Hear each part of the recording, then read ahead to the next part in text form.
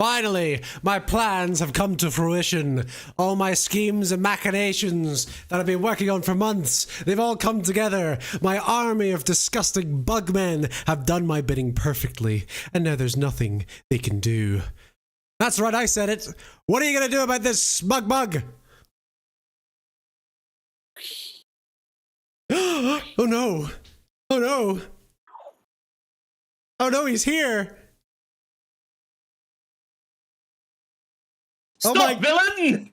Oh! I see you there! Oh my god! Wiz Luther! Oh! You will stop! Stop in the name of joy and kindness and love and good things and all the good things. Gay. And zero bad things. No! Being nice is cool now! Being nice is the new punk rock. Oh no. Wink. I can't, So I you're can't, like I can only wink. so you're like a nice guy now? I'm like a nice guy now. Yeah, I've decided to be a nice guy Does that now. mean you're still gonna hurt me, or are we skipping that? 100%. Laser beams! Oh my god! Well, whoa, it doesn't really. You're just kind of skimming my head. You're a little short. Let me try and no. It's, yeah, yeah, okay. It's. I'm usually wearing a hat. You see. Yeah, it hurts my eyes too. Actually, when I do that, it's like opposite LASIK. It did kind of hurt. It did kind of hurt. Yeah. Well, stop, fiend! You're done. Your reign of terror is over. All right. Oh, okay. That was easy. Okay, I'm done. Sick. Yeah, that was good fun. All right, awesome. All right, Bugmen, stop. Yeah, oh, well, I'm sure they'll stop them eventually. You know, I don't really have the power to stop them. Well, they're still rampaging, and yeah, and also like I used up most of my flying power to get here. So like, if I you shot all out your eyes, I think. I don't know what was going on there. I kind of need to bake in the sun for like 6 hours just to kind of. You like cried at me. So, but I was Binding of Isaac. But I'll. Well, yeah, I've been crying a lot lately. I'll stop you, damn bugs, later. After a little bit of sunbathing. I'm like, it's summertime, dude. Summertime. Speaking of, you seen anything nice recently, or? I saw the new Superman movie. It was great. What? It was actually. So did I. Yeah, I know. So controversial. Yeah, we both saw Superman over the weekend, and you guys are gonna have to deal with it. Unfortunately, we are joy people now. Okay, we're fun now. All right. For the first time ever, the adorable puppet show is actually about spreading joy and kindness. I know. Incredible. Who'd have thought, huh? Who'd have thought? Yeah, highly unaffiliated with the rest of our project. If you've not seen Superman, I'd say skip this episode, but don't. Let's be honest. You'd watch streamers. You're not gonna watch a movie. Yeah, exactly. You've never watched a movie in your life. But not only are we going to spoil Superman, we're going to spoil every Superman ever, ever that's ever happened. Yeah, because we both watched Superman. It. We both watched it, and instantly we were like, okay, we need to talk about Superman. We need to fucking talk about Superman. Yeah. Like genuinely. Yeah, unfortunately, you know. Wait. Sorry, chat said I thought we were going to get Mafia boss top trumps. Write that down. Write that down. Okay, that's good. Write that down. That's good. That's good. Gang leader chop trumps. That's good. That's good. That's good. When we don't have an idea. Write that down. That's a banger. I don't have the attention span to watch movies anymore. Exactly. Which is why instead a couple of adorable puppets are gonna yap about it, and then you don't have to watch the movie, but you can still go to your friends with very strong opinions on them, so that you can continue to interact with normies without ever having to dedicate your attention span to a movie that's more than 60 minutes long. Yeah. But yeah, Superman can hold his breath really long. I learned that. Yeah, but Superman was good, right? Yeah, it was fucking great actually. I cried like 3 times. It's a fucking banging movie, and I cry all the time. But yes, it's because I'm soy. No, I honestly watching that movie has given me a little bit of hope, which is the whole point of it. Like, it was literally meant to do that, but. Man, like that was an actual banging movie. I'm so happy. They say men don't cry. Well, I'm a snail. Oh god. Careful, little boxes. No. We're gonna talk about Superman. We're talking about Superman. It's a Superman stream. We're talking about every Superman that's ever happened. Okay, including the Israel-Palestine Superman. Yep. Yeah, get ready. We're talking about Israel-Palestine Superman. There you go. I'm sure the box has already given extremely nuanced takes on this, but we're going to give unnuanced takes. Stood with Israel, you know, and didn't participate in it. Yeah. Well, you know, it's truth, justice in the American way, and there's nothing more American than Israel. Yeah, this is a general fucking Superman stream, so we're going to look through different Supermans to begin with, and then we're going to talk about the movie. So you got some time before you fucking go into spoilers. No, thank you. I prefer not to know about this. Yeah, if you actually want to go see the movie, then you should probably bail. But I would recommend you see the movie. But you know what? We'll give you a big spoiler warning right before we talk about the recent movie, because we're not going to talk about that up until we speak about it. We're going to mostly focus on all of the stuff that's led up to it and why it exists and why it probably should exist. And why certain states should exist. Yep, certain also states. True. Also true. Not all of them. Also, if David, you want to kill myself, because I'm the evil Lex Luthor, I've set up several different attack strategies to destroy him. Wait, what? So several weapons are pointed at Smugbug from space, and if you donate, I will begin to launch them. Wait, where? I can't see them. Where the fuck are space. they? That's kind of the idea, dude. You wouldn't be able to. If you saw it, then it would be a very fucking good attack, would it? I'm supposed to have supervision. I can't. Ever since my LASIK eye, you know what? I changed my eyes from prey animal eyes to predator eyes, but now I can't see danger, and it's really bad. I've only got like a 60-degree cone of vision. My FOV has been. Yeah, no, my FOV has been pulled down really badly. I can't see anything on either side of my head.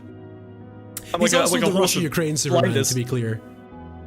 Oh, that's true. Yeah, they did mix. They did mix Russia-Ukraine. Yeah, they did mix Russia-Ukraine with Israel-Palestine. Palacrane. Palacrane. That's based. Superman is Palacrane. Russia versus Palacrane? Yeah, that's good. Yeah, is Russia versus Palacrane is exactly what that was. Yeah. So yeah, don't worry. We will give you spoiler warnings. Obviously, we will be spoiling every Superman from before the Superman, but we'll be we'll give you. But we'll give you warnings before we spoil the new movie, so don't worry. We'll try not to blow up your spot. We will look at like a couple of bits from the trailer as well, but nothing too crazy. Yeah. Okay. All right. So we're going to be going through the entire history of Superman. The reason I wanted to do this is because the new movie I think because I'm a nerd. It's because the new movie is such a clear reaction to like. I mean, I think everyone can kind of agree that the tone of Superman is pretty like important to the tone of America generally, right? Like yes, and also it's literally the American icon. The past sort of like decade, Superman's been pretty fucking weird. Yes, you know? Yeah. And I didn't realize how bad it was. Like I knew that Zack Snyder, I knew I didn't like the movies. I didn't realize how much hope had been sucked out of the room by the most recent iterations of Superman before this one. I didn't realize like how psychically draining it was for every iteration of Superman to be fucking miserable and depressing. But here we are. Oh my god, Transfer Crab, that's a fucking terrible ranking. My ranking is Man of Steel, Batman vs Superman, Superman 2, Superman 1, Superman 4, Superman 3. Jesus Christ. How is Man of Steel and Batman vs Superman at the top? Did Superman punch you in the head before you gave this ranking? That's Lex Luthor, dude. That's Lex Luthor. I see you're old. Yeah. I see you're fucking old. Wait a minute. Yeah, the Luthor. Batman vs Superman was actually unwatchable, like fully actually unwatchable. It was really bad. I actually bailed on it halfway through as well. Like I fully bailed on it. I didn't. It was so unwatchable. I didn't finish it. I think the last two movies I walked out of were Batman v Superman and Oppenheimer. Those were the last two Batman movies. Batman vs Superman I went to the toilet 3 times in. I remember. It was so bad. You were so bad. Yeah, you were skipping it. It was so bad that you got the runs. Like you got diarrhea. Seriously, dude. You just got the shit. Kid, have you not seen Smug since he got his fucking eye job? Ew! I don't want to hear the word eye job. He got a fucking eye job on stream. I gave him an eye job on stream. Right? All I did was I looked in a mirror and I did my laser eyes and and they got fixed. Forget. Yeah. So I'm trying to burn that horrible little strand of hair. It's like when Superman shaves his own fucking beard in the mirror, you just laser your own eyes. Oh yeah. Smug didn't watch the old animated Superman universe. Well, I've seen snippets, but I haven't seen the animated Superman for a while. Like, I even watched my adventure with Superman. I've read a lot now. It's actually very good. I've literally been chain reading Superman comics over the last day and a half, just so that I had a little bit. I've been telling you which ones to chain read. Yeah. So I have the background. I've done the research. Okay, I've been working hard on this. Superman's heat vision, not laser vision. Oh my god. Oh, this is gonna suck, dude. I just remembered. Well, we're talking about comic books. Technically, it is laser vision because heat vision would dissipate, and laser vision is precise. But sure. Oh, there you go. Yeah. You can't boil your eyeballs to fix them. You have to use a laser. It's not just heating up your laser. Have you seen Batman Under the Red Hood? Yeah, I've seen it, and I also read the comic. Movie's better than the comic. Comic kind of sucks because it's too married to other fucking DC shite, you know? Oh really? I think it's part of Hush or something. kind of garbage. It's not as clean. The movie, clean as fuck, really good. And then they did a. I just realized they I can fly, so I re-released can it. float. Yeah, you go. Oh, your powers are coming back. Yeah, I'm just hovering. I'm hovering. They re-released. They really released Under the Red Hood with like multiple choice endings. By the way, that's a real thing. Bambi's crashing out that you're even slightly that she's even slightly out of frame. By the way, but that's the most she's been on screen in ages. She's a giant. That's kaiju. true, actually. Yeah. You know what? Hold on. Hang on. I'm gonna put her on top of the building. Make her smaller. I'm gonna fly her over to the building. She's gonna be really small, dude. Wait, hold on. Be careful. Hold on. Ha! Well, take her off screen. Well, you know what? We go. All right, I'll lift her. I'll lift her. She's so fat. She's so fat. Get up. Oh, good. All right, onto the building. Yep. I think there we go. Whoa. There we go. All right, I'm coming back. I don't think that's an improvement. I really don't think that's an improvement. Woo! That's better. Want to reboot the full OG Superman where he can leak us around. Well, that's just Superboy now, dude. You just need a Superboy movie. Superboy she looks like she's eating the building, which makes sense because she's fat. She's hanging up. She's just further away, dude. Yep, she's having a little munch. Olive was given the N-word pass because it was the only way to get her to say it less. Yeah, that sounds like that makes sense. That's Gans. Yeah. She does have oppositional defiant disorder. That's why we had to take her off stream. Yeah. She kept saying the N-word. We had to keep censoring it. It was getting really expensive in editing. It was rough. Yeah. She's now larger because of perspective. Oh, you're right. She does look bigger now. Actually, now she looks like she's like a kaiju. Olive was in every episode of the stream. We just had to cut out and then cut around her bits because she kept saying the N-word. Literally, yeah. She was the third host. The CGI. It was the cost of 3 Henry Cavill moustaches. Yeah, literally. Editing around her. Yeah. The CGI to blur her out. Oh yes. All right. Whoa! This is the homework I gave Smug because Smug was like, "What's a good fucking thing that just summarizes what Superman is?" And I think the best. And the only Superman I really watched was Red Sun. Shut up. The best Superman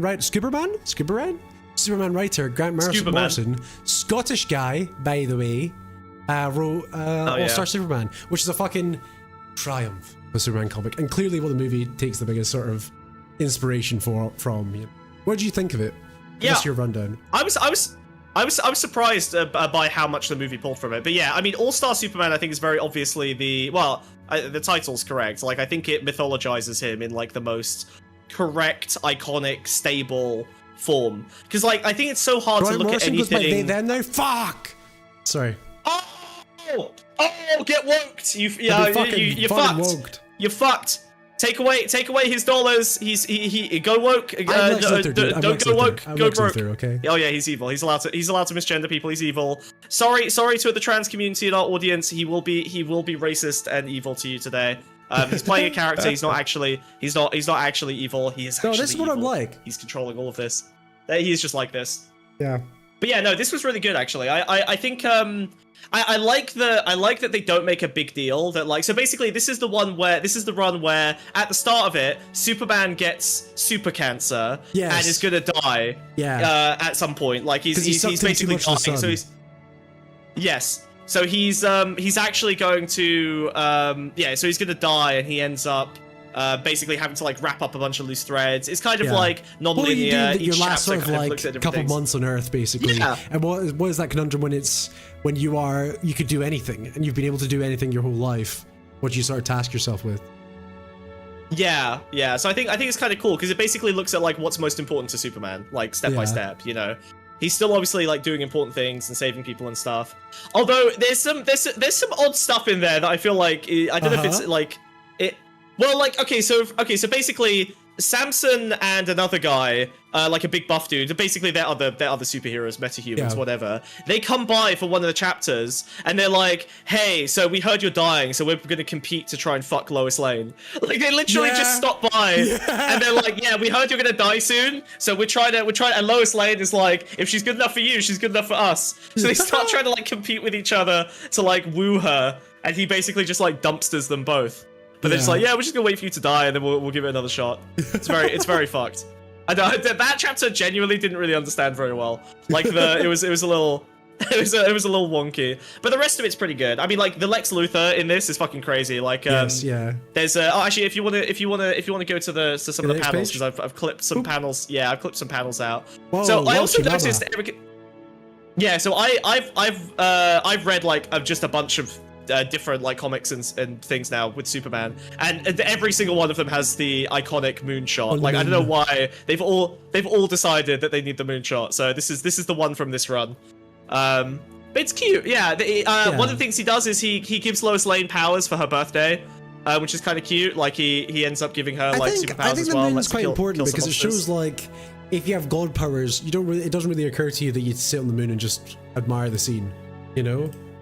I guess. I mean, like Zack Snyder's Superman wouldn't be like, oh, I'm off to fucking the moon to have a little look, see, you know? He'd be like, I need to fucking, I need to eat people or something, whatever he's doing. Yeah, I guess it's like an escalation of the idea of like looking at the scenery, except the scenery is the whole planet, you know? Yeah. So I think there's something nice in it. Like there is like a kind of vibe to it of like it's the most scenery you could possibly admire. Yeah. Also remember, like the stream, guys. Like the stream. Thank you. Smug calling issues chapters. Oh shit, they are called issues, aren't they? I don't know what to call them. That's what weebs call it. I don't fucking know. Something's wrong with Lex Luthor's shins. I did, yeah. Oh my god, why has he got kangaroo legs? You're right. He's got the backwards fucking. He just has massive calves. That's all it is. Oh god.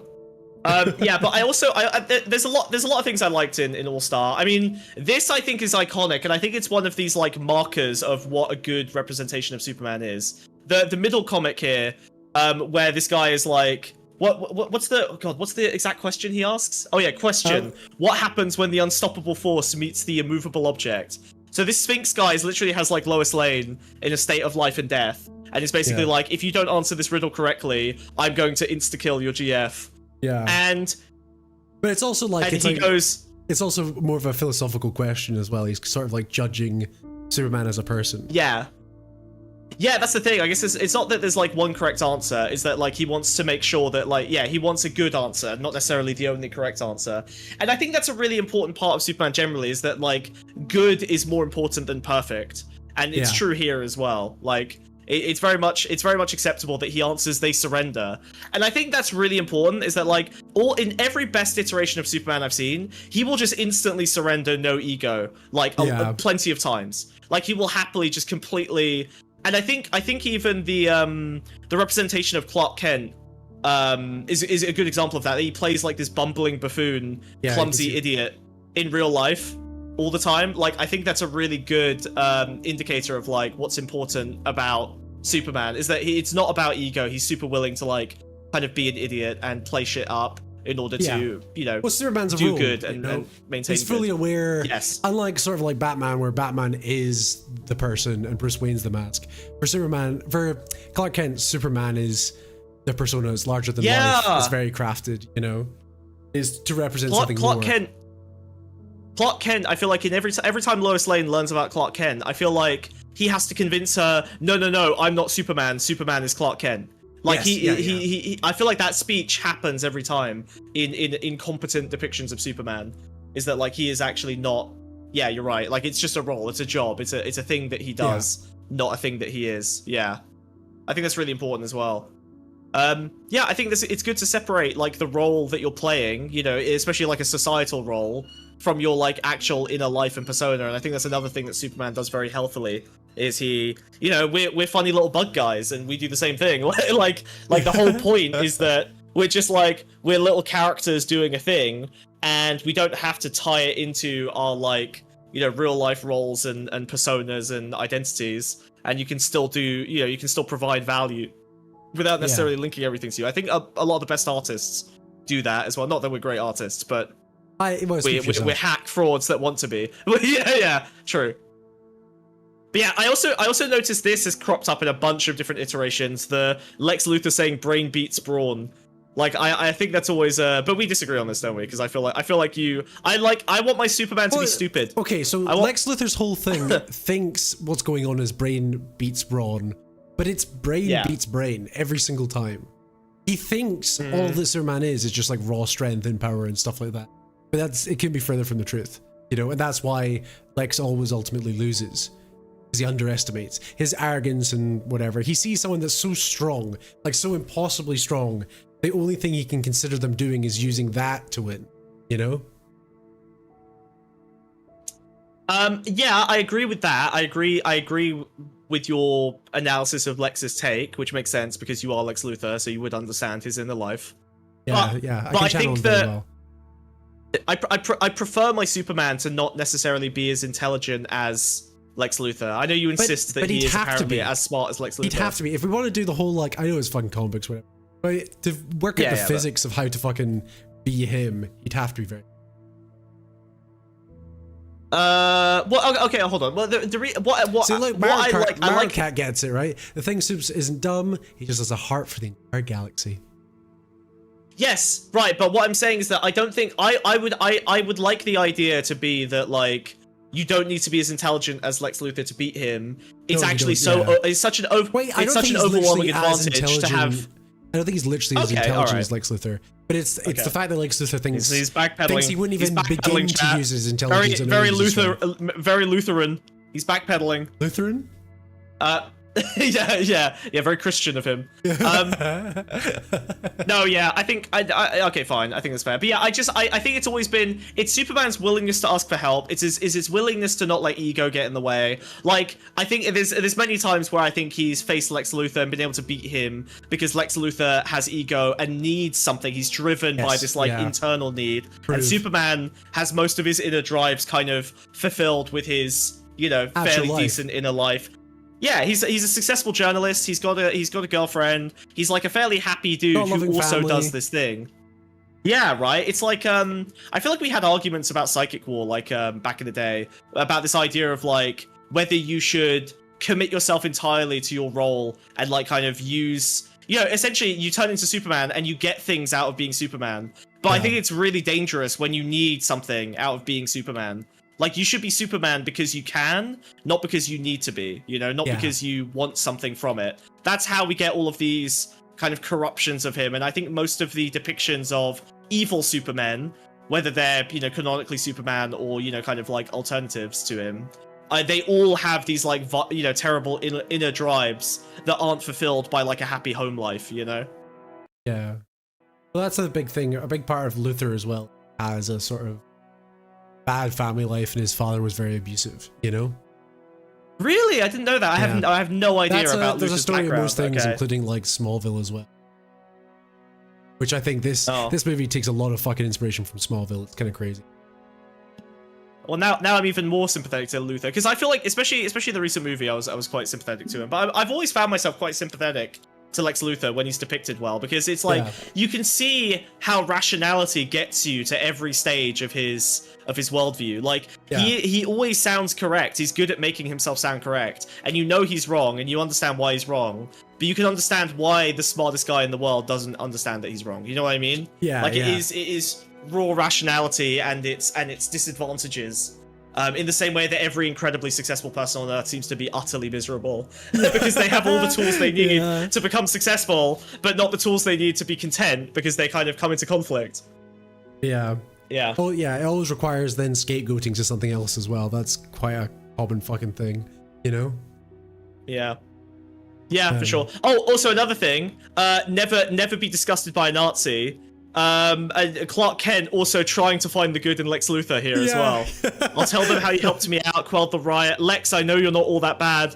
I've always liked you, Kent. You're a humble, modest, uncoordinated human. You're everything he's not. Like, it's so like the fact that he's willing to look like a bumbling idiot is itself what makes because that's the thing, right? Like, the reason people don't recognize Clark Kent is because his demeanor is what changes. Like, he's so good at being like the mannerisms change, and that's so much of a personality. Smug is fucking Lois Lane. I am fucking Lois Lane. Hey, you mean if you've got Lois plums Lane to pick with Super Smug, I've got missiles pointed at him, so...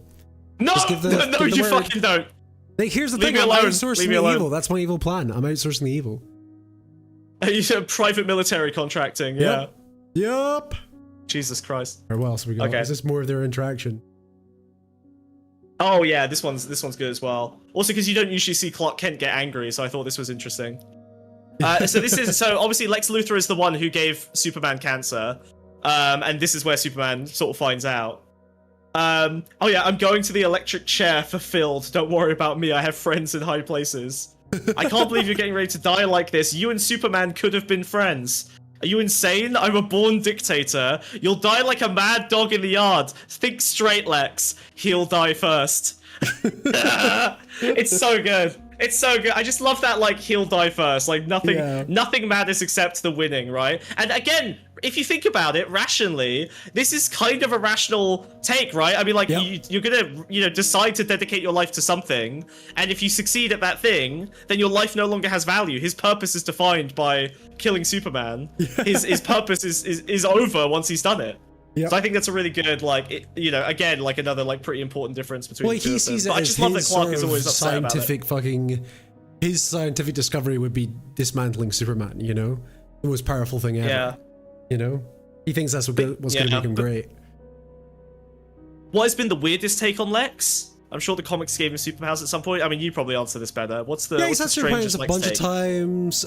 He even became Superman, but not literally Superman. He had like a mech suit and pretended to be him and pretended to be good and all this. Lex has done basically everything. How did people buy the... He was president. President Lex Luthor sounds fun. Well before Trump was, by the way. Just to be clear.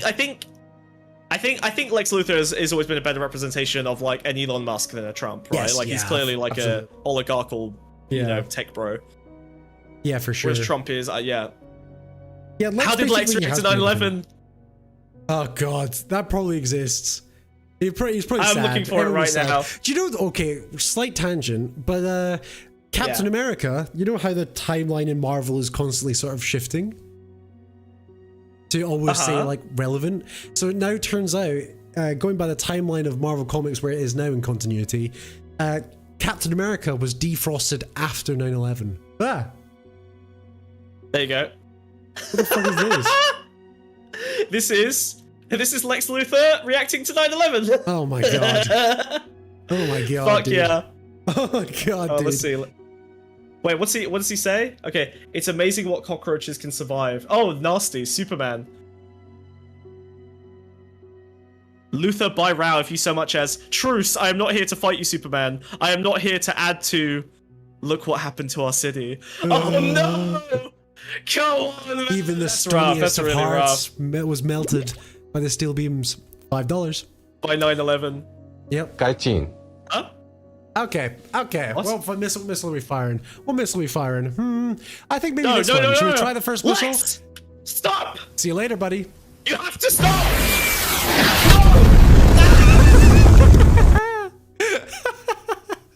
That's fucking awesome, dude. That's fucking awesome, dude. That was bang on target. Well done, Lily. Good targeting. Oh, hold on. Let me shake that off. Okay, there we go. I'm better. Great shot. Great shot. Had to get the dust off. Nice. Fuck you, Lily. Yeah, fucking asshole. What the hell? Easy shot. God easy damn shot. it. Yeah, I got multiple The next one won't be so points, easy. Yeah, this is why your internet connectivity has gone down in major metropolitan areas, by the way. He's diverted all of Starlink just to point everything at me, yeah. I just had it's to all like remotely one hack big... one satellite. It's not hard. Yeah, exactly. Okay, so Lex Luthor was also made sad by 9/11. That makes sense. That makes sense. Awesome. For sure. That's fucking awesome. Yeah. Very cool. 9/11 was the worst thing that ever happened. Even though it's not actually New York they live in. So that's even more confusing. It's too tiny. Oh, place your face closer to the screen. There you go. Yeah, just hold it close. Hold it real close. All right. Go to the next fucking. Oh. Yeah, I also realized that Crypto was probably pulled from All Star as well, which I guess makes sense. Like Crypto's in a bunch. I feel like I know, but this feels like a very exact replication. Yeah. Yes, yeah. I love, but this is why I don't like Superman as like a smart guy as opposed to a good guy, right? Like, so he's fighting himself from the future. Yeah. And the future Superman is, saying like, you're not as strong as me, you're not as fast as me, you're not as smart as me. And he goes, oh yeah? But I have my dog! And then Crypto just fucking busts him. He just fucking blasts him in the back, snaps his spine in half. Wasn't it immoral of Superman not to kill Lex? I think that misses the entire point of Superman. He'd never kill Lex. Yeah, and it's not an absolutist principle. I think it's that like to solve the problem of Lex Luthor, solving the problem of Lex Luthor with violence would not solve the problem of Lex Luthor, if that makes sense, right? Like, the whole point is that you shouldn't be like the whole point is that you need to like maintain a value structure even in the face of something or someone like Lex Luthor.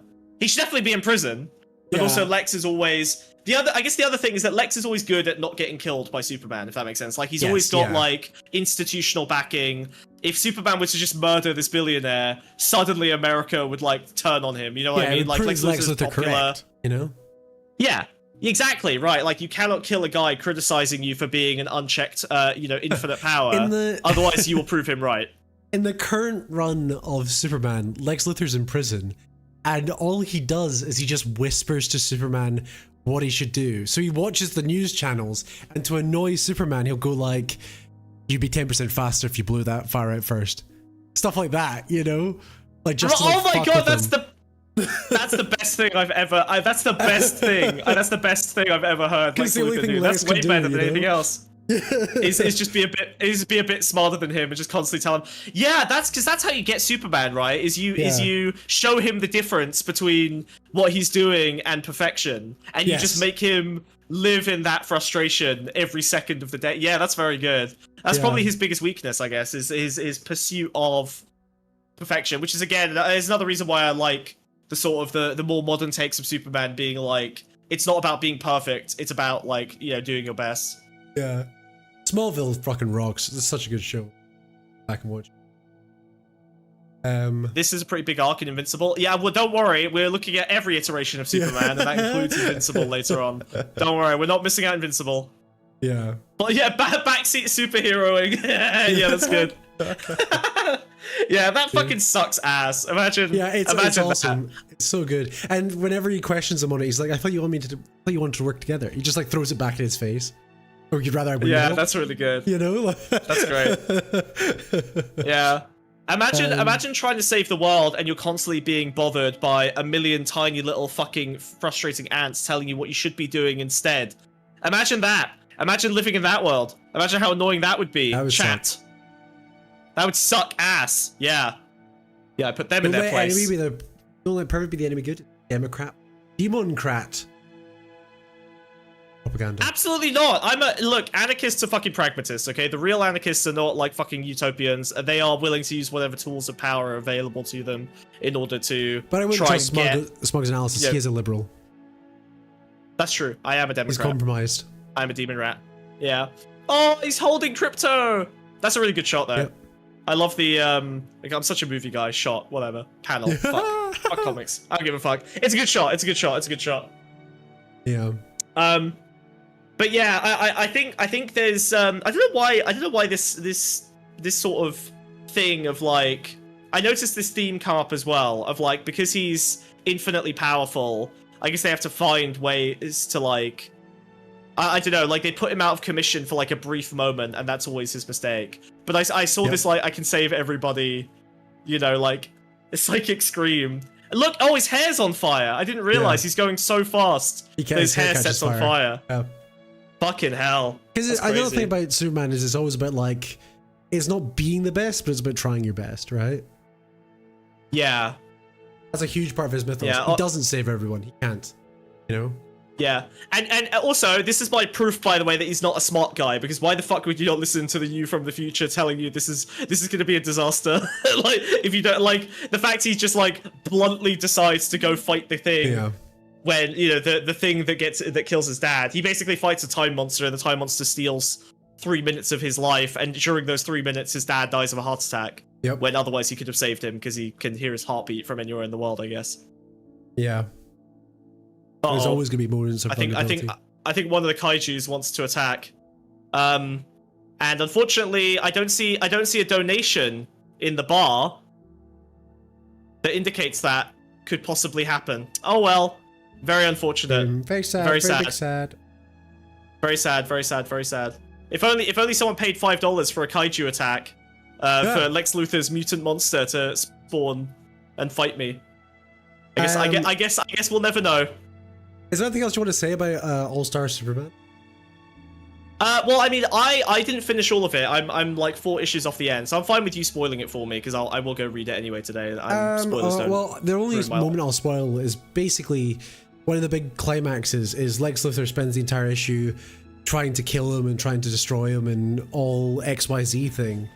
And it's all been a big long plot of Lex just getting rid of Superman. So the very last sort of nail in the coffin before Superman dies is Lex goes, right, I'm gonna steal your powers, and replicates the Superman gene and gives himself Superman powers, and he's like, that's the biggest insult. Once you're gone, I'll be the Superman, you know? But in doing so, his eyes are finally opened. He can see like the world at the atomic level, and it overwhelms him with sort of such beauty and such like love that he promises to Superman that he will like fulfill and continue his legacy. You know?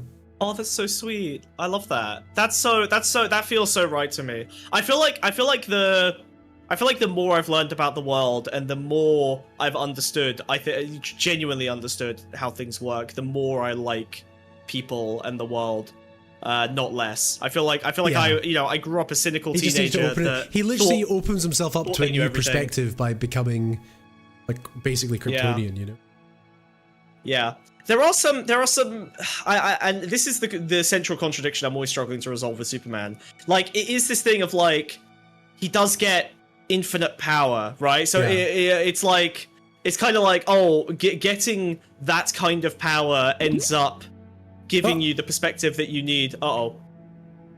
Saw the snare. Saw the snare? No! Saw the snare? No! We're gonna have to fire another missile here? No, no, I think it's a meaner attack. I think they've summoned the giant hedgehog. Oh my god. Yeah. Oh my god. Alright. How giant is the hedgehog? Oh god. Ah! I don't know. What would Superman fight? I'm ready. I'm ready. Okay. I'll get something. I mean, it's in the mutant lab. I'm just gonna have to helicopter. Ready to fight.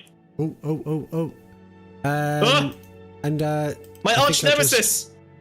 Wait. Amina is my actual kryptonite. Yeah. It might take some time. Let me just wiggle my device here. Yeah. Sorry. You know, it's hard to fucking Is she program. sentient? It's hard to fucking program evil demon creatures. Okay. I don't just have one tap. Whoop. Oh my god! Oh my god! Why does it Jesus. look like that? Let me try and stabilize his molecules. I'm just teleporting god, it in. Oh my Jesus god! Christ! Oh my god! Why would you make a monster that horrific? Okay, it's phased back in. Do you guys Jesus. have a giant one kaiju? Uh-oh. Oh no! What? A giant worm They just kaiju? made Well, it bigger! I'm so They've just sorry. made it bigger! Someone just fired a second bomb. I'm so sorry, my beautiful Wait, oh, no. creation, Mina.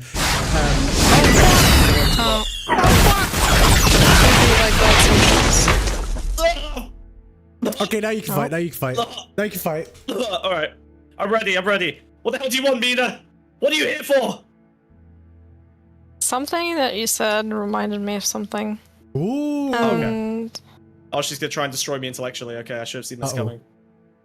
I thought she was gonna just eat me. okay, shut up. When you said that, like, Superman cannot, like, just go and kill Lex Luthor, Uh-huh. right? This reminds me of how the West, or like the Western powers, just keep holding on to treaties that, like treaties with Russia, treaties with China, that Russia and China don't really, they violate them like pretty much every day. Oh. And we're like, no, we can't do that. We're better than them, right? Mm-hmm. Well, I think the line for Superman is a lot more basic than that. For Superman, it's like, I think it would ultimately come down to if it came to saving lives, you know? Like doing that sort of impossible Well, yeah, but maths. like, okay. The thing But I is, agree with right? you. A better I think metaphor if for we- that might be if why the we- Batman doesn't kill the if Joker. we, you know? for example, were forsaking these treaties, maybe more people would be surviving. Yeah, adhering to the I principle think- doesn't always make sense, right? Yeah, I think there is. No, but I like, guess okay, let's say Superman kills Lex Luthor, right? Uh-huh. And then Lex Luthor can't cause as much chaos, Mm-hmm. Sure. right? Then, okay, I guess you take one for the team. You, I don't know, cross the line one time for the sake of, I don't know, I think everybody the else, other I guess. argument as well would be like accountability. I think if Superman just murdered someone, most powerful being ever, I don't think he'd ever be able to operate as he was before again, you know? Mm. Like if he kills just like a human being and it's not like clear that he's a bad guy, you know? Because if Lex Luthor's in prison, he's not going to be fucking doing it, you know? That's usually how it goes until he breaks out of prison or whatever. It's comic books, so he always ends up breaking out, etc., etc. And if you use that logic, it's like, oh, we can always say like he could come back from the dead because that's what comic, you know. I don't know. I think for Superman, it's more of a case of like, Yeah, but okay, you say he can just come back from the dead, but then when fucking Superman has super cancer, he can't come back from the dead? Like, what kind of Well, bullshit okay, is That's that? just that's comic. No, we're not going. No, please don't explain this. Well, The it comic does- books change the rules constantly. There is no canon. It's all different. Every universe but is also different. specifically But in this I think book, there's a. I didn't want to spoil the actual end because I want people to read it. Oh, okay, that's fine. But Well, you hold on, want people Mina, to this- read the comic books. Yeah, it's good. There's a well, hold on. There's a big difference that I think is being missed here, which is that Superman doesn't benefit from the existence of Lex Luthor, but America does benefit in many ways from the existence of Yes. the people you would suggest they assassinate, right? Like America in the Cold War benefited from its, fight with Russia. It benefits today from the military relationship it has with the rest of the world in competition with places like Russia and China. So, Yes. like, it's a bit. It also it's a bit, does it's a benefit bit from Donald different. Trump, you know. Yes. Whereas Superman doesn't need anything from the world, really. Like, or at least in most of the depictions of him, he doesn't need, like these Well, big. clearly he needs something from the world in a sense of purpose. That's still a big No, he- need. Like, if He needs what every human needs. He doesn't need like what the American state needs, right? The American Yeah. state needs big relationships with Oh my God. geopolitics. He needs a wife and friends and like a nice little life, which doesn't require the existence of a Lex Luthor. The American military industrial complex does require the existence of an enemy they can use to continue to what's it structure called? Almost every I don't comic think ever. it's- Okay. In almost every comic ever, This is Lex a Luthor works conversation with that is and for just the U.S. government. You know, he's a state asset Okay. usually, and he even was the president Wait, as well. what? Lex Luthor? Yes, yeah, he was the He's president usually an for a long oligarch time. that works for the state. Yeah, Yeah, he always sells works in arms to government the American contracts and military. stuff. Yeah, Yes. Okay. So that's why it's a metaphor for a lot of Superman things. is fighting against more- the deep state. No, the deep state. No, Hold more on. like The the deep war state is economy. not Elon Musk. The Elon Musk is not the deep state, right? Like Lex Luthor represents things like Palantir and Elon Musk and like the oligarchs are quite explicitly like it's not. I don't think Lockheed it's up for debate Martin really. and all the rest. And Lockheed Martin, yeah. Yeah. You know, basically all of your Oh my stocks, God. Mina, are in Lex Luthor. Yeah, Luthor You Corey guys- your fucking You guys Portfolio. mischaracterize. Huh? If the military industrial complex was as powerful as you guys think it was, I didn't say Like- it was. I just Well, said that's it not- needed that's Russia. not If it was all more he is. powerful, if He it was also- more powerful, it wouldn't need anything. Wait, I'm saying it's weak because it requires an enemy to operate in the way that it needs to. Like they need that in order to maintain. Like no one's thinking of like there's no American institution that's like looking to dismantle the military, but Yeah. the military needs has reasons to need to exist. Like the American economy would be fucked if like permanently from tomorrow there were no more wars ever again. Like it would be a disaster economically. So there's lots of internal incentives to keep shit rolling. I'm not saying that they manufacture wars, but I am it's- saying that the existence of an enemy is valuable to them. their whole shtick is to protect, like, trade, right?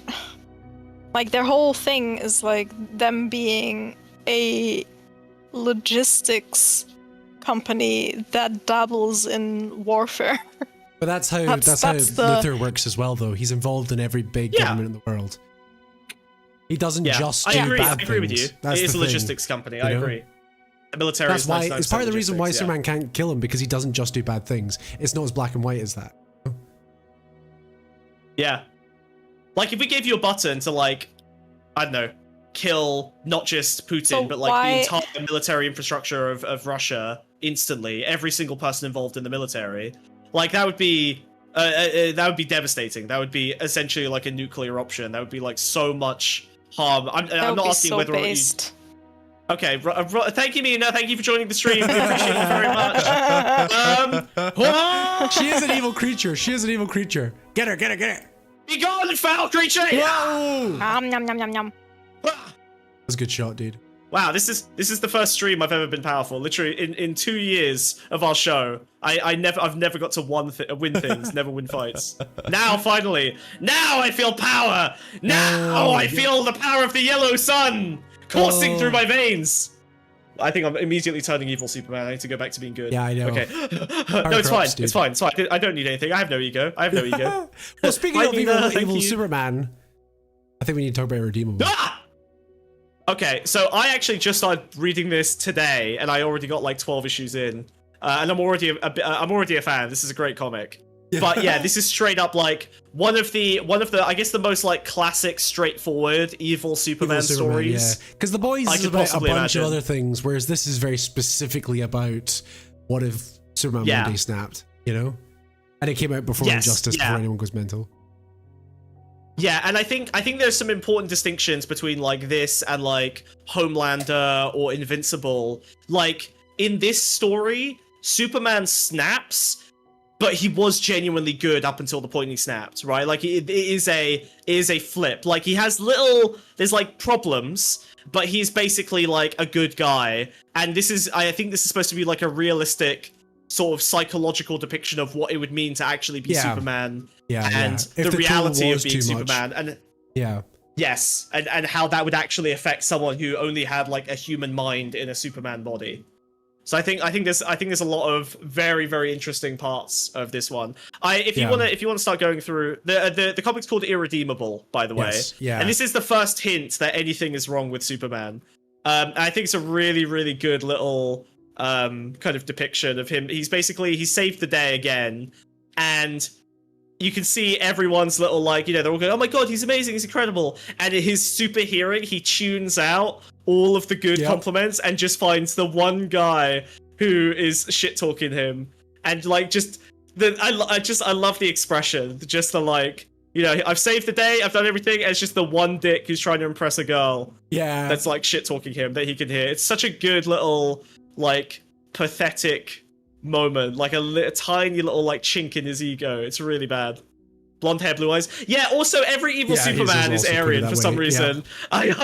Yeah, we always do this. I don't know why. I don't know why they It's the decided to easy do this. inverse of like the sort of American idea. Like streamers do with their chat. Exactly. I love chat. I would never bully chat. Not once. Not ever. What is he? A YouTuber? Well, he is a Nazi. Whoa. But yeah, no. Whoa. But yeah, no. I do think the chat thing is interesting. The original Superman was made by 2 Jewish guys. Oh yeah. I forget about that. Yeah. Whoa. So really, really more of a duper man. What? Pause for applause. They're still clapping. That Wait. doesn't make sense. Wait. What, duper man? Come on. Which sounds like you're talking about Jupiter.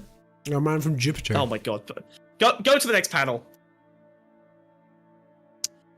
And one thing I really liked about this is that I think it also does like a little bit, it's a bit of a critique of like the classic Superman thing of, haha, it was me, Clark Kent, all the time. Except the equivalent of Lois Lane in this story is like, oh my god, you fucking pervert, what the fuck is wrong with you? You've been fucking with me for years for no reason. Like, I have always found that part of the Superman story very dodgy, that like Lois Lane always seems to be fairly uncritically supportive of the fact that he's been duping her for years. Especially because she was always trying to like... her for years. Yeah. I think he always comes out to her very quickly. Is that true? Okay, maybe Superman's that's secret true. identity isn't quite as secret as something with like Batman's, you know, because it's like, what happens when you find out Superman's secret identity? You become a threat to Superman, and that's like the worst thing. I guess so, yeah. Fucking ever, you know. Yeah. And also, there's some This people that, like motherfucker just Lex touched- Luthor, for example, right, doesn't want to know, you know, because he doesn't even consider really? that Superman could be a man, you know. Oh, I see. Right, he doesn't. Okay, it's another underestimation, right? Like he doesn't Yes, believe yeah, he could yeah. even. He's Have a not double human. life. He's an Just, alien. He's like well, with all the feats that he yeah. does, how could he have a double life? How? Yeah, exactly. You'd have to basically have to imagine him being twice as impressive because he's actually having Yes, a normal yeah. life And on top like of a successful career, you know? yeah. Like, I'm this is gonna Luther's sound career. this. Yeah, that's true. Yeah, he thinks about Superman 100% of the time, and Superman just thinks about Lex when he's a problem. Yeah, exactly. That's rough. I think there's a reason this kind of critique doesn't get mentioned a lot, and it's because it makes the person giving the take look like a narcissist. But I'm going to say it anyway because ship sailed on that one. Yeah, I think there's something in the relationship of Superman and Lex Luthor where, like, if you are genuinely just like a cool guy who is able to have a very normal life and also do all the things that other people want to do, and things just kind of work out for you, and you are just able to do things, then you do kind of run into these like hardworking. Oh, it's the Homer Simpson Frank Grimes thing, right? Yes, it's the same kind of vibe of like. And I always identified more with Homer than Frank Grimes. Because like, yeah, exactly, yeah, exactly. Because like, I think the people who are, I think the Frank Grimes and the like Lex Luthors of the world, they think about the gaps in their life so often that it makes their life worse than someone like a Homer Simpson who is just the gaps seem trying. bigger. Yes, exactly. It's very much a psychological issue rather than a real issue. And it is true that different people have different difficulties of life. And, I've not had the easiest life, but I've definitely not had the hardest life. But I definitely run into people that have this, like, thing of, how come you're you're not, okay, let's say we're talking about someone other than me. Like, you walk into a guy and you're like, oh, you don't get to be... yeah, I know. You don't get to. Oh, it's like meeting Wiz in real life. You meet him in real life. You're like, you don't get to be tall and handsome and smart and fun. Like, why are you all of these things? Surely there should be some trade-offs. And then I go, because don't Wiz worry, is such I'm a handsome, bald. smart, tall guy. yeah. Don't worry, I'm balding. Yeah. Luckily, Wiz has a very, very small penis, so it does even out. It's just not in a visible way in social settings, so that's fine. But you know what I mean? Like, you run into people, and then you just see people just absolutely crash the fuck out. Just by the mere existence of you, that you get to be all of these things at once. So I don't know. I think there's something in that. There is like there's this weird, genuine, and it feels like you should be angry at the privileged guy. And Lex Luthor is angry, right? Like he's always saying like, oh, he fell to Earth and just got everything for free, But the point is that he does things with what he has. Like the distribution of power is not even, but your obligation to do good is even. And I think that's the big difference between Superman and Lex Luthor, is that Superman understands he has the biggest obligation as a result of having the most power, and Lex Luthor crawls for power, and because he had to work for the power, he doesn't feel like he's obligated to use it for anything or good. even share it. Right? Or share it. Yeah, he just does it for himself. Yeah. Playing Peak with Smug made my life hard. Yeah, that was the biggest tragedy your people have ever experienced, I think, Sev. So I put this panel in because it goes fucking hard. Oh. Yeah. I put this panel in because it goes fucking hard. No other reason. No take. No take here. It's just hard fucking panel. That's aura farming. Yeah. He basically just like he basically just like sets off a bomb that detonates all of his like old villains. And insta kills. So this is basically what would happen if Superman decided to kill Lex Luthor and all his cronies instantly. He just shows up with a massive bomb, stands in the middle of the explosion, and they all just get fucking disintegrated. He's just like, I've never seen crisper lines in a silhouette than in this picture. Like it's like I don't know how they did it, but my god, just like the absolutely zero atoms of this man moved, and everyone else literally got like ashed instantly. Such a good fucking panel. Straight to dust. Yeah, so this is after he goes crazy and decides to start murdering all his enemies and also murdering his old team, who are all like on the run, basically barely trying to survive, while a man who can literally, like, the only way to avoid this version of Superman is to never speak a word, because he can hear you from anywhere on the planet. So like you have to, and his only limitation is the sound, is the speed with which sound travels. That's his one weakness. Is that like if you're 10,000 miles away, it'll take 15 seconds for the sound to like travel to his ears, basically. So that's all the time you get. But yeah, this panel of the right is on the right is was fucking interesting as well. I thought. Well, first of all, Olive's comment on the fucking left panel, definition of in your lane unbothered. Yeah, moisturized. Yeah, moisturized in the blood of my enemies. Hydrated. Maybe he's a. Yeah, not really. Another scene, Superman tells him, "You had all the power you needed to solve problems." What he tells Lex Luthor that? I mean, I wouldn't be surprised. Like, yeah, he's always trying to get Lex Luthor to be a good guy because he sees another powerful guy and he's like, imagine the good we could do. In the same way that Lex Luthor's like, well, I guess in Lex Luthor's case, he doesn't usually want to work with Superman, but the villain will often like go to the good guy and be like, imagine what we could do if we work together. And I feel like Superman is the only good guy who's like, imagine what we could do if we work together to the bad guys. I never see another hero say that. Oh, really? Oh, you're right. I think. Doctor Who is another Superman star. I'm slightly more sympathetic to you liking Doctor Who now. Doctor Who, because he's a bit of a Superman. Yes, it's like positive, good, happy, try to solve everything with love hero, which Superman is as well. Yes. You know? Yeah, which listen, I really love cynical media. I enjoy it as much as anyone else, but I'm also bored of the state of the world. And I think that some hope and that's why Doctor Who should be the cure good. to it, but for some reason hasn't been. Recently, yeah, no, it's totally which is why embarrassing and collapse. Frustrating. Yeah, tragically, the collapse of Doctor Who has meant that we had to start a puppet show to inject the same level of whimsy back into the world. Yeah, we are basically Doctor Who. I mean, let's not lie. Except for copyright reasons, we are absolutely not. Speaking nothing of like Doctor Who, I've got one more weapon aimed at Smugbug. What? No. What do you mean? Nothing. I was just throwing that out there. Okay, cool. That's okay. I have super hearing, but I don't have super attention, so I wasn't really paying attention. That's fine. Yeah. I hear every word, but whether I acknowledge it is a very different story. So I think this right panel, right, like when he's trying to teach a lesson to his whole team, and he tells the guy, there's millions of people in Singapore. He's just decided to annihilate Singapore, just sort of randomly. And he basically tells one of his old team members, you're allowed to save 10 of these people out of millions. And he forces him to choose 10 people to save, and then just fucking dusts the entire rest of the population of Singapore and says, that's how it feels. He's just like, this is what I had to do every day. So, it's the stress of the moral obligation he was under as part of what made him completely fucking snap into a million pieces. Hot take: Doctor Who is woke soy jack version of Superman's base Chad. The Doctor's feats are far bigger than Superman's. Oh, fuck off! What do you mean? No, it's just due to him being older, way older. Superman can literally travel in time. The Doctor has collapsed realities. Okay, fine. And multiple times, closed black holes and shit like that. Yeah, but can you time travel?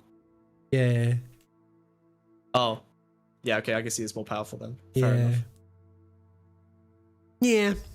Yeah, you tried. But yeah, no, what's it called? This sort of like maths, or like the whole idea of like your conscience, yeah, that's it, weighs on you to the point of like snapping, is something that's... Yeah. But this has been like, this sort of like exploration opened the door for the entire next fucking 10 years of Superman comics, basically. What, Irredeemable? Yes, yeah. Yeah, I can see it. Yeah, I in reading this, I was like, oh, this is where all the... And it's a good comic and a good take and a good story and a valid... Like, it's useful and good, but you can see how it just turns Superman into this thing that can only really be cynical for quite some time. Like, it's pretty... It's kind of crazy how I know there's been like regular runs of Superman, but even then I feel like the runs of Superman that I've heard of over the last 10 years, like Death of Superman and the sort Death of Superman happened in the 80s. Well, I don't know what the fuck I'm thinking of, but like, I feel like the Superman comics I'm aware of are always the ones that subvert the idea of Superman. I never hear about regular Superman stuff. I always hear about like Superman goes evil or Superman dies, or Superman comics have been quite bad in the past decade. I can't even think of any good big arcs.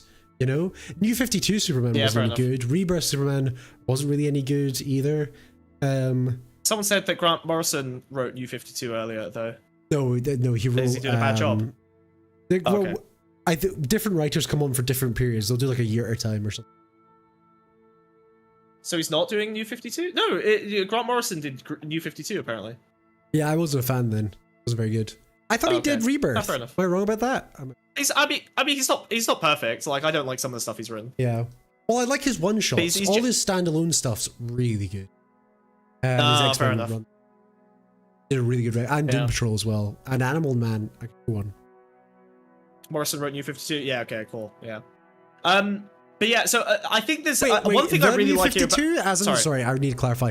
Did Grant Morrison write That's okay. New 52 or did he write Superman New 52? Because New 52 is great. Like the story arc New 52 is amazing. Oh! I don't know the difference. And one happens before the other. So the New 52 Grant is the Morrison's story work arc. on Superman within DC's New 52. Yeah, no, he wrote New 52. Yeah. Alright, okay. Wait, what? All I'm seeing is Grant Morrison wrote New 52, which is based on the Action Comics Superman, right? New 52 is different. There is a New 52 Action Comics New 52 with Black Superman? What the fuck is going on? Black Superman? Yeah, bro, look, no, this is by Grant Morrison. I'm sorry, I'll put it on the look. So confused. I thought it was when he's wearing a t-shirt and trousers. You're clapped, bro. You're clapped. No, look, this is New 52 Superman, written by Grant Yeah, Morrison. okay, that's what I... Okay, yes. So that's the good one or the bad one? I think this is the good one and Rebirth is bad. I think I read Rebirth and I did. Oh, I see. Okay. I think, Because yeah, I don't know. This review from USA Today seems pretty good. There's one New 52 Superman I read and I thought it was crap. Remember Yeah. which one. I like this Superman costume though. That's cool. Yeah, well, yeah, he's technically a different Superman. jeans. Oh, I remember. Eventually they phase, this Superman dies and they bring back classic Superman. Right. Okay. Who is like married. Fair enough. Anyway, I didn't know that. I wanted to look at so there's another part of Irredeemable that I thought was very interesting, which is the next one? the next yeah. So this one's so basically there's a couple of heroes. It's two twin brothers, okay, and they share their powers, right? So they're like 50-50, two guys who like share all of their power. And then one of them gets fucking obliterated. He just gets like fucking dusted by the Superman of Irredeemable. I can't remember his name, Plutonian or something. Well, he's Superman. Superman dusts him, and then the other brother reveals that actually I had all the power and I was sharing 50% of it with my brother since birth. And the entire time he was the one who was incredibly powerful, and he split his power in half to give to his brother out of pity. But I think he loved his brother the entire time up until all of that power goes back into him. And then suddenly he becomes as powerful as Superman. And instantly, he also becomes a massive fucking dickhead. Like, instantly. So it's like, there's this like inherent, and this is very... Yeah, exactly. There's this inherent thing of like sharing that power equally between two people, where the relationship between the people is like an important function of the power. They were able to do good and be helpful to humanity and whatever. But then as soon as it all got consolidated into one ego, one atom, one guy who has no interest and connection to any other human on the planet anymore because his brothers died, he instantly turns corrupt and evil. So I think that's that like I really like that. It's not like made explicit, obviously, but it's pretty obvious that that's what happens. But he also becomes more powerful. I like this line as well. That's what sucks about being nearly invulnerable, Tony. You never had to learn how to fight. So he ends up being more powerful than Superman because he's a Superman who had to learn to fight without being Superman, if that makes sense. Like, Superman is never like super high skill. You know, he's never doing like fucking, I don't know, like crazy kung fu moves. Well, I mean, it's always like speed and oh, for fuck's sake, I don't care. Whatever. That's not the. Shut up! I know that everything I say is wrong because comic books have done everything with Superman and Batman and whatever, but you know what I mean. Like, 90% of Superman is he's got cool abilities, speed and power. You know, he like learns to do things with that speed and power, like drilling into the floor by spinning or whatever. Yeah. But like, yeah, the classic Christopher Reeve one. But like, it's still he learns techniques, but it's never like skill. You know, like he's not like a high skill guy, if that makes sense. Yeah. Which makes sense, because skill is like... He's not like Molecule Man, whatever the fuck his name was. Metamorpho. Metamorpho, yeah! God, we'll save talking about. Yeah, we'll get to that. We'll get to that. I thought this was a really nice like depiction of power, and then the way he actually snaps as well, I thought was super interesting. Someone reveals his secret identity. Oh no, sorry. So he fucks up. He makes one small mistake. He has a crash out basically. He has a really bad day, and he's like, "Fuck this shit. I'm going to the moon." And he goes to sit on the moon for 10 minutes so that he doesn't hear the cries of everyone on Earth constantly begging for his help, which is like taking him out. And so in that 10 minutes where he's completely solitary and it's just taking a break, just 10 minutes, he comes back to Earth and he's missed an SOS signal for something so terrible that it kills a bunch of children. Like it kills thousands of children. In that 10 minutes, he fucks up basically. It's like his one big mistake. And then the scientists responsible for it basically tell his best friend that he did it, and his best friend's like, "Holy shit, you're the guy who it's your fault all those kids died." And it's because they all view him as this like immortal god, right? Like he's just the most powerful guy in the world. So any mistake he makes it has to be basically by choice. And that's the point that he like just completely snaps. He like the scientists all basically say, you know, like ruin his relationship with his best friend. Similar thing actually. He has one best friend in the world who trusts him and who he trusts. He loses that relationship, same as with the guy who lost his brother, instantly turns evil. Like human connection is the thing that keeps you sane. Is like I think it's always the disconnection that ends up like snapping them. Yeah. This is what it feels like raising kids, by the way. Yeah, fine. And then you just start beating them. That's true. I think There's been multiple times where we've heard for 10 minutes. Violence for children on stream. Yes, yeah. And I think what Olive means is she sits down for a 10-minute rest and she's like, "Okay, I'm gonna tune into Pond Scum," and then she turns around and all the children are like chain drinking bleach or something. Like, yeah, you take 5 minutes to yourself, yeah. Oh man. But yeah, so yeah, so that's the snap point. He's just like, he's not allowed 10 minutes to himself, and it's like, I actually, maybe it's because I haven't finished the comic, but so maybe it has answers at the end, but like, I don't really know what to do with that. Like, if you do have that level of power, are you obligated to use it every second of every day? Kind of, yes. But like the psychological pressure that puts you under, like it's no wonder he snapped. The Superman movie also does address that. Yes, it does. That's true. I agree. I think that's one of the reasons why. But that's also a spoiler. So yes, yeah. But yeah. Again, we'll talk about that a little bit later. But yeah, right. I think in this comic, like it's that like demand for perfection that clearly fucks him so badly. Like if he could forgive himself, but yeah, I don't know. It's tough. Like it's a little bit of cope to say that like just forgive yourself when it is that bad that like, you know, thousands of kids die when you take a 5-minute break, you know. Yeah. He goes back to visit his parents after he snaps as well, or one of his foster parents, and they basically and also I guess all the bad Supermen have bad childhoods, you know, like Lex Luthor, I guess, like you mentioned. Yes, yeah.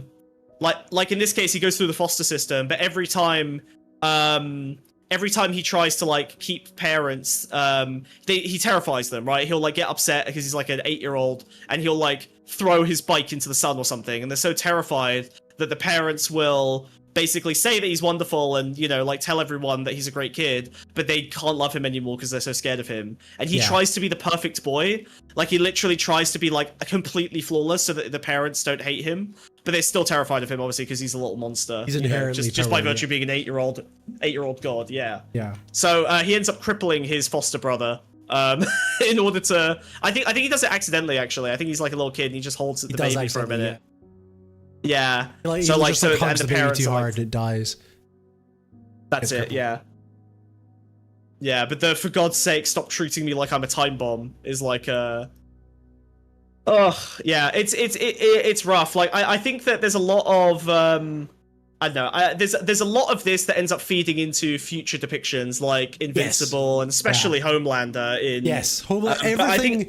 Because in the Boys comic book, we'll talk about Homelander in a bit, but the Boys comic book, there's no really empathy or sympathy for Homelander. You know.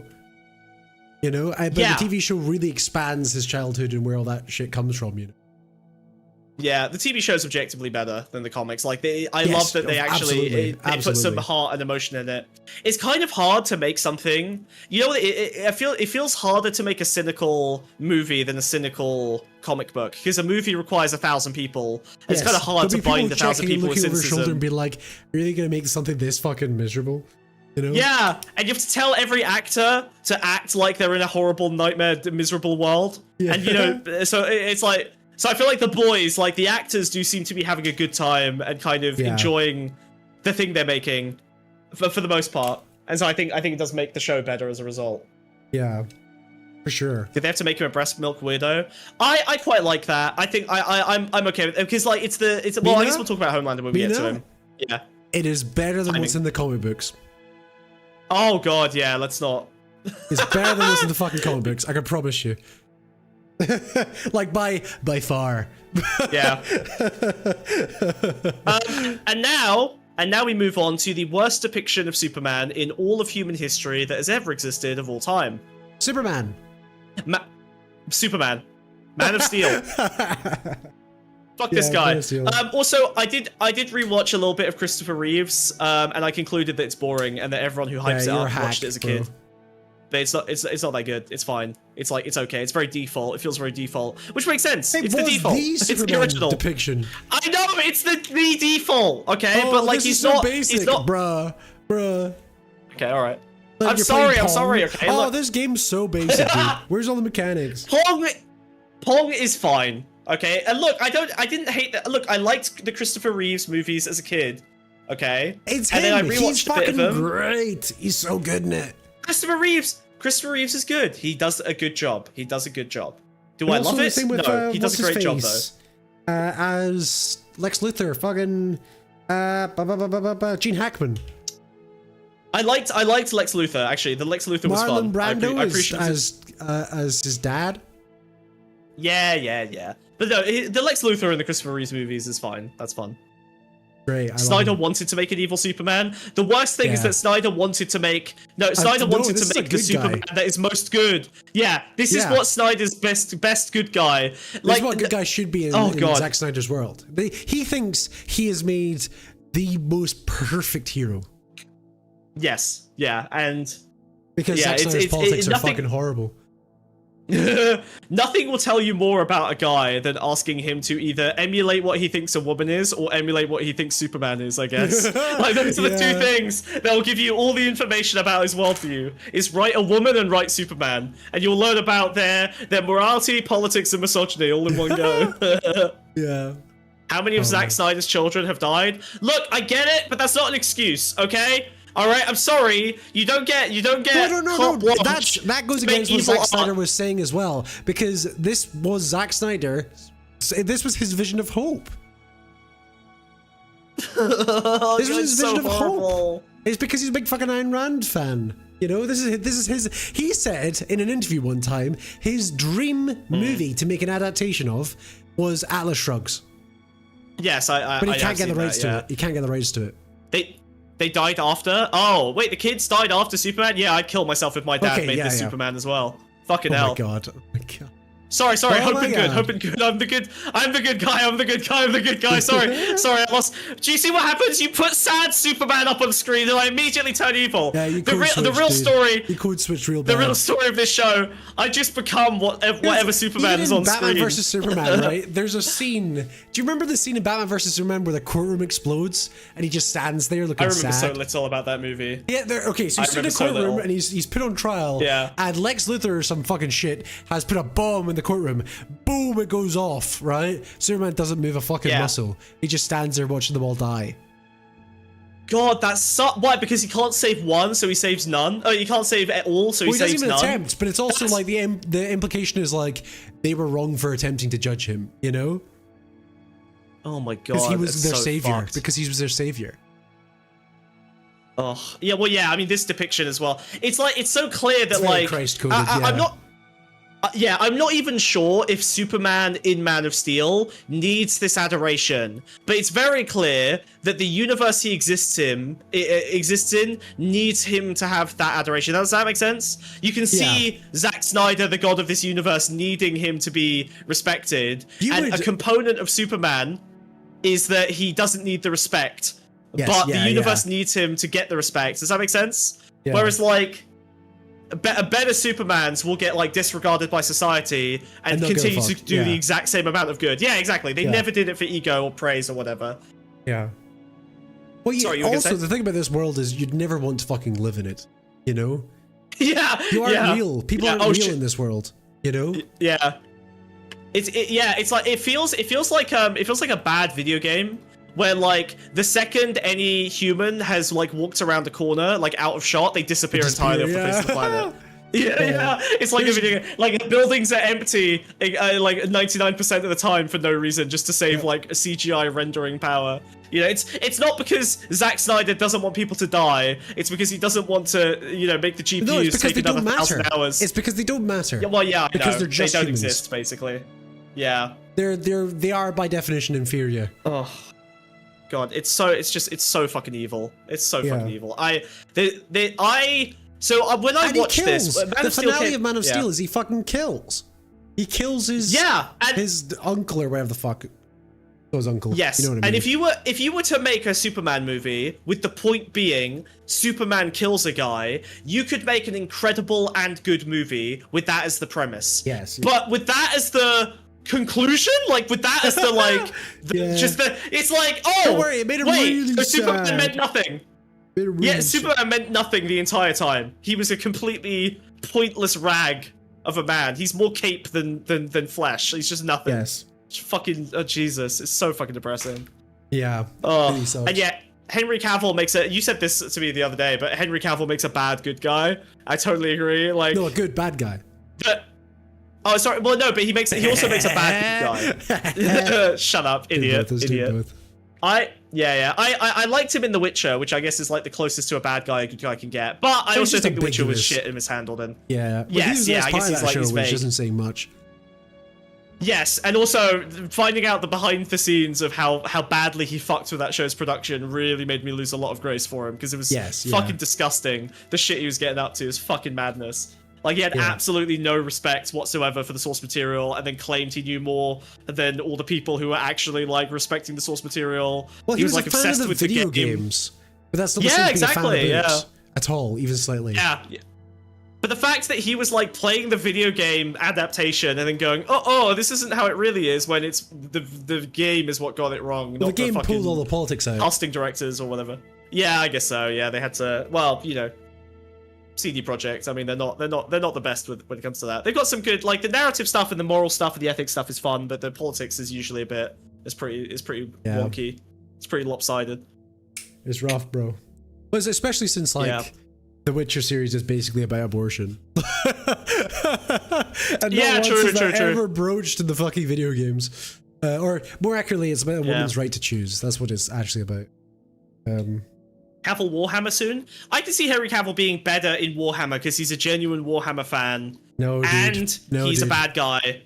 No, dude. He's a bad guy. He sucks. He's good for Warhammer. Warhammer is densely political, and it's only fucking right-wing morons that play it or read it or watch it or whatever and go like, there's no politics in this. Full stop. No, full stop. It's only right-wing morons that read it or play it or watch it. Full stop. I genuinely think it's like lost in translation because it's a British thing and Americans, conservatives love it, you know, because it's lost in translation. Ah, yes. We too have experienced the pain of Americans not understanding British satire. Yes, this has been a real problem for us recently. Yeah, this is not good. This is not good. Yeah. Sorry, Americans really struggle with this. I don't know why. I'm doing my best. I'm doing my best to educate you. Okay, I'm trying. Yeah. It's not that hard. Okay, just the thing can be things. Thing can be two things. I can't play Warhammer here in the US, and I wouldn't because it's too expensive. It's not worth it. Play Total War Warhammer and use cheap Amazon paints. Just water it down. Nah, just play the video games. Play the video games. There's only like That's two. it. Just play the video games. Total War Warhammer is a good game. I like it. It's fine. It's fun. It's good. Dark Crusade also good. Dark Crusade is one of those games I played a lot when I was doing shitloads of psychedelics in my friend's basement. That was one of our like 5 in rotation. That's one of the big ones. Age of Mythology, Dark Crusade. The point of Warhammer is much the same way as Judge Dredd is like Red, you know? Yeah, or the Punisher. The Punisher's another classic. The fact that there's fucking Judge Dredd movies where he's the good guy protagonist is fucking insane. Fucking insane. Yeah, it's very, very fucked up.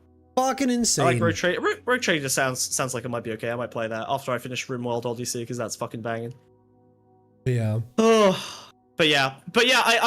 So there's a couple things about Man of Steel. Like, I didn't realize how much joy that, like, you take fucking besmirching. Look, I hate America. Obviously, I'm a leftist, so I hate America. I'm evil, and America's more evil than me, but I'm still evil. But I think that it's rough to take a symbol, wait, let's be gay, an egregore, like Superman, and basically like just suck all of the fucking color and life and hope out of him and turn him into this miserable fucking decrepit skeleton of a creature who's worshipped like a god. Yeah, and I didn't realize, in watching the new one, I didn't realize until I finished the new one that I'd been living in the shadow of this Superman. Just in one of like even if you 1,000. Didn't fucking watch it or enjoy it. Yeah. This is one of 1,000 things that have, one of the big ones, but one of 1,000 things that have had the life sucked out of them and ruined in the last 15 years that have like shown you that there's no hope and the world is ending. This was absolutely one of them. Yep. Yeah, very, very sad. I think it's interesting to note. Sorry, doesn't the world literally end in Justice League or something? God. I didn't watch any of that shit. I gave up. I walked out of Batman v Superman, never fucking looked back at DC again. I think Metropolis gets absolutely fucking raised in Man of Steel. Like, it's completely gone. Okay, so Trans Rights Crab would give Man of Steel a 10 out of 10. Okay, sorry. Smug. Hold your mouth shut for 1 minute. Trans Rights Crabs, I need 5 points. Just 5 points. 5 Steelman's strongest positions. Why you like it so much. Are you an idiot? Tell them to call in. I want to talk to them. I want to talk to them. Or you can call in and do it. I prefer, You should call in. We'll be nice. Give your manners. We're on our kindness. All-Star Superman. You gotta call in and give your. We're on our kindness arc. That's a good point. I'm genuinely curious. I genuinely am curious. Like I'm not mad at you. I'm just curious what you get out of it. I genuinely want to hear. That's what Yes. Yeah, we're good guys now. We're good guys now. I promise. We're good guys now. Trans Rights Crowd. We're good nights now. Well, it's Trans Rights Crowd. I mean, I think they're in our Discord already. They're pretty basic. Yeah, generally. I know, but it's also a good way to just pull some of the load recorders in. Shh. Let me write up. No, call in. Call in. We're so call in, please.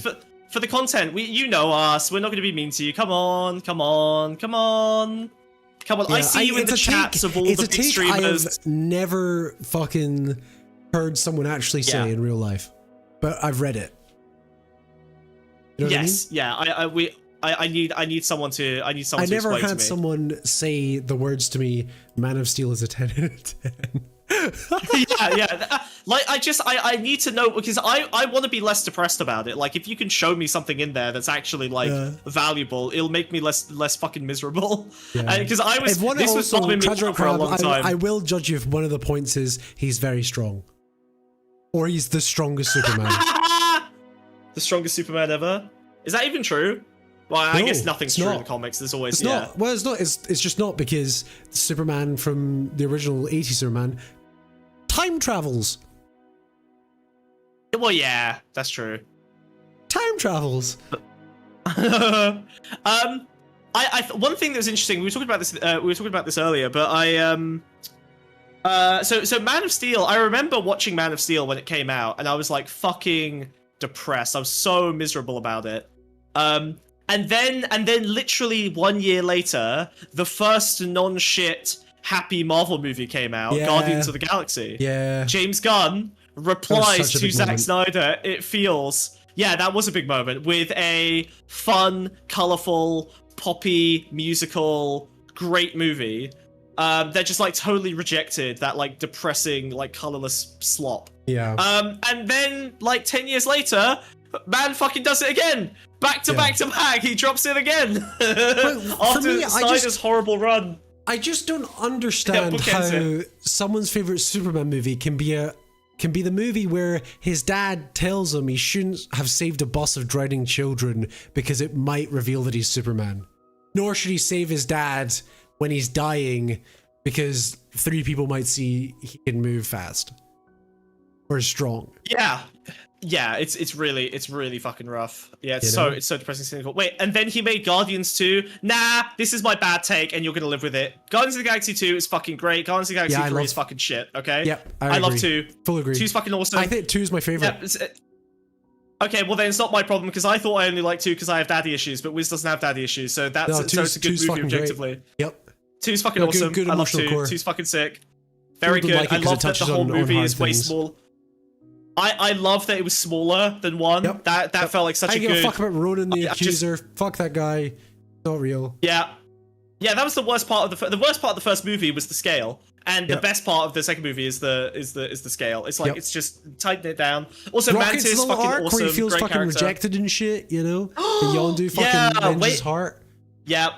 Way better than his arc in 3 as well. I hated 3 so much. 3 felt like fucking... You know what 3 felt like? 3 felt like James Gunn succumbing to the cynicism and depression of the era. That actually felt like the world got to James Gunn. I feel the opposite. I feel like 3. It was them trying their best, but Disney was like, you need to end this. It needs to end. No, I remember watching 3 and coming out of it going, James Gunn is depressed and trying to make the same thing he was making when he wasn't depressed. That's how I felt. It felt so hollow. Yeah. It was like trying to have a good well, he'd good already thing made to it. Suicide But it was clearly Squad. so miserable. What was weird for me is the fact that he'd made Suicide Squad the year before and it was the exact opposite of 3. You know, and I was like, what the fuck is going on? Which made me think it was like more of a Disney thing. I see. Okay, the reason I don't think it was a Disney thing is I think James Gunn poured all of his sad into one of the movies and poured all of his happy into the other movie. I think one of them sucked all the joy. I mean, that's how I feel. I know I have like different, reserves that build up, and then I'll write an article in a particular tone or on a certain thing, and I'll be like satisfied on that element for a while. It was putting the hearts of idiots like me are soft on animal abuse. If the only way it can make you sad is by hurting animals, I don't think it's got an emotional core. You know, like I feel as if. Wait, sorry, I'm not Superman right now. I need to fly away. This is not. I'm being Lex Luthor over here. But if the only reason you can fucking that's not a good emotional fucking beat. There's no emotional. That's very beat mean. There, you know. You stop. That's very mean. So you laser eyes. Stop being mean, bitch. Fuck, man. Guys, you're don't so aim so I can fucking shoot him with a missile, please. He's like 4'9". Satellite's fucking aiming on his temples right now as we speak. He's like 4'9". Like I can't. I'm ready to push the button, dude. They'll pay for your device. I keep missing. Yeah, Open your mouth. Fucking shoot a nipple laser. Nope. I'm trying to. Yeah, nipple laser. Yeah. But yeah, Man of Steel was rough. I'm We're just running out waiting of for juice. Transrated Crabs to either call in or write it up before we move along. Yes. But yeah. So but Suicide Squad was great. That was just a straight banger. Yeah. I honestly, I guess that there's a reason that the underdog always wins, and it's because they have to try, and the guy winning doesn't have to. Marvel turned into slop. DC is Guardians of the Galaxy 3 the Marley and Me of Marvel? No, Salty. I don't know why you think it's sad. The animal abuse was shit. I didn't like it. I thought it was gay. I'm a vegan. I thought it was fucking cringe. No, they do. The ugly ones do, but animals, that's fine. They're ugly. The ugly ones. They're ugly. Yeah, they deserve to die. No, stop, Lex! You will not corrupt me. All right, I am good. I am good. You know what? This one, I'm aiming straight for your fucking dome. Hold still. No, guys. Okay, fuck, man. I keep missing. Fuck, hold on. A small target. Oh. There's a fucking Dark Souls 3 so boss. hard. Remember those twins? Yeah. In the DLC? Yeah, you're right. It's like... Buh, buh, buh. Well, first I'm here. What is the purple thing on the right that doesn't say much? If you send a donation, you'll find out exactly what he does. Oh, speaking of. Guardians 3 is good. Your opinions deserve the missile. Yeah, I could have said the same thing. You ready? Wait, what? No! No! You ready? Wait! You ready? Boom! Stop! Oh, maybe it's just... Nice, dude. Nice. That's bang on shot again. Thank you. Thank you.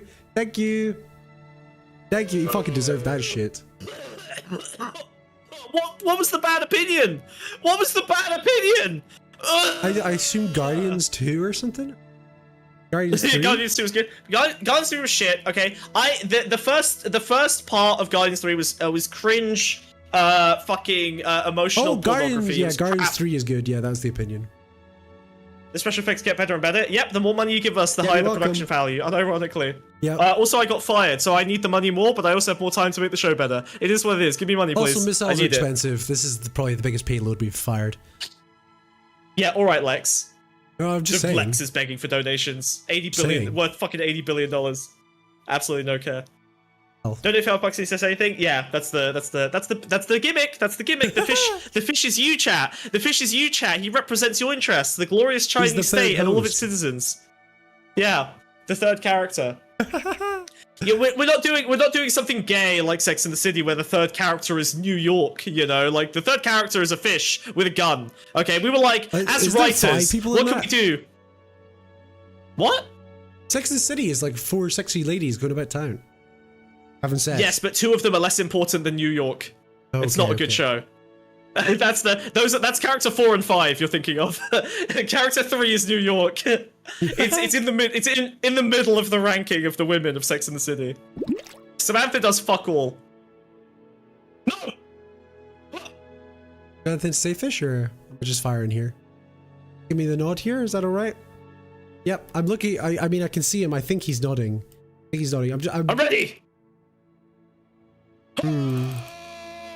Chill out. I'm gonna fight this missile. Welcome to the Space Dome. Buckle up. Okay, now you should be worried. Oh.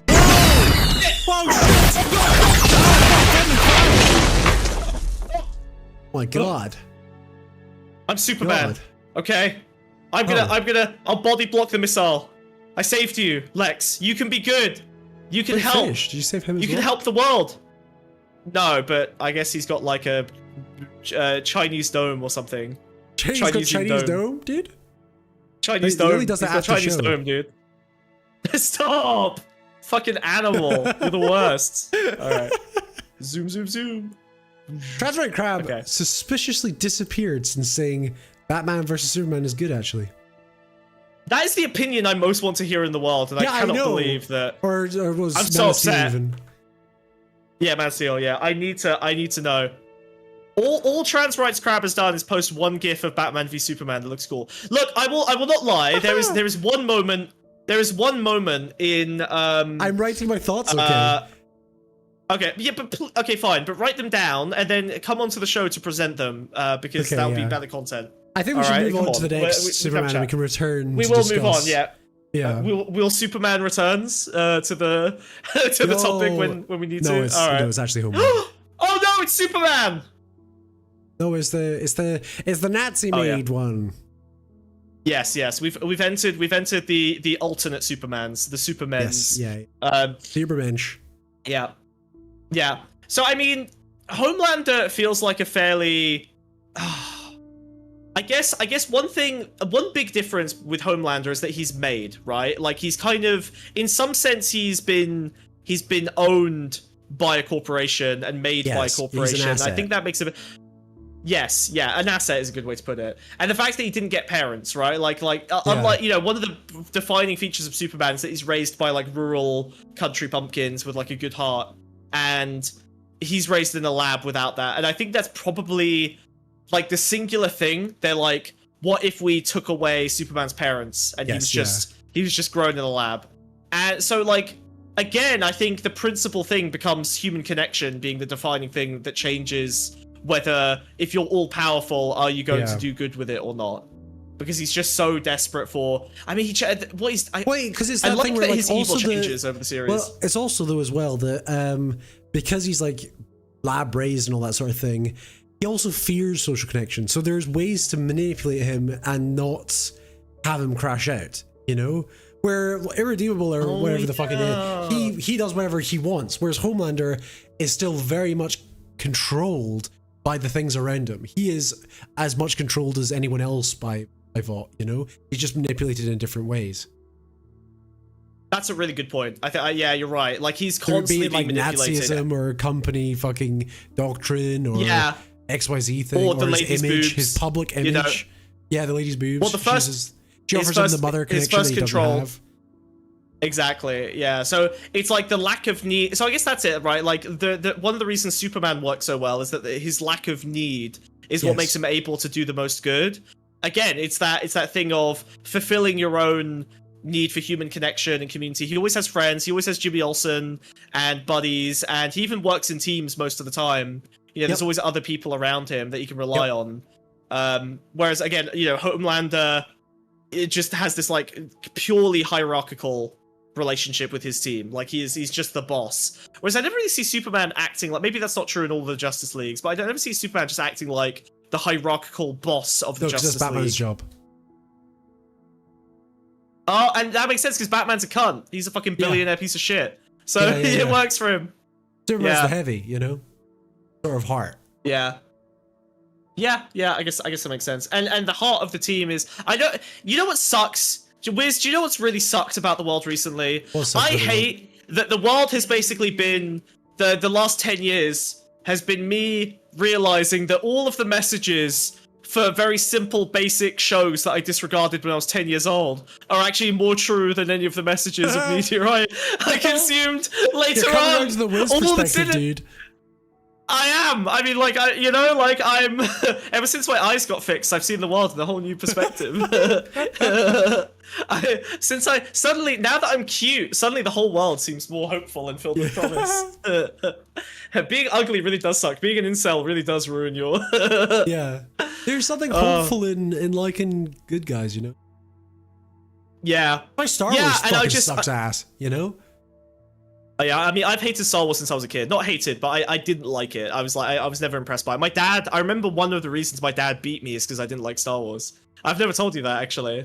But that was one of his... crazy. That triggered him once. It's not that he loved Star Wars as well, but it's that I wasn't that interested in it, and I wasn't really giving the film its due respect. And so that was one of the times that he like fully crashed out on me and like beat the crap out of me. Is that I was like not really paying much attention to the film because I wasn't that impressed with it. Whereas Lord of the Rings, I locked in. I liked Lord of the Rings. That Lord of the felt Rings is good. That was That's a an lot actual more film. my speed. Yeah, yeah, Um, yeah. That's such a I good. told Yeah, that's you- an actual film. I told you the story about how I was so excited to see Star Wars Episode 3 that I threw up before we went in. Yeah, yeah. You know? What, at the cinema?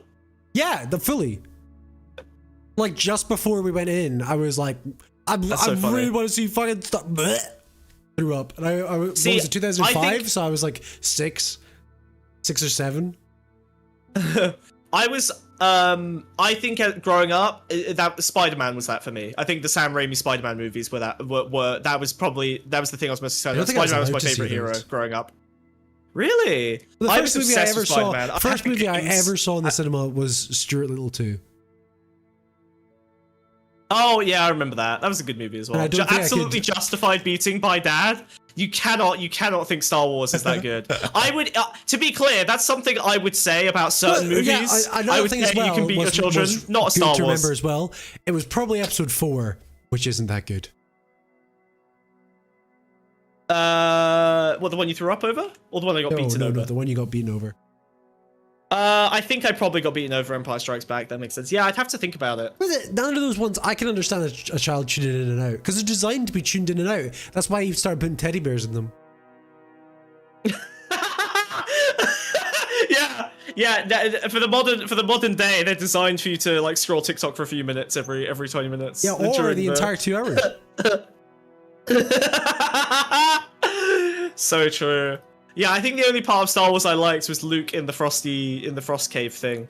That part was good. That was a good scene. Wiz But doesn't other like than that, I Episode just 4. wasn't really Nobody interested. likes Episode 4. They get through it, you know? It's fine. cope. It's cope. It's fine. It sets up the important stuff, I guess. It's no Revenge of the Sith, which I am locked in every second of that fucking watching that incel cunt take over the world. Incredible scenes. Incredible scenes. Start to Yeah, I finish remember very little about masterpiece. Star Wars. Fucking Nick Fuentes up there swinging a sword. Incredible. Incredible. Tell This his is girlfriend. Tell his chat. girlfriend. I'm just a Nazi, and she's like, let's have fucking kids. Chat. Notice. Because it's a classic dynamic. Because she's like a bisexual fucking left wing girlfriend, fascist far right boyfriend. I'm bisexual. I've only ever slept with fascists, and now I'm pregnant. He's pitching so hard. He's selling so hard. He's trying to make me like it. He's mentioning Fuentes. He's mentioning fascism. He's mentioning all my favorite things. I don't know what to tell you. That's exactly what the movie is. He kills children. He goes in and kills children with his fucking bare hands. I am a leftist. Fuentes I do like pulls children up to dying. a church and stabs children, because for fun, basically. Yeah, I remember that. It's awesome. Start to finish is awesome. I'm not gonna rewatch Star Wars. Yoda gets his ass There's kicked better by stuff for me to a watch. wrinkly guy who's as wrinkly as Yoda. I liked it to be. You know what though? Yeah, I liked Andor is a ray of Andor hope, and the though, first because it's a ray of hope. season of Mandalorian, also fun. Enjoyed that too. Had a Also good a ray time of with hope. that. That was fine. But Andor season 2 ends you're right. on such hope, you know. I haven't That's the seen whole Andor point of season it. 2. I've only seen the Oh, first dude, season. it Never got back is way more optimistic than the first season, in my opinion. It gets That's darker fine. and it gets brighter. I don't just need hope media, but like I Well, no, like Andor isn't just hope Mandalorian. media. Don't get me wrong. Do not get me Yeah, wrong. I know. Okay. Yeah. You know. Oh, wasn't there a rape in Andor or something? I don't know. I'm No. not. There was discourse about that. No. Yeah, okay. we did it on the channel. And Who it got was, raped? Well, if We someone did the rape on the tried channel. to, Jesus and the Christ! woman- I wasn't here for that. Yeah, Jackie was. My God, I'm glad. Yeah, okay, that makes sense. Because you're a side boy. I'm a soy boy. Yes, I'm not gonna do any rapes on the channel. Thank you. Again? We'll do a rape review. Well, yeah, not after our last cancellation. Whoa. That was news. tough enough to go through. Well, I mean, As always, I'm you not should be involved. associated with me. Yeah, of course. I thought Smoke was a fascist. This whole thing's a farce. I'm sorry, it was a See, now he's it was channeling falsism. Homelander. Did you see this? Oh my God, you're right. What the fuck? This is crazy. I'm not even doing this intentionally, but you're right. I am just becoming whatever's on the screen. It's unbelievable. But this is how Superman works. He is a reflection of the current aura, the presiding times, and I think Homelander is definitely the most Superman since Man of Steel. He was very much like the new Superman, right? The fear of power, the fear of fascism, the fear of. Sev, Huey is Scottish in fear the of comics, Sev. and they took that from him. I'll never fucking forgive them. Wow. I'll never forgive them. He's fully Scottish. I love Huey. comics. I like Jack, whatever his name's, Jack Quaid. I like They him. go to I like him in Scotland in the everything he's comics. in. The only thing that's better in the comic books is the character of Huey. Really? I Way quite more like sympathetic. Huey in... Well, Huey's the main character and the only character. Jack and he's the sort Quaid, of- I'm sorry. If you don't feel sympathy for Jack Quaid just for looking like that, I don't know what to tell you. That Jack Quaid is a sympathetic creature no matter what you want. He's like a puppy dog that's been stretched Okay, wrong here's a fun into a human fun form. link, by the way. In My Adventures with Superman, he voices Superman, and he does a really good job. Yeah, he's a great voice actor. He does Below Decks as well. I really love him in Below Decks. Yeah, He's genuinely did great. you see that in fucking a bunch became of live stuff. action in an episode of it's not Outer Worlds, it's fucking What? No! So they come through a time travel portal and it's just Jack Quaid and the other voice actors. See, I really liked what's the new Star Trek that's got you know what I'm talking about, right? The New Worlds, new That's New not World? what I'm Is it talking New about. World? That's what I'm talking about. I really liked that as well. That was a good Star He shows Trek. up I've in been that. enjoying He that. shows up in that. Every time I have to do a long journey, I'll download another 4 episodes of it on YouTube and I'll watch it. Like that, like Outer Worlds, New Worlds. What's it called? Strange Is it New called Worlds? Strange New Worlds. That's it. Yeah. I also just love the guy from Justified. He's the main guy. in it, Dude, right? It's the guy oh from bro, Justified. I've been watching Justified hardcore style. Really, I hate it. I couldn't rewatch it. I fucking watched love it that once shit. and I Done lo- season 5.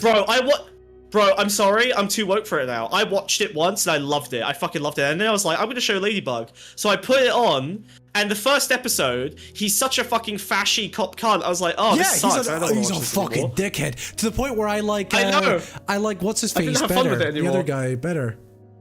Whoever fucking. Oh yeah, Walton he's Goggins based. plays. He's based as fuck. He's Yeah, so Walton Goggins. based. Yeah, he's based. He's so based. He's great. Yeah, he's great in everything though. Yeah. Yeah, I'm sure if I stuck it out for like a few more episodes, I would have coped with it. But I was just like, oh, this is so cringe. I can't be doing with like, it's just so like, ugh. Timmy I feel like Oliphant. it. Who I was too does sorry for Timothy I'll admit Oliphant play in Star Trek? Maybe I'm wrong. He looks the same, so I'm just gonna treat him the same. Wait, It's the Pike? main guy. No, that's a completely different fucking actor. You're right. It is. But they look the same. He and was they act the same. was in Star Wars though. He played like Boba Fett. Oh, really? Okay. Oh yeah. He played a He guy does look- wearing you can Boba see- Fett's armor. You can see why I treat him like Timothy Oliphant, though. He's got a very similar vibe to They him. just have grey hair. The guy from Star Trek is Yeah, but much they, bigger. they're also More like, built. they're always serious, cheeky. Yes, he is. He's chunkier, but he's also like, they've got the silly, serious kind of vibe. Like they you know, they've got a similar vibe. Yeah. Yeah. But anyway, on the Homelander question, I do think that you're right that he's manipulated by other powers all the time, which I think is an interesting Yeah, part of yeah. it, and he totally lacks human connection. He doesn't really have Um, agency, I would argue, you know, and it's the Yeah, show is about yeah. his journey to discovering agency, which is terrible. It's a bad Yeah. development, you know. I love that every positive thing that genuinely improves his life in the show makes everyone him up. else's life in the entire world worse, makes him more evil. I think it's like I haven't seen many character studies that include like genuine character growth making you worse and A more worse person. evil. Well, But I guess it makes. I do know Yeah. one. I've got a very famous example. Oh yeah, Sopranos. yeah, go for it. Huh? The Sopranos. Everything he learns from therapy, he uses to be an Oh. even worse criminal. You're right. That's a really good example. Yeah. No, that's And the more he that's super heals, on the point. more deadly, and the more he escalates, and the more selfish, Yes. rationalized. It's he right, and I becomes. think, and this is where I think actually And the this show will tells come you back that's into going to happen play. as well, because there's a very early scene where his therapist goes to dinner and they're like, "Oh, they talk about their clients," and she's like, "Oh, I help a mob boss," and all her therapist friends are like, "Well, there's a lot of studies that show like if you help sociopaths, if you therapize sociopaths, it will make them better at what they do." More effective, yeah. Yeah, Better at understanding and simulating and Yeah. simulating empathy with others and stuff. Yeah, absolutely. and yeah, Yeah, no, I think you're. Oh, Mr. Burns and Lisa. Yeah, that's so true. yeah. The fish pond. Yeah. What a good Marrow. What a good fucking example. That is perfect. Yes. Yeah, when you we got a when you Simpsons help. reference in but this is- slide. We did it. Oh, you're right. Oh, no spoilers. No spoilers. But yeah, oh yeah. But yeah, I think that is super interesting as well. The idea that like his greatest weakness is the fact that he is totally driven by things that are very malleable, and as he Yeah. gets healthier and better, he becomes less susceptible to that over time and worse and worse. But then I don't know. He also he does end up. God, it's been a little while since I watched The Boys, but he does end up like somewhat controllable by Butcher, right? Like he is able to. Like there are things like his the opinion of the masses of him, right, is like But valuable then, to yeah, him. those are the crutches that control they him. And control then, him with then that he for a becomes while. freed from that because he realizes no matter what he does, they'll still adore him. You know? Yes, yeah. So I think, I think that part of it is interesting as well. Like the more free he is, the more dangerous he is. So Yeah. then, like the whole, and I'm not saying everything has to have a political message, but like the implications of the lessons you're supposed to learn here are like kind of difficult to unpack, and I do think the show gets more confused and convoluted as it goes along in terms of how it wants to explain and understand power. And ultimately, Superman is also a depiction of absolute power, so that's why it's kind of important in the American Yes. canon. This is like, how does the world, how does culture relate to depictions of power? And Homelander is the perfect Superman for the Trump era, right? The idea of absolute power being just Yep. like power doesn't even corrupt you. It's just that absolute power means that someone terrible can get absolute power. That's Yeah. it. It's just that his personality is fucked. It's not that the power ruined him. It's that he was ruined and also has absolute power. Like they're two separate things. The abuse wasn't necessarily because he was powerful. It's just the kind of abuse anyone could have experienced. But he happens to also be Superman. Yeah. Anything else in Homelander? No, I think that's it. I think the I don't know. I'm sure it would piss everyone off. I would like to see Homelander redeemed. I should probably I talk don't know about how you could, Homelander but- in the comics. Oh yes, please. Because I haven't read the comics. So in the comics, you know how that very first scene with Starfire and the Deep makes her suck his ding dong? Yes, yeah. Yeah, Homelander makes her suck every guy's ding dong on the team. And he's a rapist, and he has what's his fucking name? Soldier Boy is actually his sidekick. Well, he rapes Butcher's wife. I mean, in the show as well. He does. He also does that in the yeah. fucking comics. Yes, but he has a sidekick called Soldier Boy, who's a teenager guy, and he fucks them all the time. Not because he likes it or he's even into men, it's just for power. And he does that to, it's implied he does that to every man in his vicinity. So, okay, yeah, actually, and that raises a good point, which is that the Invincible comics suck ass, and I'm trying to think what... I mean, the boy. Sorry, yeah, you're right, sorry, the boys comic sucks ass. Although I'm going to get to that later as well. But the boys comic sucks ass, obviously, I think everyone agrees on that. But like, what is the show feeding into the story that makes it less shit than the comics? Because it's not just taking out 50% of the rapes, right? Like they're adding. No, it's adding depth. Yeah, it adds things rather. Yeah. It removes the crassness, the things that go on too long, too much. Also, Homelander is obviously a lot more gory and stuff like that. And the airplane, Homelander also stops 9/11. Well, he doesn't. So the airplane scene is actually in the comics 9/11. Oh, cool. I mean, that's funny. That's fine, I guess. Stopping the plane, it takes out one of the bridges in New York. So the Twin Towers still exist. It just took out a different landmark. But he still curves out and flies away. And instead of, just him and Maeve doing it, there's an entire team on board. And they all die, apart from Maeve, who is, because she's so strong, she survives the crash. But is like, basically buried in corpses. Jesus Christ, okay. So it was 9/11, that airplane. It's crazy. I guess I don't hate that. I think if you're gonna write a Superman story like The Boys, I think that's one of the few stories where you do get to do something interesting with 9/11. Well, that was the cool thing. It does feel like it's not that interesting. The reason I brought it up, it's like, how would Homelander react to 9/11? We literally know. Yeah, that's true. That's fair enough. Yeah, go overwhelmed, ran in fear, and pretended to be sad. He was a coward. Yeah, got scared. Yeah, that's crazy. Yeah.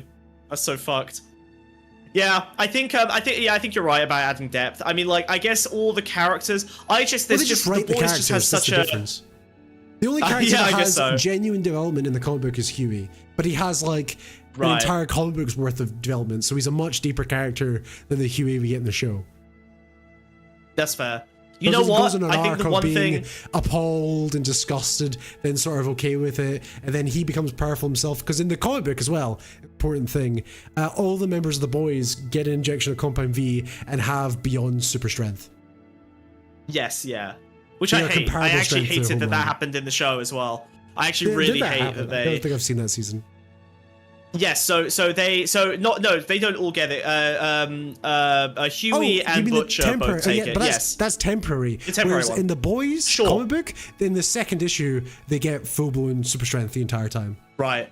It's like I stopped liking the boys. I stopped liking the boys as much the second they started with the Compound V stuff. That immediately started to pull me out of because the joy of it, the reason I liked it so much, I really liked it, was I get that sort of, well, first of all, Butcher is obviously like a punk anarchist, so you know, I have some like very different from the comics as well. Yeah, well, I mean, you can't. He's ex-military, you know, like what's it called? Navy SEAL type. Well, isn't he ex-military in the show as well? It's just it's a bit more subtle. He's special. He's like Black Ops, like I see what you mean. He's not like institutional military. He's like He's and like, also, he was like Black usually the way the boys do it in the comic book, sometimes they'll sneak around and be clever, but most of the time it's them actually kicking the cunt out of superhero, like beating and stuff. I could have watched, and I'm revealing my hackery here. I could have watched like 10 seasons of a show where a bunch of cool anarchists are trying to figure out how to kill the superhero of the week. Yes, in a bizarre way, with the kind of gore and humor, and I get that like that would have worn thin after a while, but fuck it, I want Buffy the anarchist superhero hunters, you know what I mean? Like that's what I would have liked, and the first couple seasons really give you a lot of that. Yeah, it's underdogs. It's fun seeing underdogs punch up. You know? Yeah. I thought that was gonna be the show. Yeah. And look, like I'm fine with. Trans Rights Crab is in the waiting room. We can finally. No way. Okay, I'll go back. Yeah, if you want to pull. Boom. Yeah. Okay. Based. I'm very excited for this. This is very cool. Whoa. Yeah. They have a cool crab icon already, so you can probably just Fuji them in without too much issue. Nice. Hell yeah, dude. Pull them in. Hell yeah. You're in charge, dude. I'll get the other. Giant crab monster attack! Oh no! Are they in the call? Giant crab monster attack! Oh no! Why can't I drag them? Oh, there we go. Ah! What have you summoned for me this time, Lex? Nothing yet because I needed him to join. Oh, okay. Oh my god! I'll take your fucking time, mate. Oh Jesus my Christ. god! Oh my god! What's this? What's oh, that's the wrong one. Oh my god! That What's incredible work, this? What's this? There's a I could fucking... probably, if I wasn't Superman, I could snap your neck right now. But No, I'm not you allowed to kill you, can't, so I'm because going to I wait got for you to do the. fucking things. I got just- missiles on your head. It's because I got morality. It's because I got morality. That's why. Oh my That's why. god! Hello? There's a- Bobby, what's whoa. that coming out of the water? Oh my Whoa! god! Jesus Christ! Oh my That god, thing is it's- wow. You've really It's bigger than you thought. Whoa! your cloning program is going horribly wrong. It's worked. Actually, I'm not. I Okay. treasure crab. Die, fiend! No, don't do that. You're gonna tell us about Superman. Oh, sorry. I mean, have a conversation with us, fiend. Okay, why is I mine? can't hear you guys. You can't See, hear us? oh, if you Oh, see, yeah, click the Wait, what? click the stream See. thing. we're sharing screen in Discord, and you'll see the show from there. I'll try you later. Oh. No! Bye. Defeated, owned, destroyed, ruined. Such a shame. I'm sad. Yeah, we're so close. Just for that. Bzz. Ooh. God damn it! Can you jump? Here, jump. I'm gonna. No, you can't hit me because I'm. Shoot your lasers. You can't hit me because I'm invincible. Hi, it's just like the title card. It's like the. You know what? I like that joke so much. Haven't got tired of it yet. It's a good joke every single time. It's always funny. It's as funny as the Always Sunny opening titles. Exactly as funny. It's just it's a good bit. Hasn't Season gotten 2 old was yet. so They much found a better million than ways to season make it 2. funny. Jesus Christ. Holy yes. I really preferred season 2. Yeah, season 3. Yeah, no, season 2 was Season 2, shite. mega ass. Mega. The only thing that was good about it was Seth Rogen. I don't care. I like Seth Rogen. No one wasn't can in it tell me much. I'm not allowed to like Seth Rogen. I know, which is the appropriate amount to use Seth Rogen.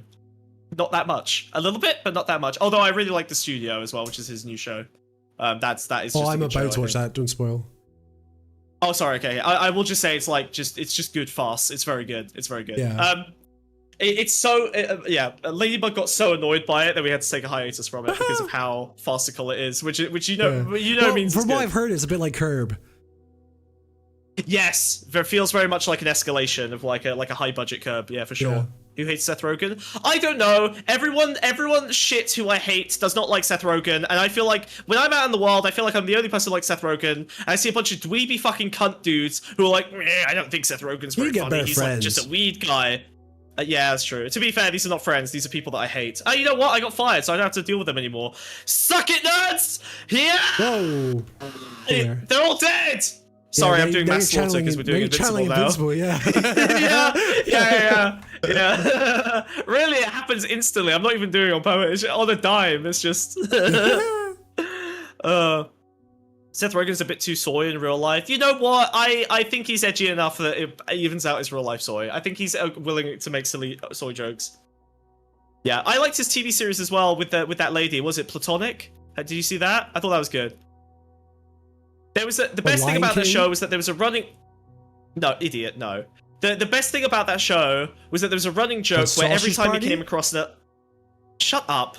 Every time he came across an electric scooter, he would smash it to Pineapple fucking Express? smithereens. And it happened every episode in that series. He just smashed a fucking electric scooter What, the to smithereens Beanview? that he saw in the street. Beanview was okay, I guess. That was fine. I mean, It it was caused very actual hyped. geopolitical problems. Yeah. Yeah, well, Yeah. I mean, well, that's why it was based. Like, it wouldn't have been, it would have been a nothing film had it not actually upset anyone. Yeah. He was always there. The food show? I don't know what the Yeah, food show they is. made a sausage party food show. Oh, the TMNT Yeah. movie is fucking incredible. I haven't seen that. And nobody fucking saw Really? I haven't it. seen And that. it's one of the best animated films I've seen in a long time. Looks Really? incredible. I was never a TMNT fan. Super fun. Even as a kid, didn't really enjoy it. If you watched Wasn't one it, of- it's the voice lines are like mostly improvised somehow, and it's fucking incredible. Oh, that's- and they basically just that's funny. recorded I like like that. teenage boys hanging out. Yeah. You know, and turned that into a whole you know fucking what? thing. I don't really have a lot of respect for improvised comedy as an art form. To be fair, it feels a little bit lazy. Like, why not? You know. Hey, just like Lounge, if you yapping. want any Yes. stories from us, big donations speak. Yeah. Ain't nothing for free. That's true, actually. Yeah. Yeah. It is instead for $5 because I am fired and I need the money. So I'm No, not it's that not for expensive. $5. Missiles for $5. Oh, sorry. $1,000. $1,000. No, that's too No? much. Is there an in between? Okay. Well, I don't know money. I've you know. I'm waiting for the Waiting for the 35th 35th anniversary anniversary release release. of what? Oh, TMNT. Oh, the original. Oh, the live action one.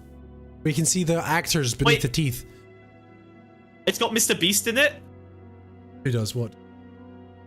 Someone said that TMNT has Mr. Beast in it. No, there's a joke about Mr. Beast. Dude, it's incredible. It's incredible. It's so Oh, good. okay. It completely Alright, understands teenage culture. It's like imagine voice if all being the Ninja improvised Turtles were into doesn't mean- TikTok, but it was real. You know what I mean? Okay. All right. Fine. That sounds cute. Yeah. It's so fucking funny. Yeah, no. I've never laughed so much. Sorry, Wiz. I need to go. Clonk the autists on the head.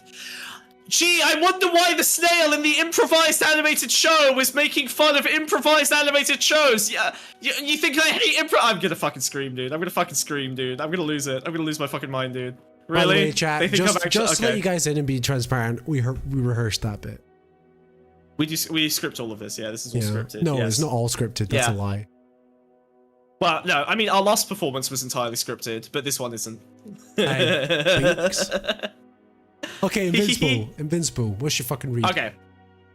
Okay, so I mean, I do love Invincible. I really liked the first season. Obviously, second season was a bit shy. Yep. Third season's pulled back in again. It's good. It's very good. I do have this like kind of on again, off again sort of hate with Kirkman. Is it Robert Yeah, Kirkman? yeah. Is his name? He's yeah. meant to write the new Like, Transformers comic, and I'm scared. Oh fuck.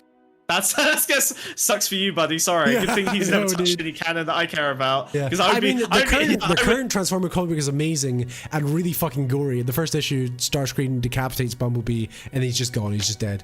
And they look like they're cartoon versions, like from the 80s. So it's like extra sad to see Bumblebee's Oh, cute God. little face mashed in. Doesn't come back. Oh Jesus Christ! But yeah, I mean, so as a teenager, I read every single issue of Walking Dead up to you know the memories. It Yeah. must have been like 80 issues or something. I read It's so more many. than that, dude. I read them all. Well, no, I mean back then. Like this was Oh, more right, than 10 okay, years okay. ago.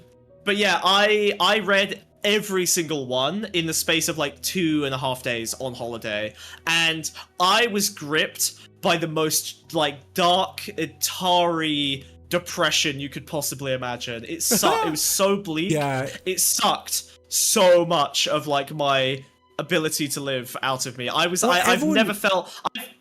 I've had suicidal like depression before. The feelings I got from reading 2.5 days of nothing but Walking Dead comics was a very different, strange kind of like. Okay, bleakness. so It there's was like- three it was there's the three fucking comic writers symbiote. that It was make me feel horrible. that way.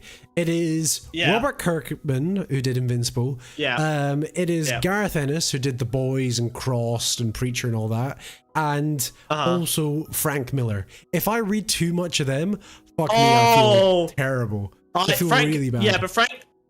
Yeah, and I think the problem is I think Kirkman is not a bad guy, but does genuinely see the world in bad ways. yeah. Whereas Frank Miller sees the world in bad ways and is a terrible, terrible guy. Yes, yeah. So like those are the ones. When I read a Frank Miller, I will read it and I'm like, yeah. I actually don't read much Frank Miller. I've read a couple and I was like, yeah, that sucks. That's not good. That's bad. That's evil. Have art. you ever That's seen bad Grant art. That's Morrison evil. talking on Frank Miller? Oh no. So No, Frank that's- Miller's I Dark can Knight tell how Returns that's gonna go. wanted to do a Dark Knight Return Part 3, and DC turned him down for the script he offered because it involved Batman going to Iraq and fighting the War on Terror, right? That's fucking awful. That's so yeah. amazing. And Grant Morrison, when interviewed about it, said it'd be a better fucking idea if Frank Miller strapped on some fucking cargo pants and went there himself. What a fucking legend. Oh my god. Wait, Wiz, read Fan of Monkeys chat. Monkeys chat, where is it? Missed an opportunity for a blog joke, Wiz? If there was on more most pictures in evil your writers blogs- that make you depressed. Yeah, maybe. Yeah, there was that's any true. Actually, pictures, if I turn my blog into a comic, Also, I need to have read Smug's blog to feel that way. shut up. Fuck you, asshole. Surprising that's to me right, as good as it is and works. Early Frank Miller isn't Shake you up terrible. sad. I like him writing Daredevil, but it's still horribly cynical. The fact that he made Karen Page a heroin-addicted porn star who gets AIDS is just insane. Add heroin, add AIDS, add porn. Like it's just Well, dumping every that's bad the thing. thing He always you can puts think of. whore with a golden heart in all of his fucking writings, you know? Because Sin guess City's you're like right. that as well. We had to figure you something know? out. Trans Rights Crab, your mic was completely fine. It was we could hear completely you fine. We fine. could hear you perfectly. You were flawless. There was no Yeah. issue. You can come by anytime. Yeah. It's surprising 300 is as good as it is and works meta. Wait, did Frank Miller write 300? I guess I think so, yeah. Oh, that explains a lot. Wow, the Frank Miller to Zack Snyder. Okay. Well, because That's Batman vs interesting. Superman is an adaptation of Frank Miller's. And Oh, Batman this all Returns. makes way more sense. I genuinely did not know the Frank Miller Snyder connection, but that actually makes Yeah. so much sense now. Okay, it's the evil side of comic books that invaded film via the evil Snyder. Yeah. That makes The sense. Sin City movies aren't that horrible though, and it's because it's made by what's his face, Rodriguez, the guy that directed Spy Kids. What's his fucking name? Oh, I don't know, but I bet that you can turn any Frank Miller comic into something like artful and beautiful because there is genuine Robert talent Rodriguez. and depth Robert in them. They're just Rodriguez. evil and sad. Not But Dark it- Knight but Returns. No, I mean- absolutely not. I mean, kind of, Sin City is that, but Robert Rodriguez has such a defined style that is usually overly goofy and camp, but applying it to Right, such yeah. dark material, it's fucking great, you know? Yeah, Like, no, it's such a good I- contrast, because I it feel that. feels, despite being super fucking heavy, it still feels like a comic book, you know? Pulpy and all that. Yeah. But yeah, so one thing I feel like Invincible is able to thread the reason I brought all of that up and we got locked onto Kirkman and Miller for so long is because I feel like Invincible is able to thread that needle. Like The Boys doesn't feel the same. The Boys Yeah. doesn't make me sad, but Invincible like hurts to watch sometimes. And Yeah. I think that it's able. They've done a good job of pulling the like horror of Kirkman and then added a bit more like depth and light and not joy, but like I guess hope. You know, there's just a bit more. There's a bit more like a broader spectrum of opinion on the world and the way things are and the way things Yeah. can be than I think in the original comics. From what I've seen of the original comics, Well- it seems like the original comics are just Invincible but pure bleakness. No, it's yeah, the I know you're opposite. worried The about opposite. next So season. far, Really? the Okay. show is an incredibly faithful adaptation with almost no changes. Oh, okay. Maybe Kirkman has himself resolved some of the shit that he fucked No, up in Walking Dead. it 'cause I gets feel like worse. oh, is it just? But no, I know it gets worse. I just mean. It just gets yeah, worse and more okay, cynical. I see what- The comic book in general, or the story gets worse and more cynical, and I don't think they're deviating because it's been so faithful up until this point. Unlike The Boys, which was Well- almost instantly different, and Walking Dead, which was also Yeah. instantly different. Invincible is almost a shot-for-shot live-action remake. And it's That's kind of funny true. because the Yeah. comic book looks better than the show, but you know, Well, I mean, you know. it really does. Yeah, it really looks better. No, I agree, but you don't watch And it was Invincible for made like faster. epic fight scenes. yeah. Jesus. Um, Reading the Invincible reboot. oh, had don't me don't punching even the air start. rage. Don't even start. If they fucking dare is do that that? story, can I spoil this or this is for Invincible Yeah, I've never heard of spoilers? the reboot. Because this might come up in Okay. the comics. Okay, but I've right? never heard in of the the comics. Reboot. Yeah. This might happen in the show, so this might full well be a massive spoiler because it's a big story Okay, arc. that's fine. Okay, I don't care. so in the comic books, Mark is. This is a little bit further in the future from where it is now.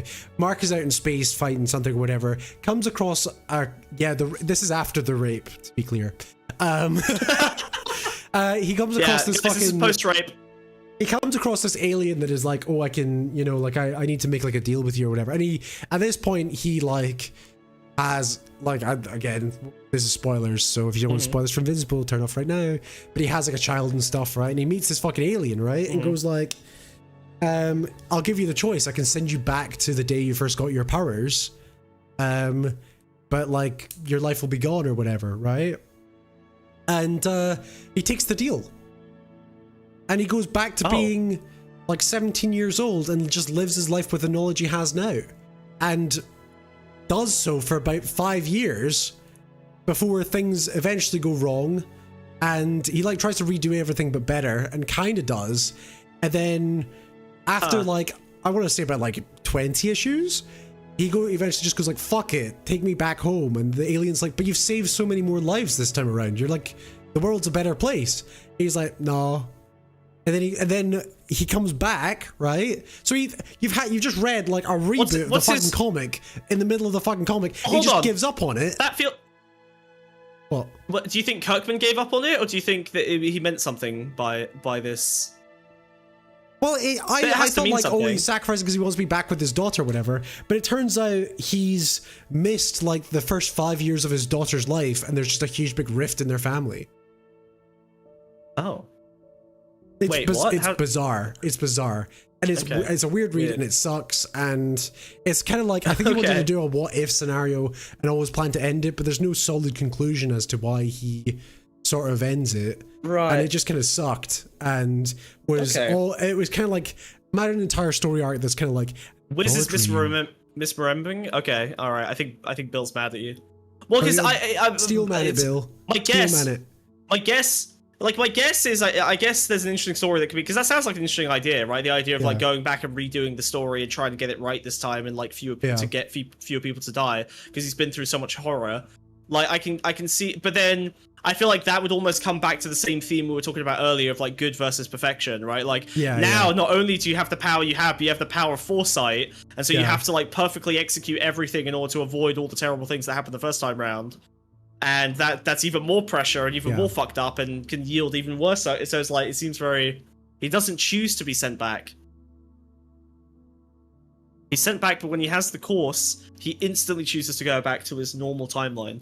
Oh yeah, he does it unwillingly. That's a good point. Yeah, sorry, I have misremembered. Oh, okay. He does it unwillingly. And the alien sort of gives him a choice, like, oh, look at all these lives you saved. And he's like, no, fuck it. Take me back.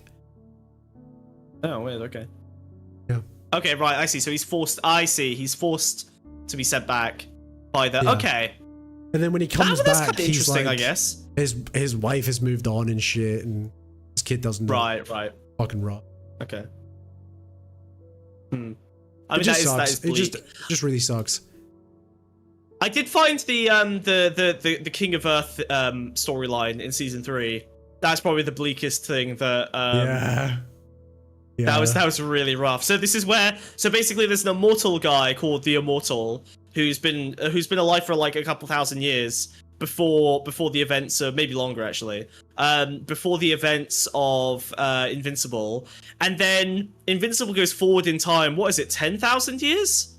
100,000 years? He goes really far forward in time. And he finds out that he himself in the future left this immortal guy in charge of Earth, who went insane and turned into like a mad king and created this like nightmare. To come back. Yeah, and basically he rules justly for like thousands of years, and then goes insane and wants to die, and basically becomes a nightmare ruler, forcing Invincible to come kill him. Basically, just wants to die. He's Abraham Lincoln? Wait. Yeah, he is. Oh, I forgot that. Yeah, I forgot he's Abraham Lincoln. That's so funny. I totally forgot that was a thing. So yeah, that was pretty bleak. Like him just like begging for death and destroying an entire world. Invincible becomes more and more cynical. And there are moments of hope and stuff like that, but Robert Kirkman is either a very depressed man or a sad man. Yeah, no, I agree, and that's why I say that like that plot line just objectively sucked. That that was just bleak and unpleasant, and like it was an interesting idea, as Kirkman often there's a general is able theme to produce. Of Invincible, which is the future is cruel to you, but you persevere. That's the general theme of Invincible, I think. Yeah, it's a very like it's a never kill yourself because you've got It's definitely never kill yourself, but it's never kill yourself. You've got work to do, motherfucker. Like it's never like it's never kill yourself because you wait your entire there's life a for reason. Paris come in so you can spend it with your dad. Dad hates you. You know. Dad wants to do genocides instantly. You're finally strong enough like to defend yourself. You're the strongest being, and thus you have to protect everyone you love, or else. You know. Yes. Yeah. Yeah, fuck. The second future you will think never you've be got a handle kind. on shit, you've got a little brother constantly trying to commit suicide every 30 seconds to protect. Who is also probably going to be evil. Yeah. Oh Oh god. dear. Yeah. But look, I mean, I really like. I feel like Invincible has a very good depiction of like the sort of the father son dynamic that appeals to me. Obviously, Abusive. I have. Well, yeah, but like I had a weird thing, with my dad. Like my relationship with my dad was good until I was 10, and my parents got divorced, and then he snapped, and it felt like I had this like weird, very early memories of him that were good, and then basically all of my conscious memories of him are terrible. And it's like, and I feel like the show kind of represents that weird. It's always all or nothing, and I feel like that's the only show I've watched where it's like there's this weird schism between He still has the love dad for you his- thought you had. Yeah.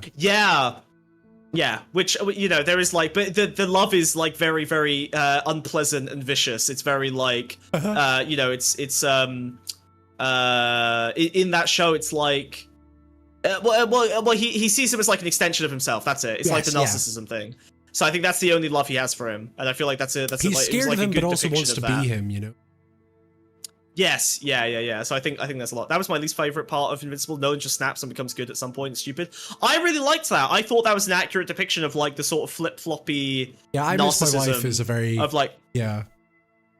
Oh, But it that was also so good. shows, But like, I mean, how much he's been suppressing any emotions for so long. Yeah, I like the point of Nolan changing is that like he himself was obviously programmed horrifically by his culture. Like he was, like again, it's a generational trauma thing. Yeah, sure, yeah, exactly. It's very much like a generational trauma thing. But no, the thing that makes him snap is the bug people, right? He's like, these people are like 1/10 as valuable as a human life. They literally live for like 7 years, and I've discovered the value of even the bugmen. Yeah. It's like, oh wait, if these worthless bugs are valuable, then the worthless bugs of humans are even more valuable. He chose that planet on purpose to like rediscover his coldness, and it did the exact opposite. Yeah, right. Like, their lives are like a couple fucking years. I'm never gonna be fucking sad about whatever the fuck's going on there, and ultimately it changed them again. Yeah. No, I like the snap. I like his flip flop. I think it's well telegraphed. There's moments. His flip flop has been 2 years in the making. That's true. Yeah. It's also he was in, and then I guess I think I also like that. Not only does he have to flip flop, but then there's also actually again it's the never kill yourself. It's he flip flops. He decides, oh wait, this was terrible. I'm a disaster. I miss my wife. And then he just wants to go to space prison and die. He wants to kill himself immediately afterwards. And then Alan the alien has to try and stop him from killing himself just by bullying him for fucking months in the prison. Yeah. Oh god, the opposite of playing Peak with you. Never kill yourself in your head over and over until you eventually crack. And don't kill yourself. The edits of Omni-Man going off for was good too. Dude, that was kind of troubling. The adoration of Omni-Man is a terrible thing. Oh, well, as I say, it's more scary than the Homeland admiration, because the people who admire Homelander, it's like, oh, it's just objectively evil people who want to be evil and think it's cool. But the Omni-Man admiration is a little bit scarier because he's a little bit more put together and handsome and set. You know what I mean? Like he's less. He doesn't have the same pathetic streak that Homelander Omni-Man does has. to Mark is worse than anything Homelander has done to any one person. 100%. Yeah, you're right. 100%. Where's the oh fuck, what's the Omni-Man, oh where is it, the meme? It's the one with him. Think, Mark, think. No, that, which is funny, that is one of my favorite memes. But no, it's the one where he's drinking coffee with his wife. The right wing has like just fucking really frustratingly co-opted it. Hold on, where is it? Fuck. Oh, is it this one?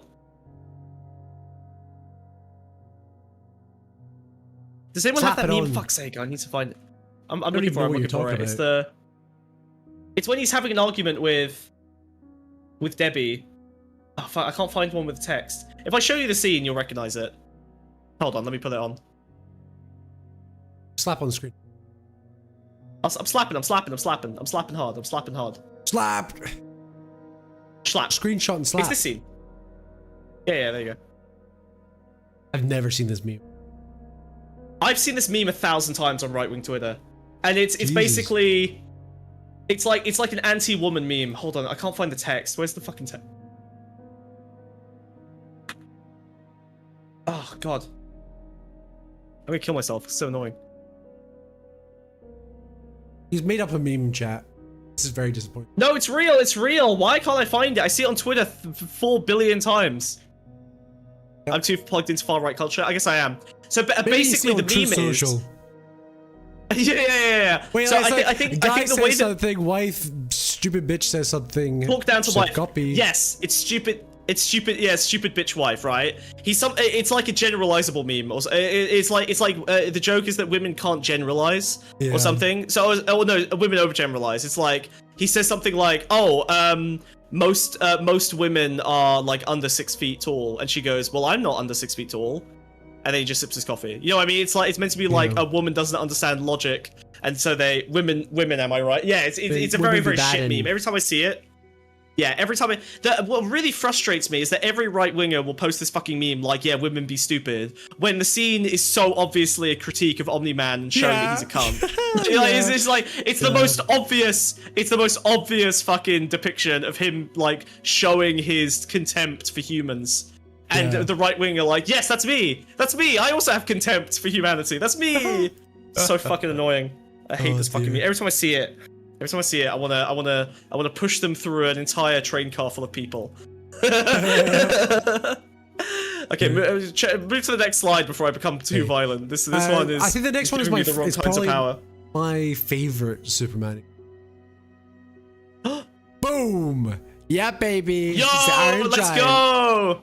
So, Yeah, that's a real what's crazy Superman. about the Iron Giant is, imagine if you watched fucking Man of Steel.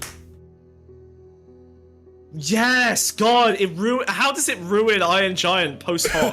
That's so You know fucked what I up. mean? That's so fucked up. Yeah.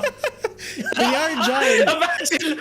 Imagine showing your kid Man of Steel and Iron Giant, and then your kid watches Iron Giant, and Iron Giant's eyes go red, and then your kid's just like, wait, is he gonna kill everyone? Is he gonna do a genocide? Yeah. It's a literal Man of Steel. Yes, Yeah, that's the joke. but that was the point in the movie. Yeah. That's why the kid is like, "Oh, you're like Superman. He's a Man of Steel," you know. But Yes, if, if Iron Giant has seen Man of Steel, fucking very different fucking movie. That's all I'm saying. Yeah, holy fuck.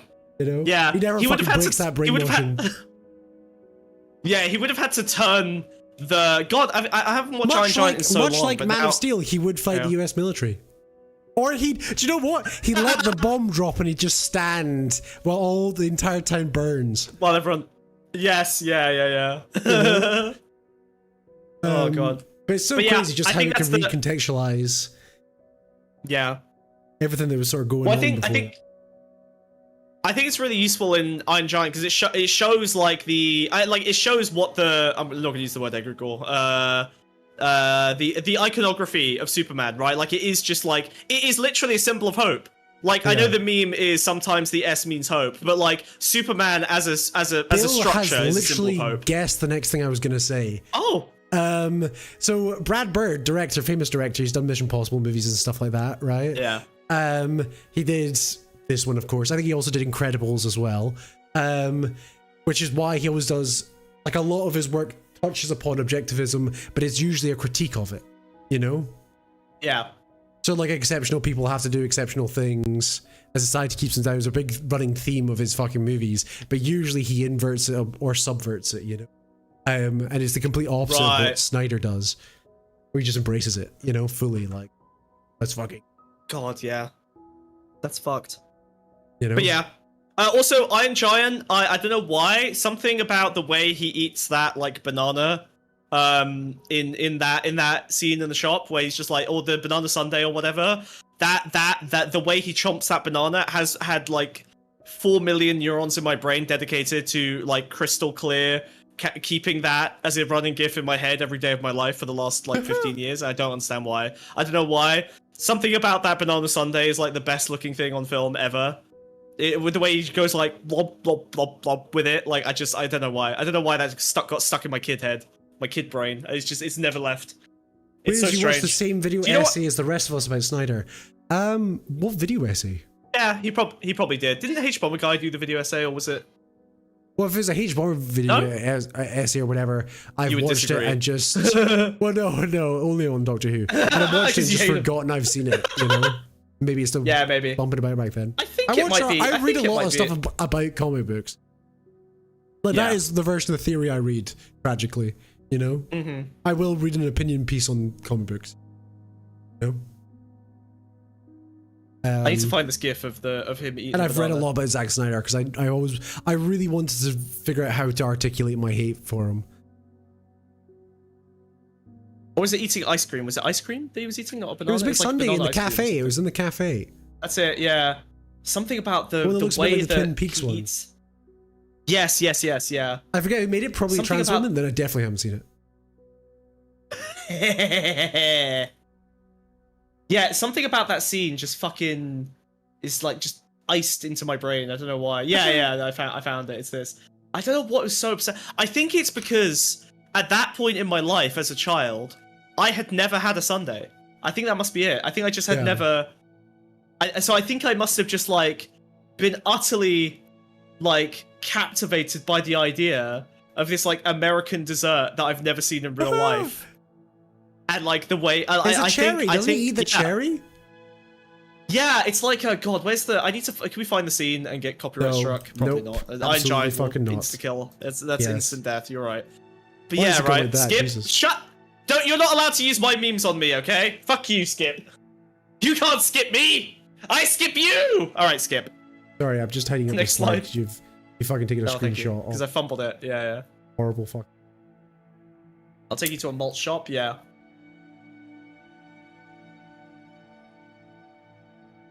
That's nice. That's Cool. tidy. All right. We've okay, got a random few scraps that Well, we I'm wanted gonna go to the I wanted bathroom go real through. quick. I'm just gonna pee. I'm that's just gonna fine. dangle over the edge of here and pee. So you Oh, take God. care of the chat. Jesus Christ, okay. Hello, chat! Woo! I'm Big Blue! Faster than the speeding... well, not bullet, because I'm snail, so I'm, like, even with the powers. I'm faster than a Toyota Corolla.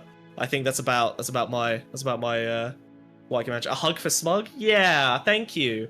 I'm gonna hug Iron Giant. Is my Iron Daddy. It's all about finding fictional characters that can fill the holes inside you that your family's left. Not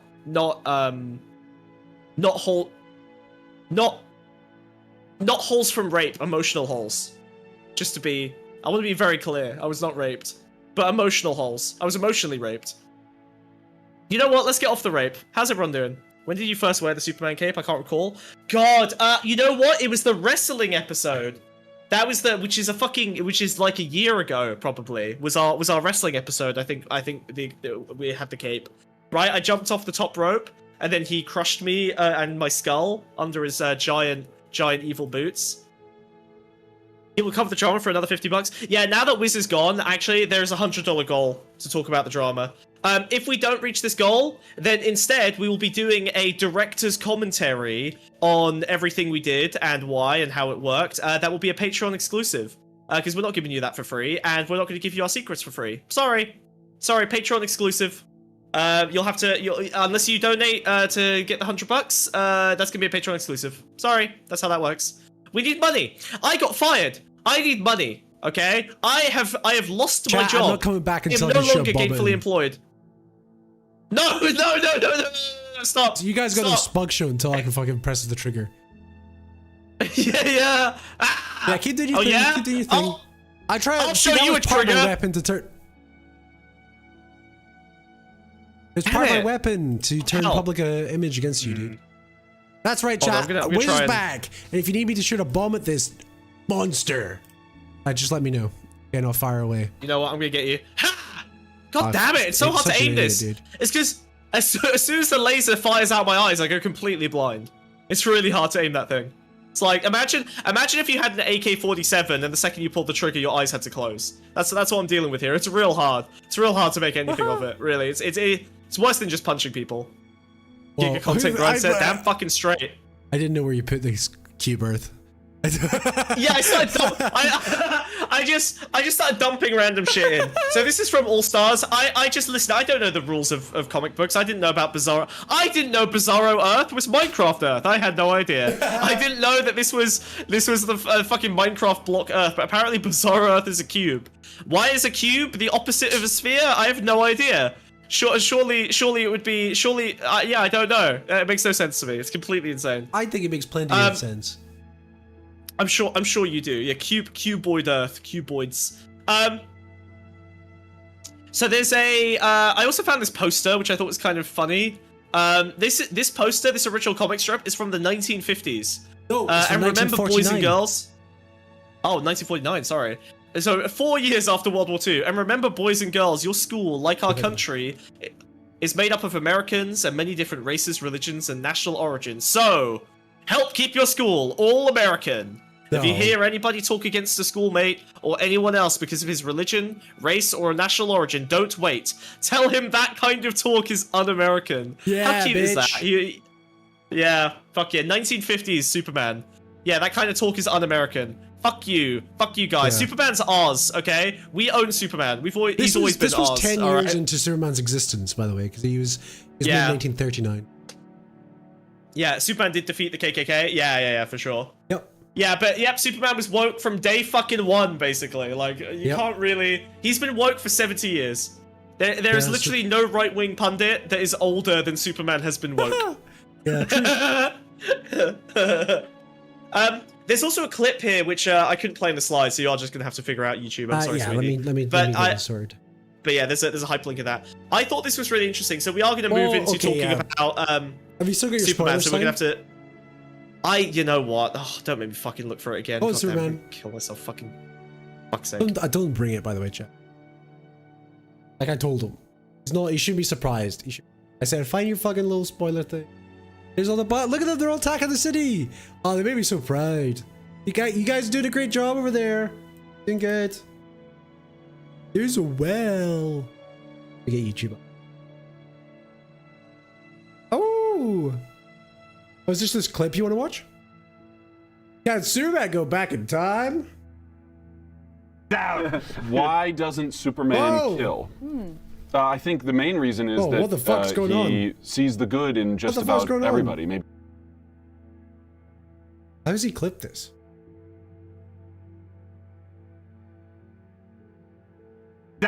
Okay. why Oh. doesn't Superman kill? I just think used the main regular reason clipping is that, system. He Why is it sees the breaking? good in just about everybody. Come on, No, how fucking did no, you you're manage an to idiot. break Even a fucking YouTube clip? I haven't. It's just a YouTube clip. You're the one who's failing to Why would you fucking not just secure it. You Why would you idiot. not just embed it with a timestamp rather than a clip? Because you can't embed a timestamped video in slides. You can only embed it from fucking minute You what can't, zero. you So I can't just embed thought a I'd give clip you the. either.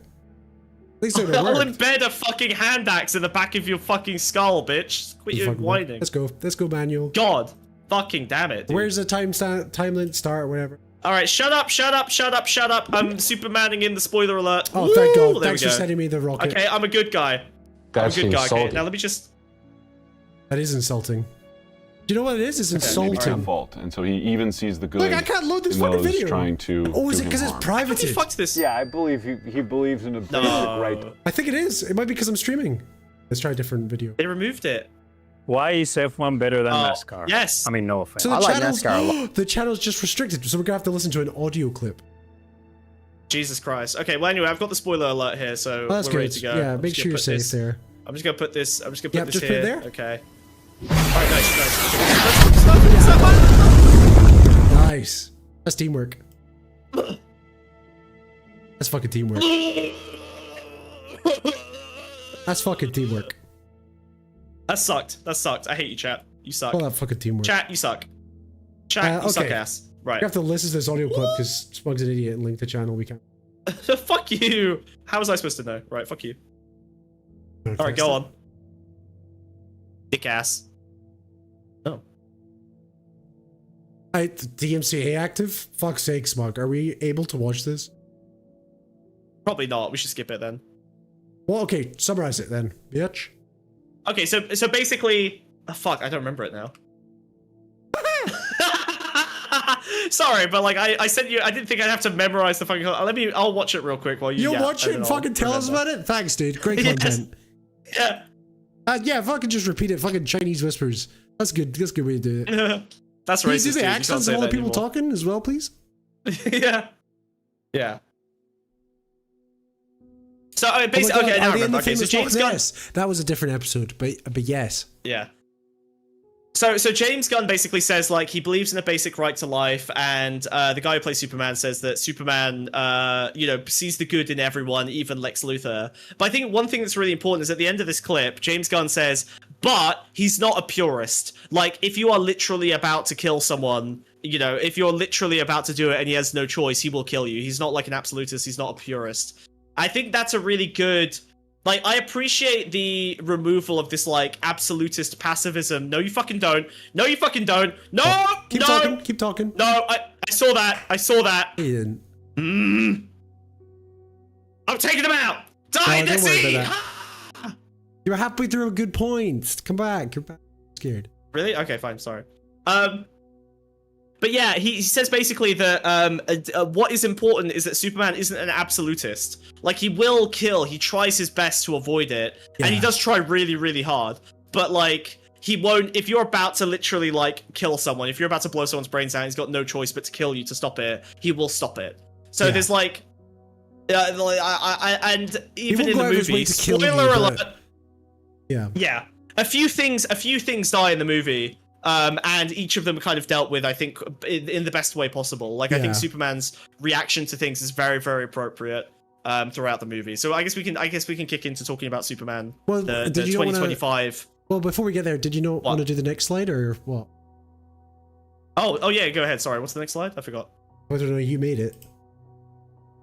Oh yeah, sorry, yeah. So this was obviously we got the original Action Comics here, and then obviously there's the Truth, Justice, and the American Way. That was like the tagline for a long time.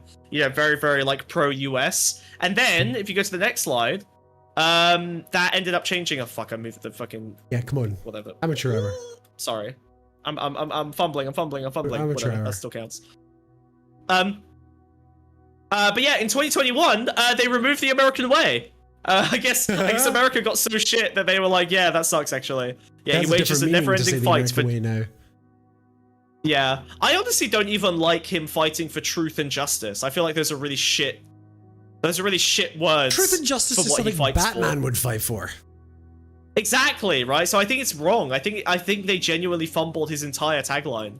I think truth and justice sucks. Like, justice is shit, truth is shit. He should be fighting for good, right? He should But be justice fighting is for. why there's a Justice League. I mean, I suppose he does fight for Yeah. justice in a way. Like, he will. It depends what your definition of justice is, though. I guess so, yeah. Smug in his head, he draws the line somewhere. He's basically an anarchist like me. To be clear, James Gunn is extremely milquetoast cringe liberal. Of course I don't think I have the same political opinions Yeah, as you do. James fucking Gunn. Okay? He looks, and I'm not exaggerating, he looks exactly like my 80-year-old grandmother. Like, in every respect. It's crazy how similar, how exactly he looks like my 80-year-old grandma.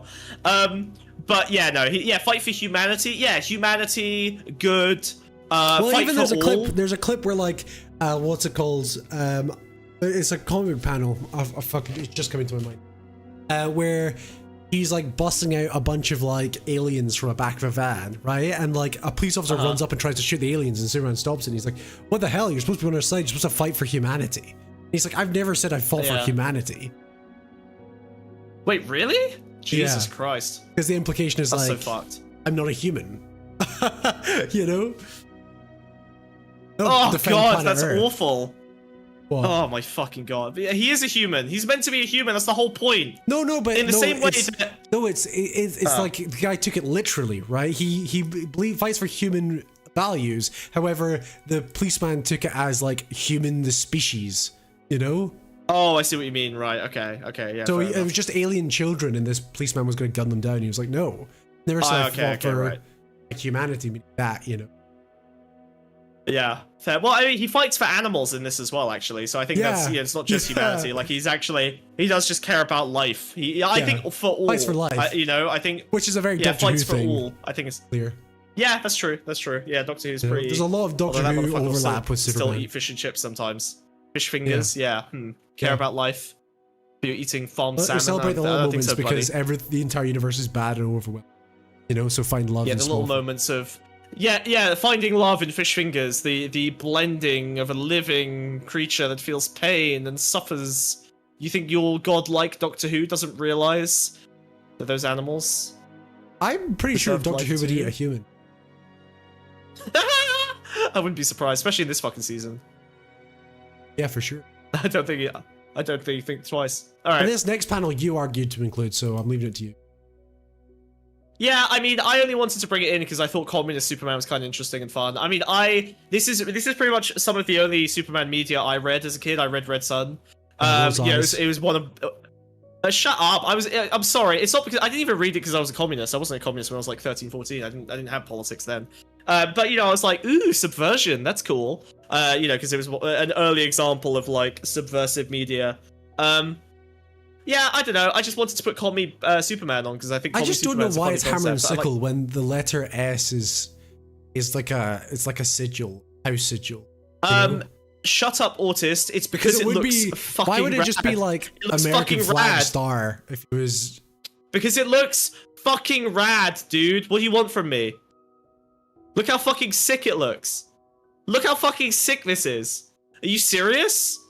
It's fucking cool as hell. It looks sick. You can't complain. Look, Stalin was a bad guy. You can't say that the hammer and sickle wasn't aura farming. That was Yeah, that but was he's easy. not fucking Easy farming, points. is he? Good logo. There's no well, actually, Superman does farm. He does. Yeah, he's literally. Yeah, I think in Red Sun he's Wait a a farmer as well. second. I think he literally does.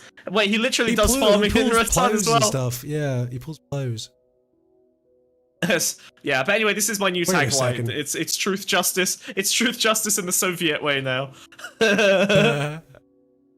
How's the Very big blue cute. gone But red? Superman! Find out in Comedy Yeah. Superman. It's so good. But Superman, you can't renounce your American citizenship.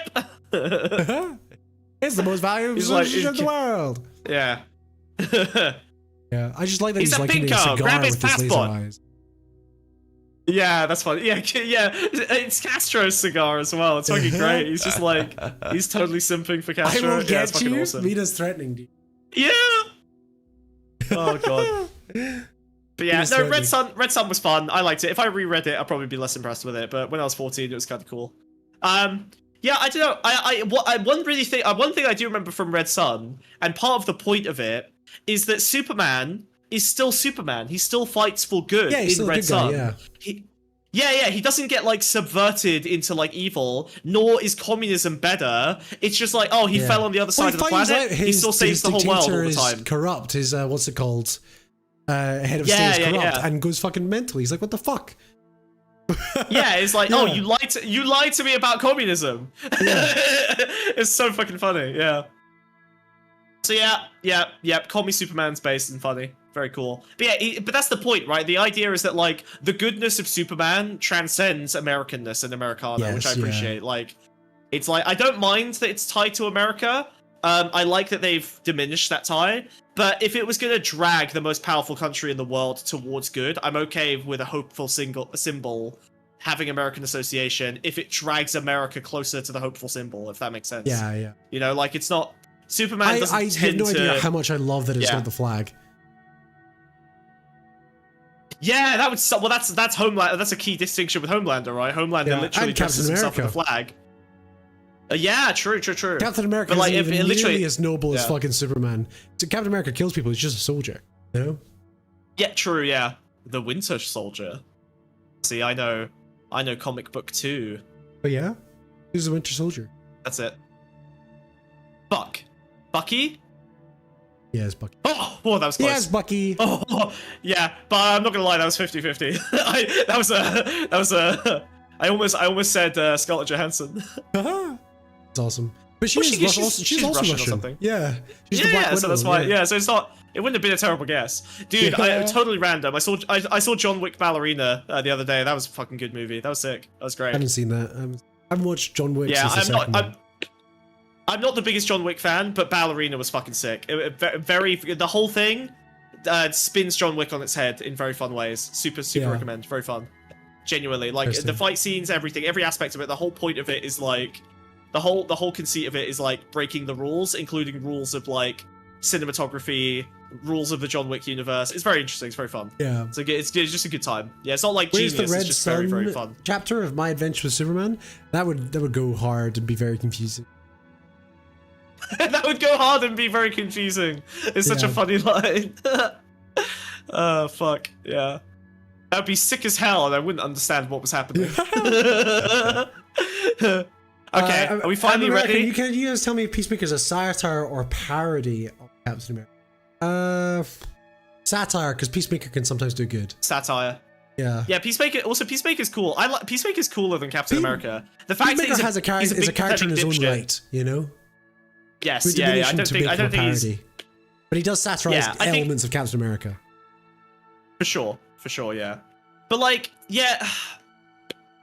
I think the thing I will almost barely consider him satire because the reason Peacemaker is so America focused is that it benefits him and suits him. It's not like And also his Captain dad is a America, white I think, supremacist. is. Yeah, I forgot about that. Yeah, true. Oh god, Peacemaker's such a fucking cool character. It's, I yeah, fucking awesome. love that guy. You have to watch the series. It's really fun. It's just genuinely a great time. It feels very James Gunn, to be honest. I wouldn't be surprised if he had. It is James Gunn. It's Are you great. fucking If you- insane? Oh, okay. Of course it is. Of course, because it follows on from his character in Suicide Squad. You're right. You're Yeah. right. Okay, yeah. Yeah. And the Okay, second sorry. season's Alright, got fuck you. Hawkeye and Green Lantern in it. Or Hawk Girl. Which I have. Oh yeah, I haven't seen. Oh, haven't sick! seen. Nathan Fillion. Oh Yes, you fucking idiot. Yes, fucking go! And Hawk Yeah. Girl. Hawk Girl was sick. Yeah. Yeah. Yeah. Very cool. And apparently very cool, they've very cool. Oh, that's exciting. they've like toned up those characters in terms of like their rude and assholelessness for Peacemaker. Perfect. Yeah. Well, he's Peacemaker is more of a even dick. worse in the series than in the movie, so that's kind of Yeah. thing. Like, there's more room for him to be even more of a piece of shit, even more pathetic. It's Yeah. great. Also, Creature Commandos, don't sleep on that. That shit's awesome. Yeah. I'll watch that. I thought it was All shite right, and it was I'm also really gonna good. rewatch. All right, fucker. It's time. We made it. We finally made it. Oh no, did we make it? Boom. Yes, we made it. Made it. Boom. Here we go. So should I just play this or do you have to cue anything in?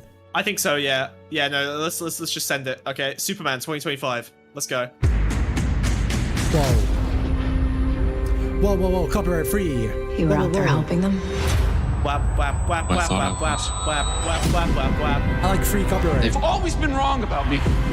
I get scared, but that is being human, Yay! and that's my greatest strength. Rated PG-13. Hell yeah, dude. You know what? Can I you, really... sorry, can you scroll back to the bit with the monster in the window real quick? I just want to talk about that for 1 second. Oh, where the Pure fuck- self-indulgence. A little Oh, bit the off this, a fire little bit off comes this. up. With the window. I know. Okay. You know what I'm talking about. No, sorry, no, not that. No, sorry, no, the Different fire monster, in the the window? interdimensional imp. Yes, the imp in the window where they're fighting in the background Oh, and he's that indoors monster in with the Lois. window. I see, yes. Yeah. I've got a picture this of that scene next, goes on actually. Okay, cool. So this scene goes on for like 2 minutes So- and so- is nice. Oh, yeah, there you go. So this scene goes on for like 2 minutes with him and Lois having like a kind Yeah. of deep, sort of important conversation, and the entire cinema was silent except for me, just giggling constantly at the fight happening outside. I could not Yeah. stop, and like I think everyone in the cinema got annoyed at me because it was so funny just watching Green Lantern beat the shit out of this thing with a baseball bat. It's so clear that so James Gunn was perfect. like, I want to have a big monster fight, but I want it to be lit romantically. Yes, You know? yeah. So, I don't know why I was the only person in the whole cinema laughing, but like I I couldn't was stop laughing at that. tittering That was fucking every awesome. time. It's It getting was hit so by a funny, giant like- green baseball bat, Green Lantern style. The baseball bat was so perfect. While they're It was having like a literally me. romantic It was so conversation great. about like limits and strength and Yeah. deciding what to do. Yeah. You know? Soy superhero slop. Kill yourself. Sorry, I'm hopeful now. I want you Yeah. to find and appreciate the things about this that make life worth Watch living. it Please. and I you'll fall in you. love. There's a dog. Yeah. Open your heart. Open your heart to it. Okay. Yeah. The only other so superhero yeah, that movie that has a part was dog in great. it is also James Gunn. Oh. Can you do it? Can you do it? Can you do it? Can you do it? It's not Suicide Squad. Can you do it? It's not Can you do it? Guardians of the Galaxy. Oh, Is it? Guardians of the Where's the Galaxy dog in 3, Guardians of the the Galaxy? spacesuit dog. Oh, that's slop. I don't care about that. Oh yeah, Leica. Yeah, I remember now. But yeah, that's a shit movie. I don't give a shit about that. It's not I like real. the Didn't dog. happen. I didn't even like the dog. Again, everything you're about that evil- movie feels evil like. man. No, I look. Leica is a cute Scooby-Doo, character. I like the character. Yeah, I like that. I like the character, but like, it just the whole movie felt so. Strangely for James Gunn, it felt very cynical in its attempts to pull on my heartstrings. Everything felt like it was calculated in a way that he isn't usually. It really bothered me. It felt like he was trying his best to reach for something that he didn't have access to in that moment. And I don't feel that in his other movies, especially Superman. I feel like he really cares and feels it and wants to express it. And I felt like 3 was him not phoning it in out of that lack of effort, but phoning it in because he couldn't generate the genuine feeling that he needed to make a good. Well, the way Guardians of Marvel the Galaxy production movie a works third is time. they'll have greenlit the CGI scenes way before Really? production, and it's the Yuck. writer's job to glue them all together. I'm gonna kill myself. That's Yeah, horrible. that's how they make them. That's Wow. why they're so confused. No wonder he moved to DC. Holy shit, that sounds fucking awful. It's the only way they can have such a high Holy. output is if they already pre-design and previs all the action scenes. They're all decided by the board or CGI guys months in advance. James Gunn wrote the Scooby-Doo movies? I had no idea. Are you fucking serious? Are you fucking serious? I didn't know. I watched them way too young to know Are who you James fucking- Gunn was. dude, That's crazy. rewatch those That fucking makes so much movies. sense. Rewatch those fucking Oh, movies. I They are haven't seen them in insane. ages. Yeah. The second I read that, it makes total sense. Scooby-Doo? The way fuck, that's the a way good movie. the way he handles Scrappy Doo is so obviously a James Gunn thing that only James Gunn would do. The that way it makes sense they in all have their retrospect. tits Like- out, dude. It's awesome. Oh yeah, that too. Yeah, it's also super horny. Yeah, it's like a stoner. It's like a stoner movie for sure. It's so good. Yeah. It's such a great. Shaggy literally Yeah, dresses yeah. like a blunt. Yeah, yeah. And there's a scene where, like, the first scene is like it pans down on the mystery machine and like smoke's coming out. They're giggling and it's playing Bob Marley. And it zooms in and they're just actually just grilling sandwiches. Oh yeah, yeah. Literally. That's so great. That movie made me trans. Holy fuck, that's good. That's a decent movie to make you trans. Maybe you should That's watch better it, than actually, most. I'm Smug. glad. Shut up. I'm glad it's not an anime. Okay, if I hate anyone who was made trans by an anime, but being made trans by Scooby-Doo, fucking based as hell. Well, anime would make Absolutely anyone top tier. dysphoric. I don't know, really. They're all fucking horrible to women, so that's why I think What it did you makes think bad trans of people. Superman's costume in the movie? Loved it. Fucking perfect. I love Yeah. the. God, because the Man of Steel one, the horrible, like, yucky, wet 300 abs. Oh, Yeah. gross. It's so fetishistic. Well- Whereas this one looks like a suit made for a dude who is super strong. It looks like It doesn't want to be too scary. his underwear. So his underwear on the outside. Yes. You know? Yeah. The underwear is so important. I actually. was sat. The person I went to go see it with, we didn't have like a fight, but we were fighting about like having the underwear. And he was like, I don't fucking understand why they have it. I don't fucking understand. It's so strange. Yeah. Why would they do that, right? And we watched the movie, and he was like, I understand why there's underwear on it. Oh, that's good. You know, like he was cute. like, yeah, it couldn't Yeah. make more sense. You know, like Yeah, I also love that he kept all his country bumpkin phrases as well, like Yes, golly yeah, gee darn. and stuff. Like he's Yeah. gee willikers. Gosh. It's just brilliant. I Yeah, don't know, the very last joke in the whole Yeah. movie, which you missed because there's last credit scene. Yes, is yeah. like he says something that offends Mr. Terrific. He goes, "I really need to watch my gosh darn mouth sometimes." It's like the last line of the whole movie. It's like, yeah, it's great. that's great. very cute. That's great. That's super cute. Yeah. Yeah, but it's really nice. And this is like yeah. the symbol. Okay, so there's a lot of stuff going on in this costume. The Sure, symbol go is ahead. actually the Kingdom Come logo. Do you know about Kingdom Come? What's Kingdom Come? So No. that's Alex Ross. It's Superman when he's much, much, much older, and it's usually depicted as black and red in that sort of S shape. But this is Oh, like an yes, idea of weird. like a younger version of it. So like and also the red outline around the S symbol is something from classic Golden Age Superman because he doesn't Well, normally why have have they that. picked that one out? Pardon? Why do you think they picked that out? Just for the aesthetics, or was there like a? I meaning think it's behind just differentiate, and it is a very iconic design, and Right. it's never been used. The collar as well Yeah. is from the new 52 costume. Okay. Yeah, I love the collar. It's honestly the best I've seen Superman look in a long time. Like it's and the lines super on the suit classic, are but it also, feels New 52. it still feels modern. Yeah, I like that there's like a bit of I mean like it would look corny if it didn't have a bit of like the sort of tactical stretch lines, you know what I mean? Like a bit of like the Can you slam a photo of New 50? Sorry, can you slam a photo of Kingdom Come Superman on this slide, just so you can see the comparison? Yes, I can. Yes. Yeah. Go on. Let me. A second. The artist. I thought the Superman suit was great. He is such a fucking dork in this film. Like such a fucking dork. The actor fucking killed it. Yeah, there he is. Yeah, that's the oh, you're logo. right. Yeah, it's basically identical. Yeah, you're right. It's literally it. Yeah. It's very iconic design, never used, and very different. It looks less like an S and more like an actual alien symbol, you know? Yes, yeah, which is good, I think, because I like the separation of it. Yeah, I like also. I don't know if you noticed this.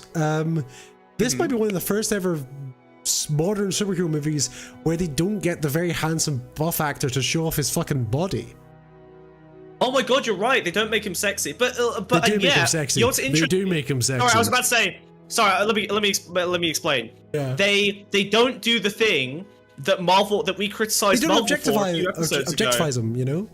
Do you remember we looked at this article, right? Everyone is sexy, but no one's horny. Yes. He's horny, He's right? horny. Like he's horny as hell, they dude. they brought some like eroticism back to the way him and Lois kiss in this movie. I was saying this to Smug earlier. The way they kiss isn't like a movie kiss. It's like kissing like they're gonna fuck, you know? And you're like, whoa. Yeah. They're like actually kissing. Well, nothing one of the few things. Yeah, one of the few things I came across about this movie before I saw it, I basically knew absolutely nothing, was an interview where I can't remember what either of their names is, but basically Lois Lane and Superman both said that they generated on the first day of shooting, they had to make out for like 5 hours. And over the course of filming, they generated so much chemistry with each other that they had to like not see each other for 3 months to let it die down before they could like do more press stuff. Because they got too into each other as a result of playing the characters, which makes sense because they were fucking going at it. That was like, oh, also just you know what, you can't very quickly on the kissing scenes as well. Okay. Because the kissing scenes were so like intense, they've been removed from the film in India. Jesus Christ, okay. Bloody hell, that's fucked. That's insane. Christ. But yeah, I like the, you know what, I feel like you cannot have, without that intensity of, like, passion, you cannot realistically depict the other side of the relationship in a compelling way as well. Yeah. But I went to see this with my wife, and like we were sitting next to each other, and there's a point in the fight where like Lois kind of shuts down and walks away. There's a fight. There's a fight. Something first like, of all. Yes, yeah, there's a fight. Yeah, they have a fight. So Lois basically interviews Clark Kent as Superman, and she's begging him not to. She's saying. Yeah. Yes. Yeah, she's really like, you're not going to handle it. Yeah. I'm not going to go easy. And he's like, I can handle it. No, you'll be fine. And then it basically turns into a fight. And I'm like, this whole process of someone saying, you don't want to do this, and the other person going, yeah, come on, let's do it. Yeah. And then it inevitably results in a fight, and you can see it coming, and everyone knows it's happening, and there's nothing you can do to slow down the trajectory. And then Lois Lane, like, steps away and disconnects, and there's like, he literally says 3 times, like, what do you want me to do? And then this silence. What do you want me to do? What do you want me to like? And she's just ignoring him, and it's like he has to like try and force her back into the like. It's just it's just such a good depiction of like an actual relationship fight, like a loving fight that is frustrated and pissed off, but like there's clearly compassion there. Oh, it's just so good. I haven't seen that in a movie for a while, and in a superhero movie, like in a slot movie. Yes, thank God, you know that like stuff like that gets depicted because that's what a relationship is meant to look like. Yeah, actual acting. Actual realistic depiction of how relationships are. Like, this is the ideal relationship in the world. Superman and Lois Lane. Literally meant to be the most ideal relationship that's ever existed. And they're having silly fights with each other in their apartment and like kind of bitching, chewing each other out. Yes, yeah, exactly, yeah. Yeah, also, really good. Crypto the fucking super dog. Incredible. Fucking awesome. Yeah, just the best fucking animal. I usually fucking hate dogs and shit in movies. I don't like it. I think it's overbearing. I think it sucks ass. Really well done. Really But well done. he really is Lex Luthor. He really is Lex Luthor. But I just said usually dogs are assholes, but they fully just like incorporated the dog being an asshole. I made it a plot point, like a significant plot point. He wasn't just there for laughs. Definitely, yeah. It was like the story would not have, things would not have worked out the way they did unless Crypto was there, you know? So it wasn't just like having a little Furby character or something that goes, I'm baby blah blah blah, you know? I'm here to sell toys. Glub shitter, yeah. I'm here to help you on your post, my man. It wasn't fucking that shit. It was like a badly behaved, horrible kind of dog. It's a shit dog. I love the point in the movie where like Lois is asking him about it, and he's just like, the dog gets he's like, yeah, for it's a not portion. You need to fucking start your stories. Sorry, yeah. I'm terrible at that. Sorry. Yeah, sorry. Lex Luthor kidnaps his dog. And he says something along the lines of, he's not even a good dog, but he's alone and scared out there, you know? Like he's like, it's a shit dog. Yeah, it's a bad dog, but I'm still gonna go save him. You know, this version it's so of great. Superman, speaking of that, this version of Superman, rescuing people and saving people is at the absolute forefront. Like for example, he stops to save a squirrel at one point. Like he uses that made me cry. It made me cry out of harm's instantly. way and puts it down safely while a fucking building's falling. Yeah. You get the insane high, but you know, okay, like I'm gonna go a bit meta on this because it's not just that Superman saves a squirrel; it's that this film was willing to spend $4 million on CGI for Superman to save a squirrel. You know what I mean? Like that's the important part for me is that like they were like, yes, this is so important. Right? Back when the movie was being shot in public, there was a scene. There was like a puppet of a squirrel, right? That Superman was seen with, right? And it was like behind the scenes shots that press had taken, and everyone thought it was this fucking really obscure character from Green Lanterns, I fucking hate which is a comic book Green fans so Lantern much. squirrel. And it's like, wow, the Green Lantern squirrel's in this. Look up Green Lantern squirrel and put the photo in. I'd rather kill myself, to be honest. It was a little but CGI, okay, it was a little puppet squirrel that they had on scene, and Superman looked like he was talking to it. But really, he's just like, careful, little guy, you know?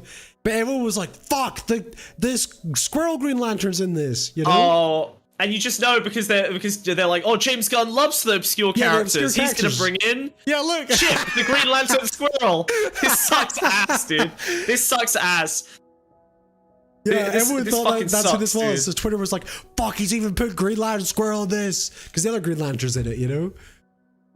Oh, this is how it looked in the original run. Yeah.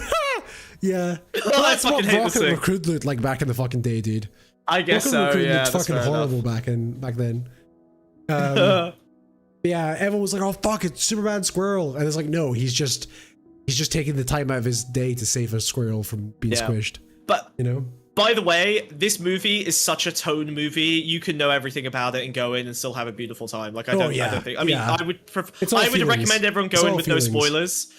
Yeah, it's all feeling. You'll feel amazing. It's just I would go rewatch it honestly. It's such a good vibe. Speaking of good vibes, let's ruin it by going to your character, you piece of shit. Oh, dude, you say ruin it, but it's the best. One of the best parts. Yeah, no, this is the best Lex Luthor. This is my favorite Lex Luthor. I already love Nicholas Hoult. So this is the guy from Mad Max. He's the Chrome guy. He's in so many other things. He's Beast from X-Men. Yes, yeah, that's another. Yeah, I remember him. He was so good in First Class. Skins back in the day. Yeah, Skins as well. Yeah, Warm. Do you know what mine was? Warm Bodies, which I fucking loved. Yeah. That is one of my favorite movies growing up. Honestly, I watched that movie so many. My sister loved it. We would watch that all the time. Such a good movie. Such a banger.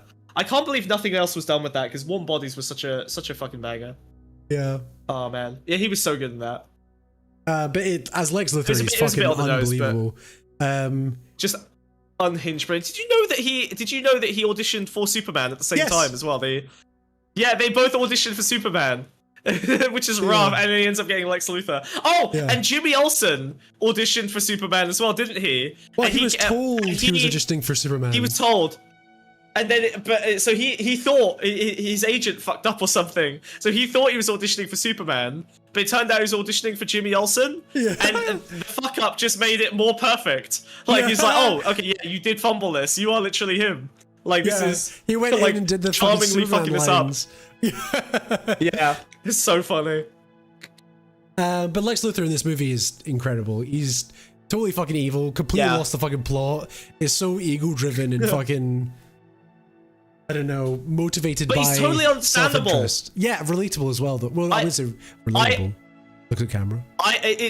He's he's relatable to me, okay? Because this is I like Lex Luthor so much in this depiction because he's such a it is just pure rationalism. It is like Yes. he is literally correct about debate bro. everything.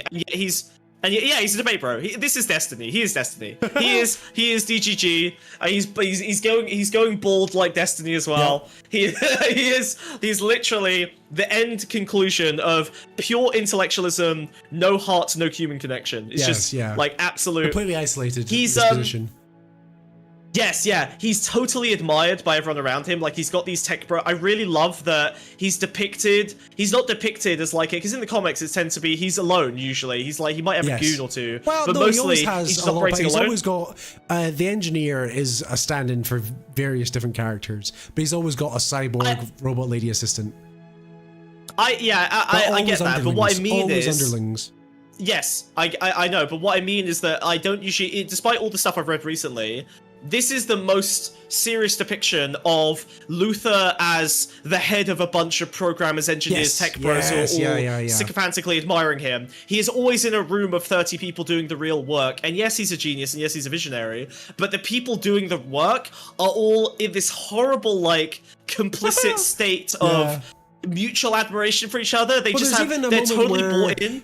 They're like, oh yeah, why do they want a certain landmass? We'll expand upon that later. Why do they want this certain landmass? And it's like, oh well, he's going to build like a super society for all his sycophants, where they're all going to live in his little tech empire, you know. And because they're so like cultish, they're all set on the same vision, despite the moral implications, you know. Yeah, that's true. So Luthor is just smug at work. Look, I have to. This is the sincere episode. Fuck you. You've triggered my sincerity. It's happening. Fuck you. No, I'm not like this at work. At work, I do everything. Fuck you. I do everything I can to build an umbrella to shield people from genuine harm. Did before I got fired for it. To be fair, I did everything I could, and you know what? I did succeed. I was able to give, over the last few years, roughly 100 people very good careers that were very well paid with a lot of opportunity. And that's not out of the kindness of my heart or anything. It's because I was able to basically navigate the political shit show well enough to keep my teams happy and satisfied and in, you know, good positions. I basically had to be their therapist a lot of the time, which sucks, but that's just sales, unfortunately. By the way. Yeah, I bet. Yeah, I'm a good guy. Anyone who wants to take a shot, I'll fire the missile. Listen, I've written about this, so you can shut up. You can read in more depth if you want on my corporate brutalitarianism articles or whatever. It's smug. Shut the fuck up. Shut the fuck up. But no, like I think that I don't think it's the same. What Lex I think is a better depiction of is of course like the CEO, the people who have like total control. I'm a middle manager. I think that's the defining difference. Like Lex is I'm just like I'm getting ready to dodge the missile. I'm staring at the satellites ready to like dodge it out. You said he was admired. It was meant to be a compliment. I don't think I was admired in the same way Lex is. I don't think people assume that people were just glad that I helped them out, and I was willing to help them out a lot of the time. And I was able to ignore a bunch of bullshit at work, which meant that I had more time to help people in genuine ways that meant stuff to them. So I think that's the only sense in which I was admired. Except by leadership, who did think I was an evil guy, because you have to pretend to be evil in order to do good. You were? Because I wasn't. Shut the fuck up! Shut up! Shut up! Wait, hold on. You're channeling Lex, dude. This. Careful. One sec. Oh. Playing skip rope. Go on. Fuck. Skip rope. Skip rope. Hold on. Skip rope. There we go. Haha! Fuck. Speed lines? This sucks, dude. I'm upset. Speed line, yeah. Okay. You're done! Ah! Not under me. It's perspective, like, dude. You're like in front of me. Can you... It's like a meter from my face. It's still a meter I'm from so me. blind. Every time. You've got every no time. depth Yeah, perception. I'm so blind. I think that's the biggest problem. Dude, there's lasers coming out of my eyes. You think they're good at seeing? They're clearly optimized to do other things. I don't like that they come sideways. This is a super out good your drama eyes. stream. It will be if you hit $100. But yeah, no, the Lex stuff was very good. I like that he's just pure rationalism and no heart, and that's like his biggest weakness. Is just that he doesn't give a shit about other people. And God, his sycophants sucked though. Like there's this one guy that like speaks up a few times. There's like he's clearly the smartest guy in the room other than Lex, and he's like, "You're gonna destroy the whole world by opening this dimensional rift. I've got the code to shut it down. Do you want to shut it down?" And Lex keeps saying no. He's like, "I don't give a fuck. We'll be fine. We'll leave." And then he's like, "Well, you're gonna destroy the whole city." And Lex is like, "I don't give a fuck about the city." And he's like, "Well, you're gonna destroy the whole planet." He's like, "I don't give a fuck about the whole planet either." And it's only up this until guy just the keeps last sitting down. moment. It's the last moment when the superheroes barge in and he runs up to Mr. Terrific like, "Oh yeah, like I know how to shut this down." And Mr. Terrific is like, "Get the fuck out of my way! I'm doing it myself." And pushes him by his face away. You know, doesn't even like so he doesn't get his fucking like, "Oh, I'm finally the good guy" moment. You know, he just stays a bad guy that never fucking saved the day. Yeah, and then he just disappears from the movie. He's worthless after that. Like he's had multiple. Like the movie literally makes a point, I guess, of showing like this guy had multiple opportunities to maybe change something or like save the day or help or whatever, and he waited until another powerful figure entered the scene that he could, you know, sycophant for, and he did nothing, and he just disappears. Like he's just lost to history. He never appears again. He's just gone forever. It's like such a good little like rip into the people who follow these freaks, these leaders. Yeah. Well, also like Lex, the way Lex is depicted is also super genius. He makes like a pocket universe where he keeps all his ex-girlfriends that he fell out with, and literally a room full of monkeys on typewriters to stir up a literal bot farm. Shit on Twitter. Yeah, literally. Yeah. You know, you know, and it's like but this all the is genius. He's made this incredible pocket universe. He's using it for this shit. You know, like because his only goal is to fuck with Superman. It doesn't matter what he can achieve. Yes.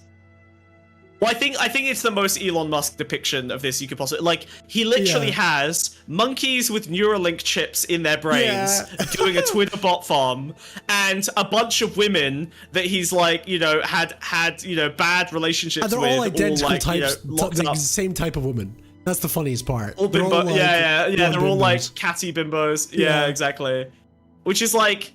That itself is interesting. I guess it's like the highest status type of woman that well, she's just a status symbol. She's like, nothing else. She's only there to look pretty. Exactly. Yeah. And as soon as he's having a bad time, he throws a pencil at her and tells her to get out. You know? Yeah. He's immediately abusive. He's not having fun. But he's like, why would you be here? Same as Elon Musk with all of his fucking brood mares that he's like scattered around the world, you know, and then just like destroys the second they get in the way of his, you know, bullshit. Yeah, very the line obvious is like, allusions, she was my girlfriend until she wrote a blog about me, and now she's here. Oh yeah. Yeah, she wrote a snide article. Yeah. Oh god. Yeah, Lex is just. I think and there's also a moment as well where he's like hyper self-aware and explains like, I know I'm jealous and I'm ego-driven and all this, you know. And he says it in a way that's like, almost in a way like, there's nothing you can say to me that will affect me because I'm aware of it. But like being aware of it makes it worse. You know, like the fact that you're aware of your fucking flaws and you do nothing, like the way you're solving them is by like trying to fuck with someone else. Yeah, he says that his defining thing is envy, right? Like, what? Shut up! Sorry. But he says his defining thing is envy. It's a good speech as well. He's like, you literally fell to Earth. You got given everything you have. Yeah. You are a reminder of what we all have to strive for as humans. But like he's clearly. But the thing is, the way he talks about humanity, it's always like, I am humanity. Like I am the foremost representative of this planet. I'm the best they have to offer. Exactly. Yeah. He thinks of it as like a conversation where he puts himself in the same breath as like Galileo and stuff. You know. Oh yeah. Well, he depicts himself as like I think there's an interesting thing in like the way he portrays humanity. It's like humanity is the point of the very top of the pyramid. Like humanity is the furthest it can reach, even if it's down to a single person. Whereas Superman is like humanity is like the bottom of the pyramid. It's like the furthest we can all reach together, right? I feel like that's a big difference in their worldviews. He's very much like and again that's a very Elon Musk thing, right? Humanity is how far into space can Elon Musk get? Yeah, that's like the most. It's like the furthest reach is me. What has humanity been able to do for me compared to the people trying to uplift everyone at once? Yeah, very cool. Lex Truther. Yeah, very good. Literally, dude. Solid. Yeah, but that's the third fan of Monkey's banger. Yep. Okay, And fine. he You just get your free creates- coffee. Another thing is he just creates problems to fuck with Superman, and that's like his only goal, you know? Like it's all just to make him complete bad. So he creates the sort of instance to prove that Superman is bad, you know? Yeah. I love when he cries. Like that is such a good moment in the movie. When it all It's just falls frustration, apart I think. and he's it's a frustration cry. A Yeah, he's baby. Oh, literally shit. like just fucking shaking. Speak. He's like I want drama. You want drama? How about this? No. You hit yourself. I'm wearing fire, you missed. fire You resistant. missed. I You use missed. fire resistant. I'm sorry, Lily. Oh, still like a meter in front of Oh my god, it's so hard to hit you. my. What was I saying? You're is a you're practically great character. two-dimensional. Yeah, he's banging. We'll He's go banging. on Very to cool. Nicholas Holt Lois wins. Lane, who's fucking great. She's a great character. Doing her own shit. She She's rescues really good. Superman. Like a very believable I love way Jimmy that isn't Olsen as like- well. Well, I was gonna make. There's a reason I put them on here, right? Yes. Okay. Did you notice that every fucking reporter in the Daily Planet is fucking no journalistic ethics? Superman interviews himself. Lois Yes. interviews Superman. Jimmy Olsen fucks Yeah. all his fucking sources. Yes, you're so right. Yeah. And you know what? You know what? Based as fuck. I think that's just that's just an acceptance that journalists should be fucking pulp detectives more than anything Yes, else. They're not yeah. they're not meant to. They're like the institution of journalism is such fucking hack fraud, Yeah. fake objectivism. There's a real movement actually in politics, which I imagine is the kind of liberal bullshit that James Gunn would be aware of, where people are now like trying to dismantle the institutions of journalism. Yes. Because the fake objectivism is one of the Because things they that they cheat feel one has like time or led to the don't, yeah. rise of. Yeah. Exactly, yeah. But like the idea of like objective reporting that like New York Times or whatever does Yeah. is complete bullshit, but is like demanded by journalistic So yeah, I love that they are all just fucking like scheming Yep. bastards. Jimmy Olsen just manipulating this poor dumb Yeah. woman into. Fully, but then at the end, fully. I guess. At the end, I guess they do get together. He's like kind of okay with it. He's like, oh, I love that she's meant to be like the hottest. She's meant to be like, you know, the hottest he girl. doesn't even recognize And- her. It's like, He has no idea. it's like your hot girlfriend's a genius, and it's supposed to be like the joke is she's not a Yeah. genius, but she goes like hot. Yeah. She's like- God, I've never seen a better depiction of the Jimmy Olsen archetype of like kind of mid personality guy who gets all the girls. Yeah, all like, girls are you obsessed can with him. totally understand. You can totally understand why every girl is into him. I can't even describe it in Yeah. words, but it's so obvious why he is like he is a chick magnet. It's perfect. He's just like what a flawless. This guy fucking nails it. Like, there's like scenes I don't know where what like else- he's like yeah. sat in the office and he looks over and like girls are like giggling about him, you know? He's just like Yeah, doing nothing. and it's like- he's doing nothing. he's just like such a totally mid dude, but like he's just I fucking love that. Oh my god. Yeah, why is he? Do you know why is he so attractive? What's the? I get that that's a joke. Well, I like think that's in kind of the point of his comics one character time in the he makes comics. a deal Yeah, with the devil to be irresistible to women or something like that. But that's not Really? even implied. That's not even implied in it's this. so funny. You know? No, of course not. It's just, but the idea that Jimmy Olsen is smug for real, I identify better with Jimmy Olsen. Sure, like he's just a fucking mid dude that is unreasonably successful with women. I think it's because he doesn't have. Again, it's the you know what it is. It's the lack of need. It never seems like he needs anything from anyone. Yeah. He's just totally chill. He's like totally secure.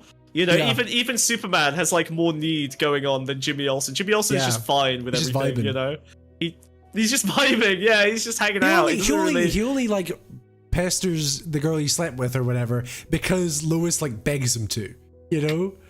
Yes. And I love how close Jimmy is to not saving the world. every time he opens up his phone and he looks at her contact and he's like, do I really, is it worth saving a while to recontact this chick again? And he's like, he's genuinely considering it, and he knows he has to do it, but he hesitates every time. But even when he so witness like meets up, he's like, yeah, I'll give you every single document ever, as long as you promise to hang out for me for like hang out with me this weekend. He's like, oh right, for how long? The weekend? Yeah.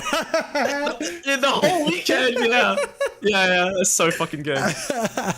so fucking good. Like that's it. That's not worth humanity. That's great. Yeah. I'm just kind of glad that we can have like slightly mean caricatures of women as well as men now again. You know? Yeah, that like, but again, I think a lot of this, interestingly, is like a reaction to liberal whitewashing that has itself prompted the conservative reactionary trends, right? Like the fact that so many characters got whitewashed into oblivion and all women became perfect and you know, you couldn't have a you know what, actually this comes up in Irredeemable, actually. Jolt, the black character in Irredeemable who has like electricity powers. He's Yes, he's constantly walking around going, yeah, I also have electricity powers like every black hero. He literally says, would it really have been so racist to give me super speed? That would have been way cooler. You know? Like, so it's like, there's this idea of like, and I guess again, that's an All-Stars meme that has been pulled a bit into this film. It's the idea of like, this hesitation to do anything that could add complexity or negativity to any of these characters itself creates a vacuum that the right is going to go, look, they make all women look perfect, they make all black people look perfect, it's all propaganda, and they're kind of wrong, but they're right in the wrong way, you know, like they don't, why are electricity people always black? Because I guess, I mean, because it's the least racist power you can give them. Speaking of inverting tropes, Mr. Terrific, holy fuck, dude, fuck yeah, what a fucking legend, dude. Oh my god, Mr. Terrific, I didn't think I would like him. He was what so a fucking because he was just as smart. He is supposed to be the smartest person in the DC universe. He's like their version of Mr. Fantastic, basically. So he's the one that always solves like the big problems or invents the technology MacGuffin, saves the day. Yeah. But the way they did him, or the way they showed him so goofy at first and being like, oh yeah, he's just like a nerd. He looks so shit. I thought he sucked because I didn't know this character before. He gets a fight scene that completely inverts everything you think about him. Yeah. And from that moment forward in the movie, you're like, he's the best. He's the fucking best. You know? That's why he's like the team leader, you know? He's just at the start. Yeah, at the start, he seems like such a fucking, like, he's like in a little funny flying wheelchair. It looks really fucking dumb and lame, but then you realize that everything he does is because he doesn't pick things based on what's cool. He just like does what works, you know, like he's just made everything. Yeah, exactly. So he doesn't look cool when he's doing stuff, whereas Green Lantern is pure aesthetic, visuals, no practicalities. He'll pick he's like big middle fingers, knocking over tanks, baseball bats. Like he's literally finding the oven mitts on the big monster. Like he's always trying to like look cool doing things, and Mr. Terrific's just in the background like trying to actually solve the problem efficiently. It's very funny. Yeah, and he's also the one that does the right thing ultimately as well. Like he helps Lois. Yeah, you know, like because he's mean like Luthor. He's Lex Luthor with a heart. You know. Yes. Yeah. 100%. Has a moral compass and understands what's right and what's wrong. You know, because there's things like he obviously knows how to create a pocket dimension like Luthor does, but he kind of goes like, why the fuck would you do this? Like, this is so irresponsible. You know? Yes, yeah, it's so cool. It's like there's nothing's worth like doing this. Yeah. Which genuinely cares. Consider, you know? I thought everything about his depiction was very, very cool. Yeah, I mean, James Gunn is very good at like a musical fight scene, and that was a very, very good musical fight scene. He loves flipping the sort of meanings of songs as well. Like he'll choose like a like 2012's pop banger, and just like flip it to be fucking sick. Because he also sort of did that with at the end of Guardians. The only good moment in Guardians 3, I think, that really got me was the use of Florence and Machine. You know, when they're celebrating at the end. I don't remember that. I was so pissed off at that movie. I was nearly going to walk out. That's honestly. A great moment. So that is genuinely a great moment, and it maybe I was so fed up with that whole movie by that point. I think I was immune to any good moments. Maybe it is, but I was so mad. Superman, Tearaway. We're discussing Superman spoilers. Yep, spoiler alert, spoiler alert. We got the spoiler sign up, okay? Yep, You've been yep, warned, yep. no bitching, okay? It's Yeah. right there, it's right Especially since we're just But do about give to us go money into before you Israel, go. Palestine, Superman. there. Yeah, finally.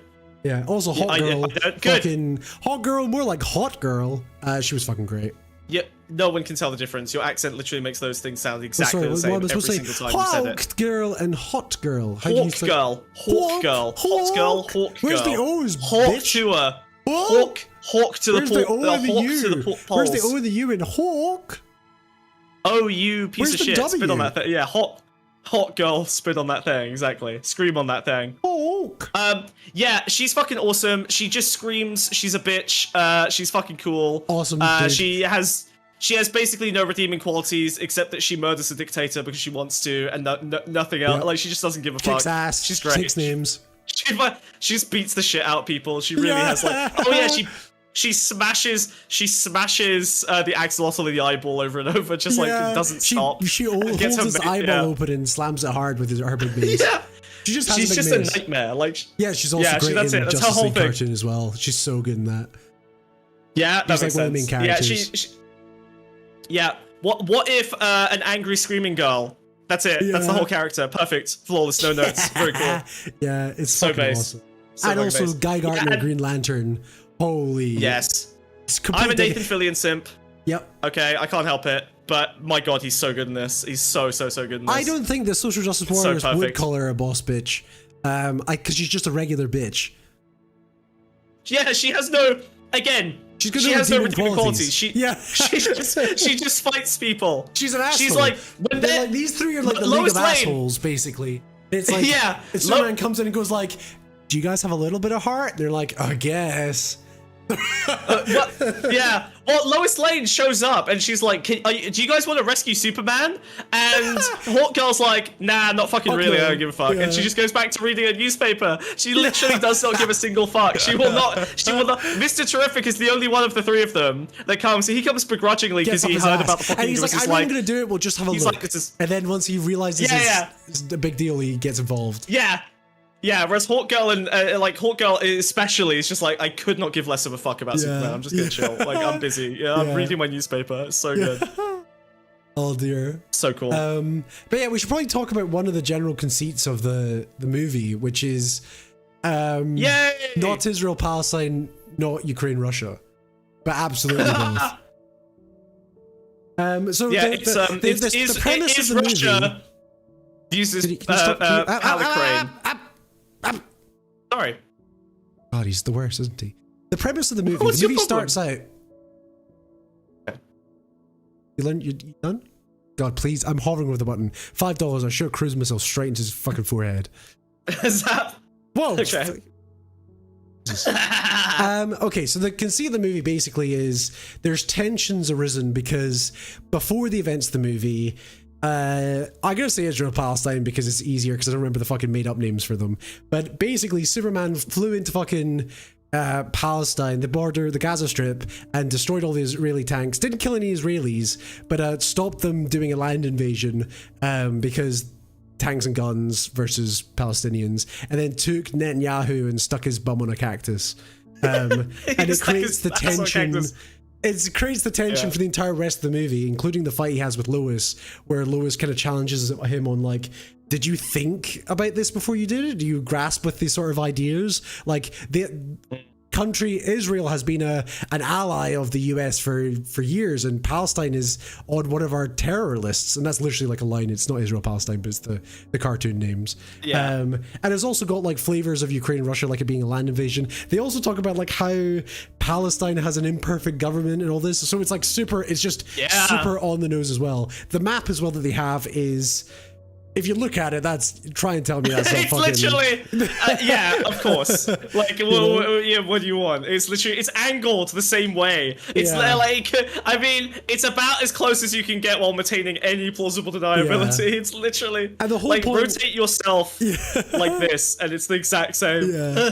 And the whole point is like Lex is stoking these tensions because he wants to bait Superman into creating an international incident, but also he wants to take half of Palestine for himself, a bit like what's happening with Trump and Palestine. You know how he wants to make the fucking hotels? Oh, yeah.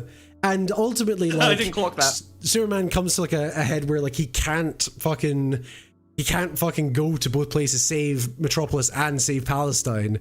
So he kind of inspires those other heroes we just looked at to intervene, and it's a fucking incredible montage where Green Lantern summons giant middle fingers out the ground to fucking destroy all the IDF tanks and shit, you know. I think even then, like, the Palestinians are like depicted sure as farmers, but they've also got like AKs and shit, you know. They're not like defenseless or whatever, but they like intervene and stop the sort of like conflict. Oh, and then Hawk Girl flies into the presidential palace. She picks up Netanyahu. Yeah. She flies him, and then Netanyahu looks at her and he's like, "Haha, I know you heroes. You'll never kill me." And she goes, "You're friends with Superman. You never kill me." You know? And she goes like, "I'm not fucking Superman." And she just drops him. And you just get the crunch. I think it does a snap cut when he hits the ground to someone dropping an egg on the floor or something. It's so funny. Can you grab a picture of the Netanyahu character?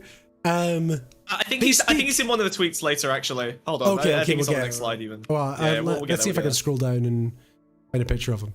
That's him there in the bottom. This one here. That's what he looks like in the movie. I'm prepared. You know. It's so obviously clearly, like you know. He speaks in like a sort of Russian thing, and there's also parallels between like Russia invading Ukraine and taking the land for themselves because of oil deposits and shit like that. Yes. Yeah. Like a resource reason and stuff like that.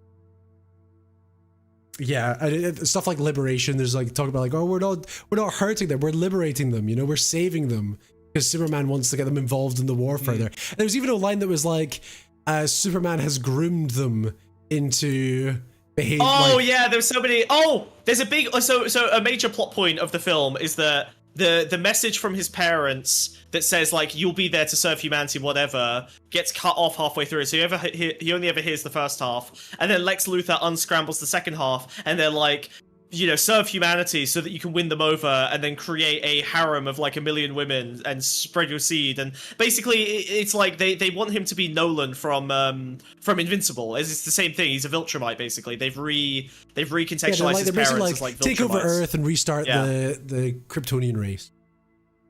Yes, yeah. So they're evil. His parents are just straight up fascist evil nightmares, right? Which is a lot of what people are pissed off about. But which is also kind of accurate to the comics, though. I guess so, yeah. But I think there's the guy literally says like he starts talking about Superman's harem of like young Barovian women or whatever. He literally is like he's calling him like a pedophile groomer who's like trying to build a state of like attractive women that he can breed with to like spread his super seed. It's so fucking crazy. Like they really hit every like right-wing schizo propagandist note of like ways to demean him in the public sphere. Yeah, it's crazy, and ultimately, like, Superman sort of inspires the Justice Gang to get involved in this conflict sort of thing, you know? And then there's a really interesting scene afterwards where it flashes back to the Pentagon, and they're just, like, sat there like, well, I just guess they call the shots now. Yeah, yeah. Which was kind of crazy. I was like, fuck, that's a big implication. I think the I mean the foreign policy stuff is important as well because like at this the whole movie obviously kicks off with him losing a fight, which is you know like the whole movie starts with him like just getting his ass kicked.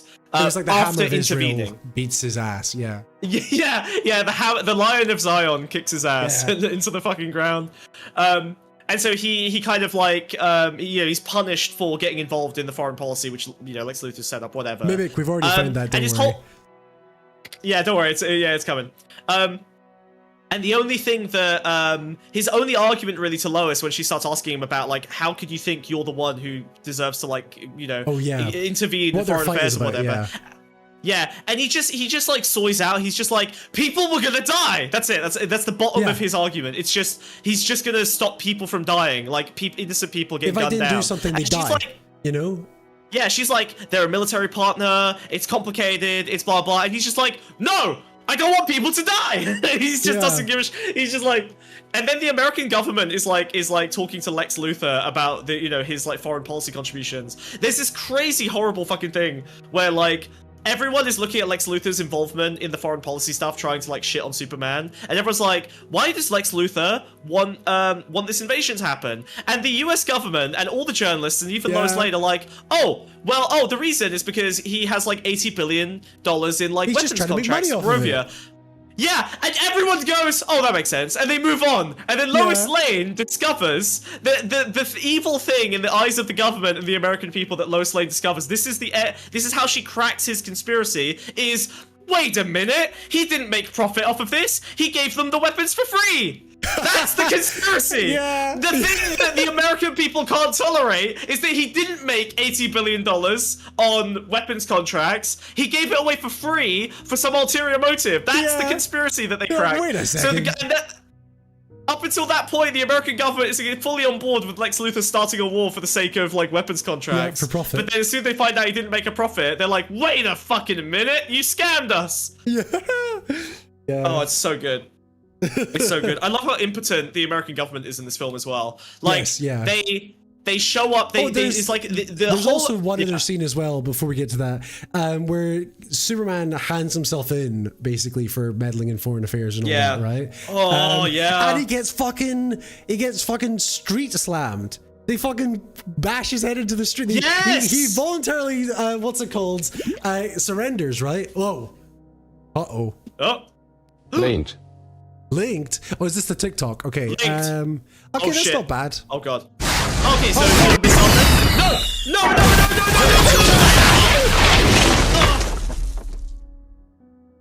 Right, let's see this TikTok. That was a good shot. That was a really good shot. I meant to put tons in there because you annoyed me earlier. Do you remember that? Do you remember that, chat?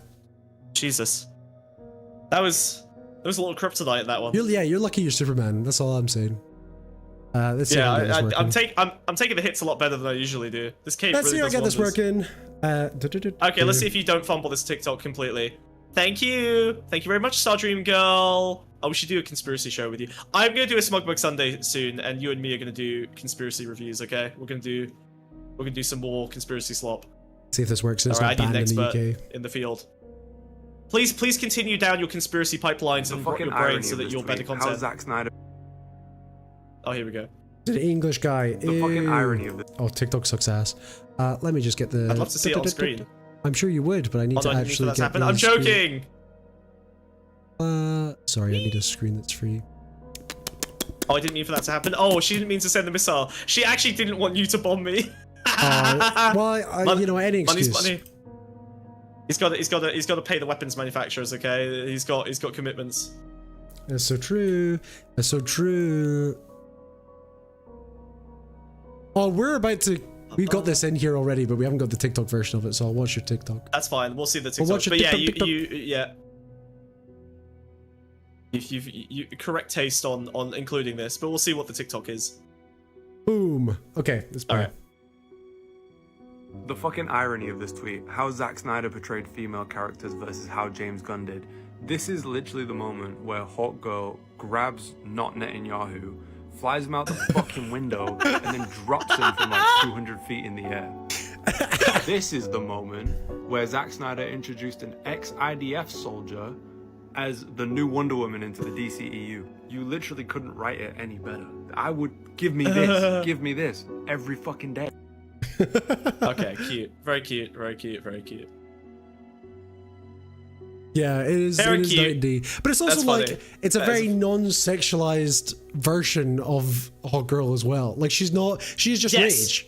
She's just rage. She just comes in Yeah, and she's kicks just ass. Her she costume feels like a isn't Valkyrie. sexy or She's anything just that, like you know? yeah, she's a fucking bird. That just kills people. Like it's horrible. Yeah. She's like a harpy. I think it's big harpy vibes, you know? Like it's just Yeah. a vengeful, an avenging angel kind of. Yeah. Very cool.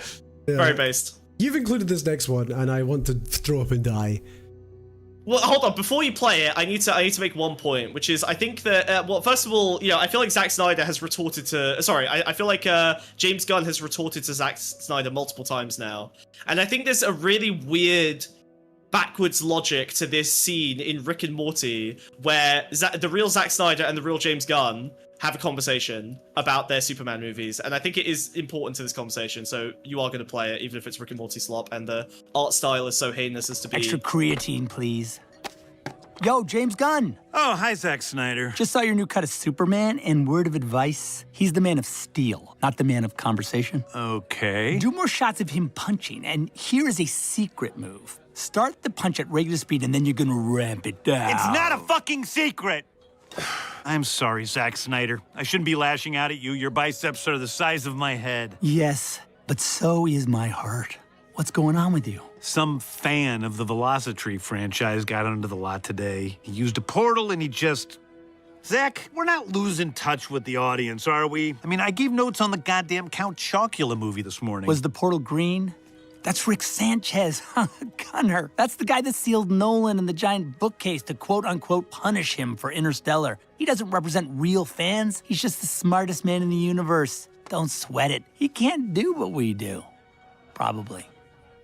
Gonna go crush some weights. One day you're gonna wish you hit the gym like I do, James Gunn.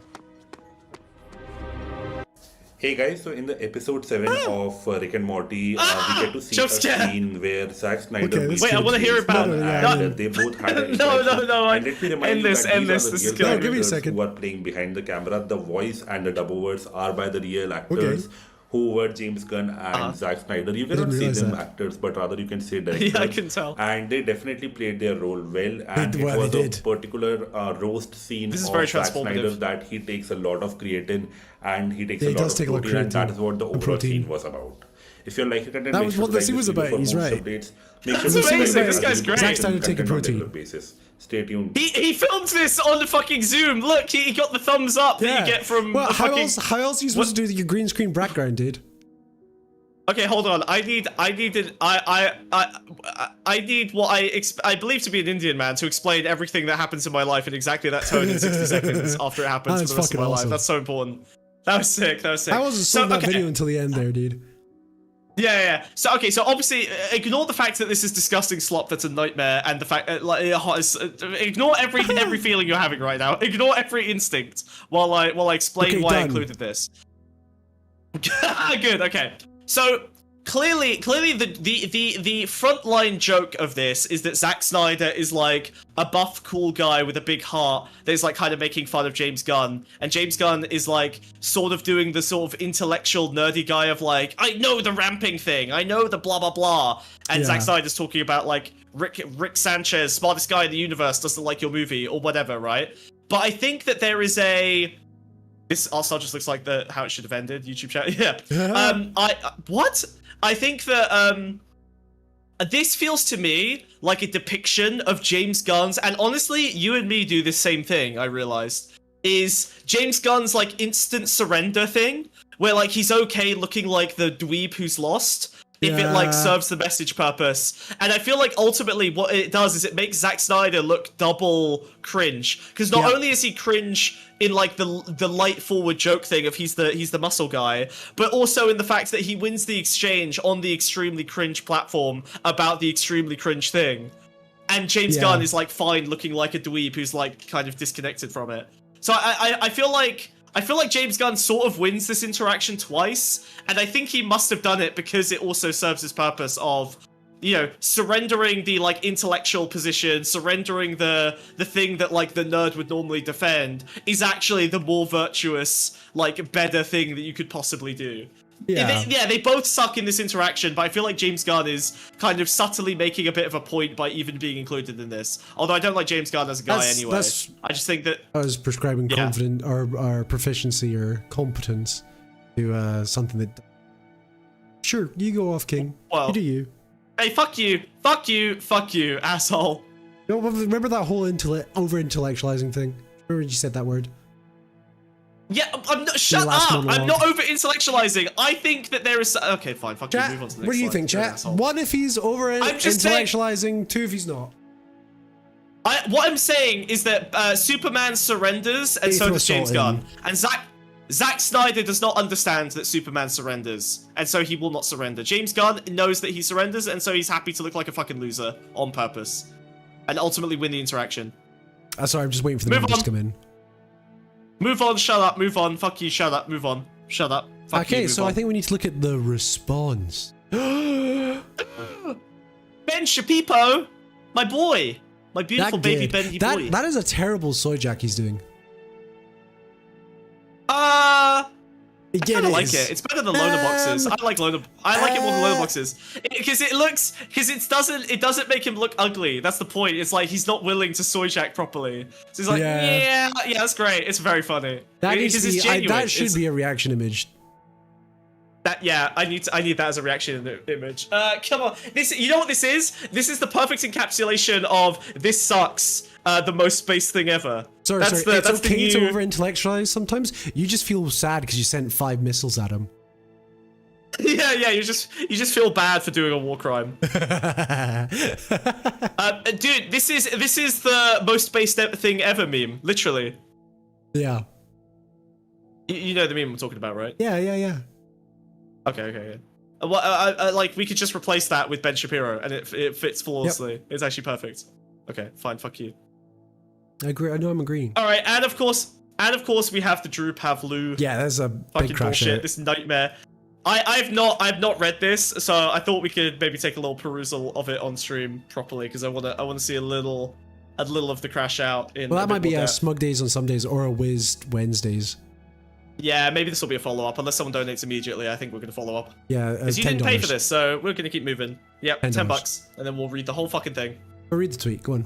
The new Superman movie is basically Nazi agitprop against Jews. As the film reaches its climax, Lex Luthor and Israel try to exterminate all humanity and the entire universe with a black hole so as to stop Superman from saving Gaza. That's a read I wouldn't have even put on. That's even a read I would put on it. No one would say that. Yeah, what? The Baravia stand-in for Israel basically dominates and lords over America. No, it doesn't! No, it doesn't. What? It has no control over America. It just has so bad that Lex Luthor is able to completely influence its affairs. Yes, yeah, Baravia has no control over America. The only relationship is, they're like a decent ally and they buy weapons from us. They're very casual about it in the movie. They don't do the Jew control of America thing at all. It's just Lex. Wantonly slaughtering random American civilians with constant false flag terrorist attacks. When did... What? Is it supposed to be the Hammer Baravia? There was no attack against a skyscraper. Well, I suppose Superman is an American, and the Hammer of Baravia did hit Superman. Yeah, but no skyscraper was harmed. No. This doesn't make any sense. Well, I think this is wrong. Luthor This Core. is a lie. I think they're assuming Luthor Core is. They're treating Luthor Core. Well, then I guess the Axolotl. But even then, the Axolotl doesn't attack any New York City skyscrapers. It burns Superman. It almost does, but it doesn't attack a skyscraper. It attacks Superman. Unless you're talking about does a bit of collateral. False flag terror attacks? I wish I was kidding, but it's literally a Groper movie. It's like something out of Goebbels. They literally present Zionists as an interdimensional cosmic threat to all life in the universe. No! Is the interpretation that Luthor is Jewish and a Zionist, or... Wait, so he did not watch the movie at all. He didn't watch it. You could read. This is a read you could. This is a read you could get from a synopsis plus a couple trailers, and without watching a movie. Because he just saw the black hole eating the city, so he explains it with that. He's heard about the connection to Israel. Like, there's no way he watched this movie. The conspiracy, yeah. I mean, maybe he's just a bad-faced asshole. But like, yeah, no, I don't. I really hope the article is a breakdown scene by scene. I really hope someone gives us $10 to read that article. But moving on. Yeah. Fuck this guy. This guy's not worth less than $10. Oh yeah, here's some of the... He sucks. Super Woke is based and very funny, and I'm gonna be. I am super woke. This is funny as fuck. Okay, yep. Dark woke, super woke. We're immediately embracing Chad these. Kissing a hot girl. Yeah, super woke. It's liking women. It's just being happy with women. Super woke. Fucking straight couple out flying. Yeah. Also, James Gunn, Superman is an immigrant. Like, James Gunn did not come up with that. I think the first issue of Superman in 1938 came up with that. Yes. Yeah. They Superman was an immigrant before the Holocaust happened. Yeah. Like, literally. That's how ancient this shit is. Also, I saw some right wingers posting annoyed memes on. I don't know why they decide to slap him on a Superman suit for the purposes of this meme. but they made Kal-El Superman's dad because obviously they made his parents evil in this movie, and people are really mad that they made his dad Man of evil. Steel, his dad wears a Superman suit. So I remember it's his that. head Right. on his dad or whatever the hell, or from the last movie. Right. Yeah, and he's saying you can rape them, Cal, you can rape all of them. I think they don't have a photo of him in this movie, so they've taken the last Superman dad and a random picture of Bradley Cooper and glued them together. That makes sense. What a strange amalgamation. Like, it's such a weird attempt to like hyper stitch this fucking narrative into place of like it's wrong on so many levels. They had to manufacture every element of this thing. Yeah. Like, yeah, they just see humans as inferior and they think Superman again, they sent a god to Earth. Yeah. From their perspective, it kind of makes sense. It would be like me sending Wiz to the zoo going, so there's this whole Wiz, thing. you will take care of all the animals, make sure that they are fine, lord over them. It is your responsibility to protect them. You can fuck some of them if you want. Movies or whatever, Superman's literally made in like a pot. Like it's implied that Kryptonians don't fuck. You know? Oh, really? Well, wasn't there... I can't remember which one did this, but wasn't there a Superman where the pod gave birth to him on Earth and they removed his immigrant status? Yeah. I'm trying to remember which one they were referencing. It's what's it called? It's Captain America. It's Superman American Alien. I've read that. American Alien, right. Which is weird. Why would it be called American Alien if that's the one where he's literally born on Earth? He's an American alien. Okay, fine. I see. Okay, fine. Whatever. But yeah, that's very fucking strange. It's like an American always dog. Been an immigrant. Yeah, it makes fucking sense. It makes sense. I mean, America is the land of immigrants. It's not that hard, guys. Why have you given up on this entire foundational myth of your shitty country that sucks ass? Oh, sorry. Correction from Bill here, and I completely forgot this. Superman is the first in his generations not to be born in a pod. His parents fucked. So his the rest of society, fucked? the rest of the society, all use pods for birth. Not Superman. Very interesting. Okay. Well, we have a funny tweet from the Serfs. A film where a fascist key ally to the US run by an imperialist racist tyrant funded by the US military-industrial complex and a billionaire tech bro so they can colonize land that isn't theirs. It isn't even subtle about it, and it's the biggest debut in Superman history. The reason I wanted to include this, other than obviously the wokies are like latching onto Superman, rejoicing, is that the biggest global opening weekend for a Superman movie is why I need leftists to stop trying to claim big budget box office numbers like it's a win. The reason Go Woke Go Broke is a thing is because you're trying to measure in money when the reason people go to see a Superman movie is as dependent on what season the fucking movie came out in as anything else. Like, it's a summer blockbuster with not much competition. Like, that's as big a reason it's successful as it being hopeful also, in the trailers and looking a bit different. Star Dream says it's alluding to incubator babies. We can talk about it on Sunday. Okay. Yeah, alright. Yeah, you got me. Terrifying. Very scary. Speaking of terrifying. The White House chimed in, they chimed in. Immediately Trump has decided that he's Superman. Yep. Also, interestingly, Truth, Justice, and the American Way. Yeah, they added a tagline that the movie doesn't have. Yeah, they added a tagline that's been removed very explicitly in 2021, so they put it back in. Yeah, very interesting. The symbol of hope, Truth, Justice, the American Way, Superman, Trump, and then the Serfs gets their ass with a very funny. Yeah, I've seen files. Their kryptonite, pretty good, pretty based, pretty solid. But yeah, I think this is a really good sign. When you see people start to try their best to adopt the iconography of like a cultural moment, that means that thing that was produced is affecting a very, very important and powerful message. And because that message was explicitly tied to like a leftist lens, right? Like no one who watches the movie can take away like a pro-Israel position from this, for example, as just like one of many elements of, or an anti-billionaire stance is also kind of baked into it.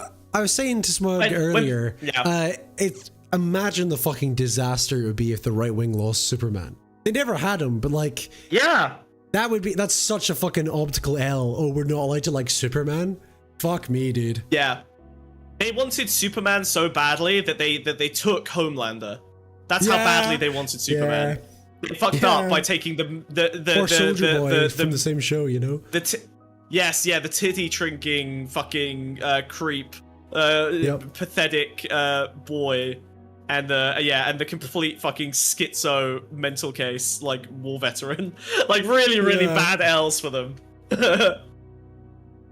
So yeah, this is good news. This is a very good sign. When you see the right wing do their best to try and co-opt something like this, very, very good sign. I think that it's making its mark. Unfortunately, because everything is territorial now, everyone's going to try and co-opt the thing for their space. But injecting Superman into... Do you know what some of the most hope I've had recently is that punk rocker song, the Iggy Pop one, the one that's actually in the movie. I went to the YouTube comments and it's just like 5,000 people saying, "Oh my god, I finally have hope again. Like this is the Superman movie gave me hope." And you know what? Half of them have fucking American flag and Trump faces on their fucking YouTube profiles. So it's literally like it's cross-sectional. Like it's literally everyone who was miserable and sick of the cynicism, including and you can see this on the right. There are people getting sick of Trump's cynicism as well. They really are getting fatigued by his like the misery there are politics. Also people that just don't understand it. We'll get onto that later. Sure, yeah, for sure. But I think, everyone who went to that song understood it. Everyone in the YouTube comments who went to that song, they were like, "Yes, kindness is the new punk rock. Joy is the new punk rock." Like they were all saying the same stuff. No one misunderstood the message of the film if they went to go listen to that song afterwards, because they all seemed to get it, including the Trumpers, which I was very surprised by. So I think James Gunn's done a very, very good job here in terms of like an actual hopeful message. Just so crazy because it's not politically ambiguous at all. Unless you're reading he's a good Christian boy, you know. But I do think to some extent the Trumpers got what they wanted, and I don't mean in the sense that like Trump got into power or whatever, or they got all the power they wanted. But they asked for this like cynical, miserable state of affairs, and that will keep you going for a few years. It is fun. It is fun to tear it all down. But I do think they're starting to reach the point of like things aren't changing as rapidly as they thought it would. Things like the Epstein files, they're getting disappointed every few months. People like Fuentes are constantly criticizing Trump. They're getting disappointed in the sense that we got disappointed by Obama. Is the idea of it all being a conspiracy by a Lex Luthor type as well. You know, that will resonate. I suppose so, yeah, and they do want reasons to blame someone other than Trump, and Elon Musk was right there. And Luthor in this movie is Elon Musk. So there's a lot of good. I think they do the same thing with Trump. No, they still love Trump. They blame everyone but Trump because they've invested too much of themselves in Trump. Fuentes is one of the few people who will, even then, he's a bit careful about it. He blames MAGA, not Trump. He'll blame people around him as well. No one will blame Donald Trump himself. They'll say he doesn't have the stuff, basically. Lily, the punk rocker song is called Punk Rocker. Yeah. Featuring Iggy Pop. It's really good. The video's cute as well. We talked about this in the TikTok, but And then this was a fucking insane tweet I found. Yes, and I don't know if we'll dig it. We're probably not going to dig into it. It's just kind of schizo posting. Yes, the Twitter account's called An Israeli Mother. Bad start. Real bad start. Yeah, so as you can expect, and I really hate to say this because I'm not racist, but the most racist person you could possibly imagine, the most racist Twitter handle you can possibly imagine, An Israeli Mother. It will say the worst things you could possibly think of. Kal-El, a Hebrew name, by the way. I'm not going to read the first part. Actually, you know what? It's all good. It's all good, yeah. It's all they turned even the Superman movie crypto-anti-Semitic with a Ben-Gurion-like villain with a blue-starred flag behind him, ordering to torture an innocent Arab street vendor to death for selling halal meat, when the real Ben-Gurion in the Declaration of Independence called for equality and peace to an Arab world clamoring for our blood. Superman world is Ben-Gurion. I don't know what that means, but I guess they're saying Superman is Ben-Gurion. Superman world is Ben-Gurion. I still don't get it. Superman is Menahem. World. Superman is Ben-Gurion. Oh, thank you. That makes more sense. Yeah, it's like moms against liberty. Yes, yeah, thank you. Yeah, that's exactly. What mothers are the most evil creature in the world when they're pitted Wasn't when it they a like mother's take a group that political got position. comic books censored in the first place? Oh yeah, you're right. That's a good point. Yeah, that was a big deal. Superman is Menahem Begin, coming from unspeakable horror to fight for the downtrodden and the meek. What unspeakable horror did Superman come from? I guess his planet blowing up. Yeah, okay, sure. He was genocided. Superman. Don't you know? Okay, Superman is Moses, sent by his parents in a capsule as their world goes up in flames, just like my grandmother did, to do good in a strange land that'll never love him back, just like my dad. Superman was created by 2 Jewish immigrants. It's so annoying. Anyway, Kal-El, a Hebrew name, by the way, fights for justice, but justice, like in the pro-Hamas protests, is being twisted into a crypto-anti-Semitic caricature by those who can't stand the Jews dare to do good and succeed in face of they're just jealous of us. They're jealous of us for doing well they're jealous that we own all the banks in spite of you trying to Holocaust us. Why is she doubling down on this, on the like, the successful Jew meme? That's so funny. Jesus Christ. Holy fuck, that's so rough. Yeah, Kal-El doesn't mean anything. It's a made-up language. And in Kryptonian it translates to something like Starchild. Yeah, but it's, you know, it's like 2 phonemes, so it'll mean something somewhere, obviously, just by coincidence. Like, it's not a particularly complex name. Yeah, anyway, this is fucking... Oh, we made the desert bloom, and the swamps yield orange blossoms. We made the desert bloom. This feels like parody. I feel like a Groiper is running this account to try and get all Jews killed. That's all I can fucking imagine is behind this is an intent to try and get every Jewish person on the planet murdered. That's all I can imagine is happening here. It's so rough. God fucking damn it. Jesus. Oh yeah, here's the Tim Pool tweet. Superman, 8 out of 10. Not woke, not even remotely political. Mr. Terrific was epic. One thing I can say, James Gunn took his cancelling personally. Yeah, James Gunn. This is such a Tim Pool thing as well. Oh, this was did cool. you go it's and see Superman in between us talking about it? No, what? Well, she went to go see it between the start and the finish of the stream. We've been streaming for a while today. You guys are getting a lot of content today. That's because you paid us. Well, it's also giving us a chance to talk about Superman. Also, yes. That's true, but yes, notice how when the bar full, you get more content. How about that, Money fuckers? talks, Yeah, they say. Money talks instead of me. Well, money yaps, I think is what everyone's learning here. Yes, okay, Olive, get in, raw dog feelings, get into the fucking stream. Yeah, let's finish the slide and then all of you call in. If you don't call in and you say something like, I got children, I'll kill myself. I'll kill your chilling effect on discourse on this stream. Oh, that was a good save. That was good. Yeah. Good pivot. If you want to shoot rockets at us, you could also donate. That was less targeted to Thanks, guys. Likes the stream, First during Superman, I was like, this can't be about Palestine, so it was revealed the invaded country is a US ally receiving billions. But yeah, I mean, like, it's you don't need... This was just in case. I put this in, literally, because I thought someone in chat is going to complain and say, it's not actually Israel-Palestine, and I thought, fuck you. Like, it's too... It's one-to-one. Like, there's nothing you can really do with that. Yeah, did we ever get Transroute Crab's essay about... Nope, and I'm very upset about it. I will be perma-banning them from the server. Yeah, they're perma-banned. Oh, no. So sad. Why have like 7 people all just joined the Discord all at once? Because Aaron's also streaming, you fucking idiot. Well, what am I supposed to do about that, huh? Oh, that makes sense, yeah, okay. Oh, she's competing with us? Death to the Straight Raid project. She's over. She's over as hell. Actually, we'll raid into her after this. Yeah, we will. You go straight raid next. She's doing some fun. She's doing some fun politics stuff. You'll enjoy Hutch. it. Olive, hurry the fuck up! Hutch is funny because it reminds me of a rabbit, but that's just what rabbits live in. You know what I'm saying? Wasn't Hutch like a He StarCraft should wear shooter? rabbit. He should wear rabbit ears. What? Oh, okay. You're on a rabbit butt plug. What's wrong with you? Someone clip that and send it to Hutch, and then I'll debate him on how he's cringe and a liberal. I'll debate him into wearing rabbit ears. I'll fucking tan his arse. This is our call out.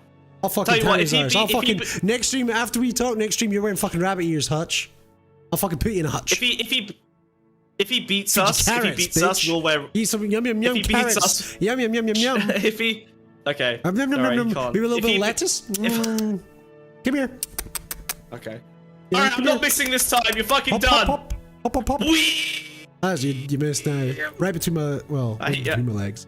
I polished your boots, I guess. Oh, that's nice. That's nice of you. But yeah, Superman.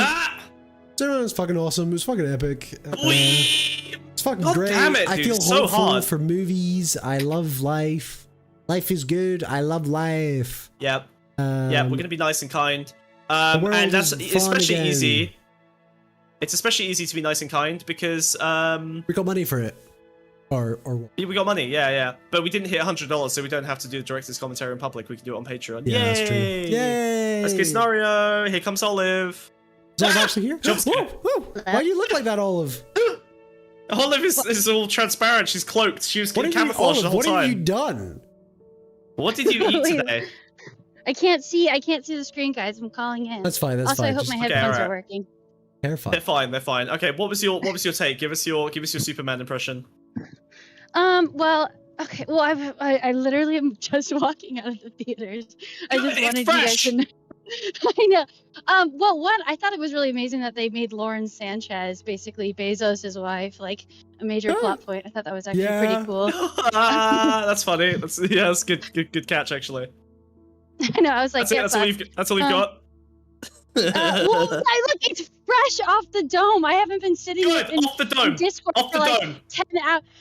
Okay, off the dome. Yeah, I mean, I liked really driving in the sort of Bezos techno-fascism, this kind of return from schism, a return to sort of a heart of Americana. I did cry. Yeah. I did cry. What made you cry? What made you cry? When did you cry? I don't even know how Olive is calling in here. I'll be honest. She's walking in a car park outside the cinema, having just watched it. I really don't know how physically her avatar is called in. It's on your end, not our end. That's why. No, it's on your end, Smug. It's in your browser. Oh shit! She's on my screen.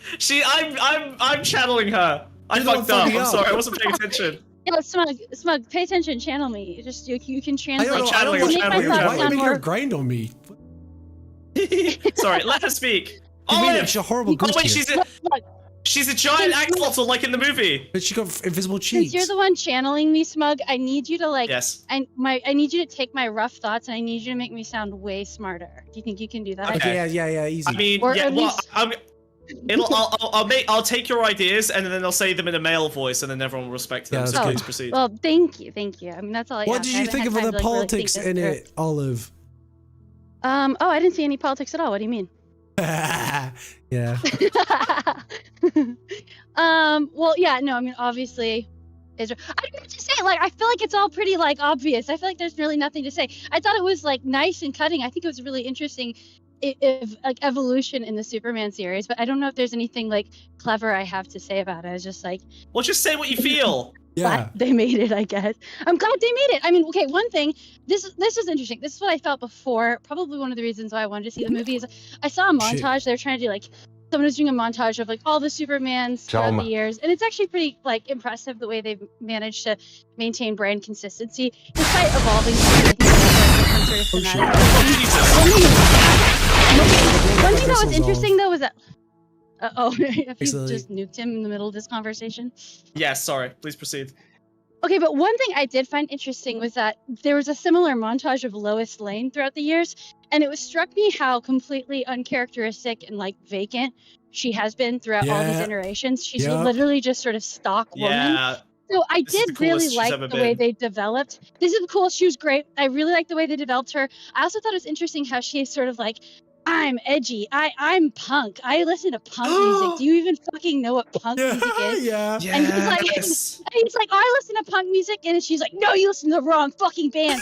But then it's like, but then it's interesting because she kind of, she ends up appreciating the heart of America, and then her gritty countercultural revolution has failed. She must admit the true heart of America lies in Kansas, and it's okay to be just good.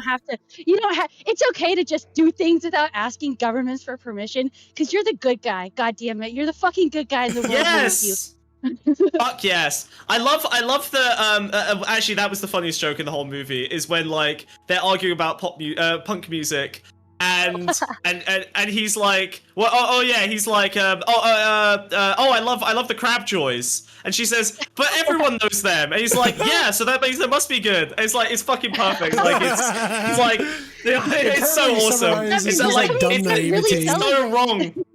But the thing is, the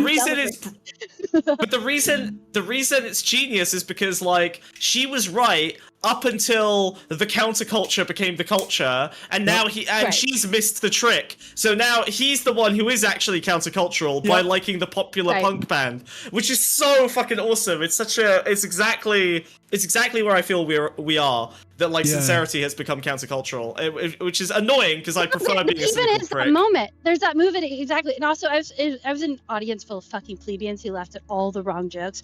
So I'm standing alone, laughing at all the correct jokes, and so I'm laughing. I was laughing correctly. Yeah. By the way, you're the one who's hope pilled. Sure. Look at these fucking animals all around me. By the way, I'm hope pilled. Yeah, sure, like cynical liberal dogs. Meanwhile, I'm the one laughing with he's like, I think being nice. Okay, I can't remember what he said exactly, but he's just like, I think being a good boy is countercultural. I can't remember what he says. But I think being nice is new punk rock or whatever, right? No, wait, sorry, I have to get this right. No. Wait, no, it's what specifically she says. She says something like, I don't know how to be like you. You seem to think that like everyone has something beautiful about them, and he says, maybe that's the real punk rock. Yeah, and that is everyone. I have that, you know what, I have that argument with my wife every fucking day because she is a bit too cynical and judgmental, and she's like, she gets fed up with people, and I'm like, no, I see the beauty in every single person, everyone I talk to, I like everyone, and she like gets fed up with me thinking that everyone has value. She's Italian, so I can only steer her so far away from fascism. You're true Lois Lane. But that is what was interesting is, she does enter as this critical of power liberal who is trying, I think, correctly examining his lack of sort of accountability structures and his impulsiveness. And so it's like you like her because those questions are true and fair and accurate. Like, she's not like a bad guy. But it's interesting how it contributes to this schism, which sort of is the fault that undermines and distracts Superman, so that it actually prevents him from saving those children. You know what I mean? So he has to rebuild the integrity of the American consciousness. The liberal gets in the fucking way. The liberal gets in the fucking way by complaining about doing good all the time. They fuck up. They make it impossible. What's important is that we have psychosexually sedated the liberal. We have. No. I just can't. He's so handsome, though. I mean, what are you fucking gonna say? Yeah, dude. Well, that's what we were saying earlier. Like, you really believe their relationship because they don't like movie kiss. They're like trying to fuck the entire time. Yeah, that was. It's so true that the role of leftists is to fuck liberals out of being liberals. That's actually the message of the movie. You can fuck liberals out. You can get them out. I mean, you think Superman was like a leftist though? You think Superman? See, for me, I don't think of it as even a political battle. I thought it was more of like a fight for the heart of the military. So he represents the kind of well-meaning military guy who wants to use the American military, the sort of supremacist power it has over the world, and it wants to use it for good. Because I mean, I know a weird amount of military people, and I know a lot You're of them saying he's an interventionist. Yeah, like, I don't think he thinks that deep about it. I don't think believes in this capacity. I don't think he believes that because he doesn't harm either side. You know, he saves the squirrels. Wait, yeah, what? that's true. He doesn't. Well, no, but so he represents the capacity to use this power and in an interventionist way, right? And then there's the other military guys, the sort of corporate metahumans, and they kind of represent. They're like, we're cynical. This is just a job for us, which is sort of also the way the military has gone. So in many ways, it's kind of a galvanizing of this.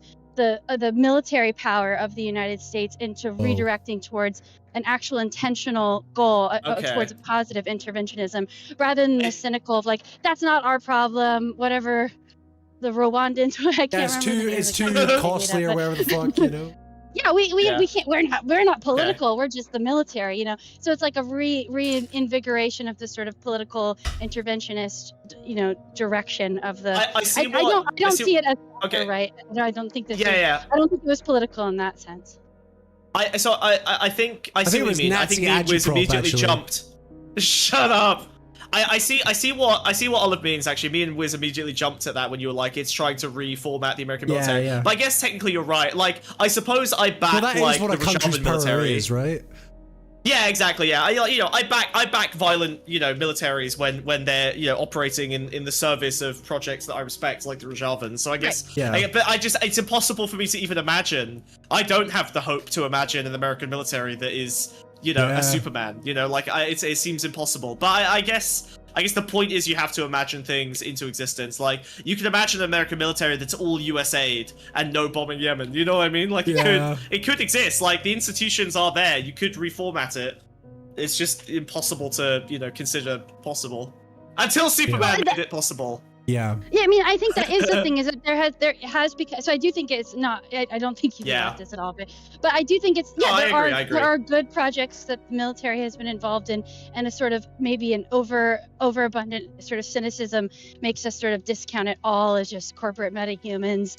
They're not really sincerely there. So I think this was a kind of hopeful revivalism of like, America can be a vessel for goodness. So I mean, I think there's a. We even see it with Mr. Terrific, who like he does get like. I love Mr. Terrific. Okay, he's so sick. You know, he's the only one of them that's like, okay, I'll come check it out, and he's really just doing it for her, like her feelings. You know, like he's like, I'm gonna extend my heart a little bit. You he just wants to make it feel and better. He's like, oh fuck, she was right, and then he's like fully involved. Yeah, he finds the end of the world. He's comforting a random like moody liberal woman, and he finds the end of the world. He's like, good thing I listened to that random lady. Like, yeah, it's pretty base. It's pretty fucking base.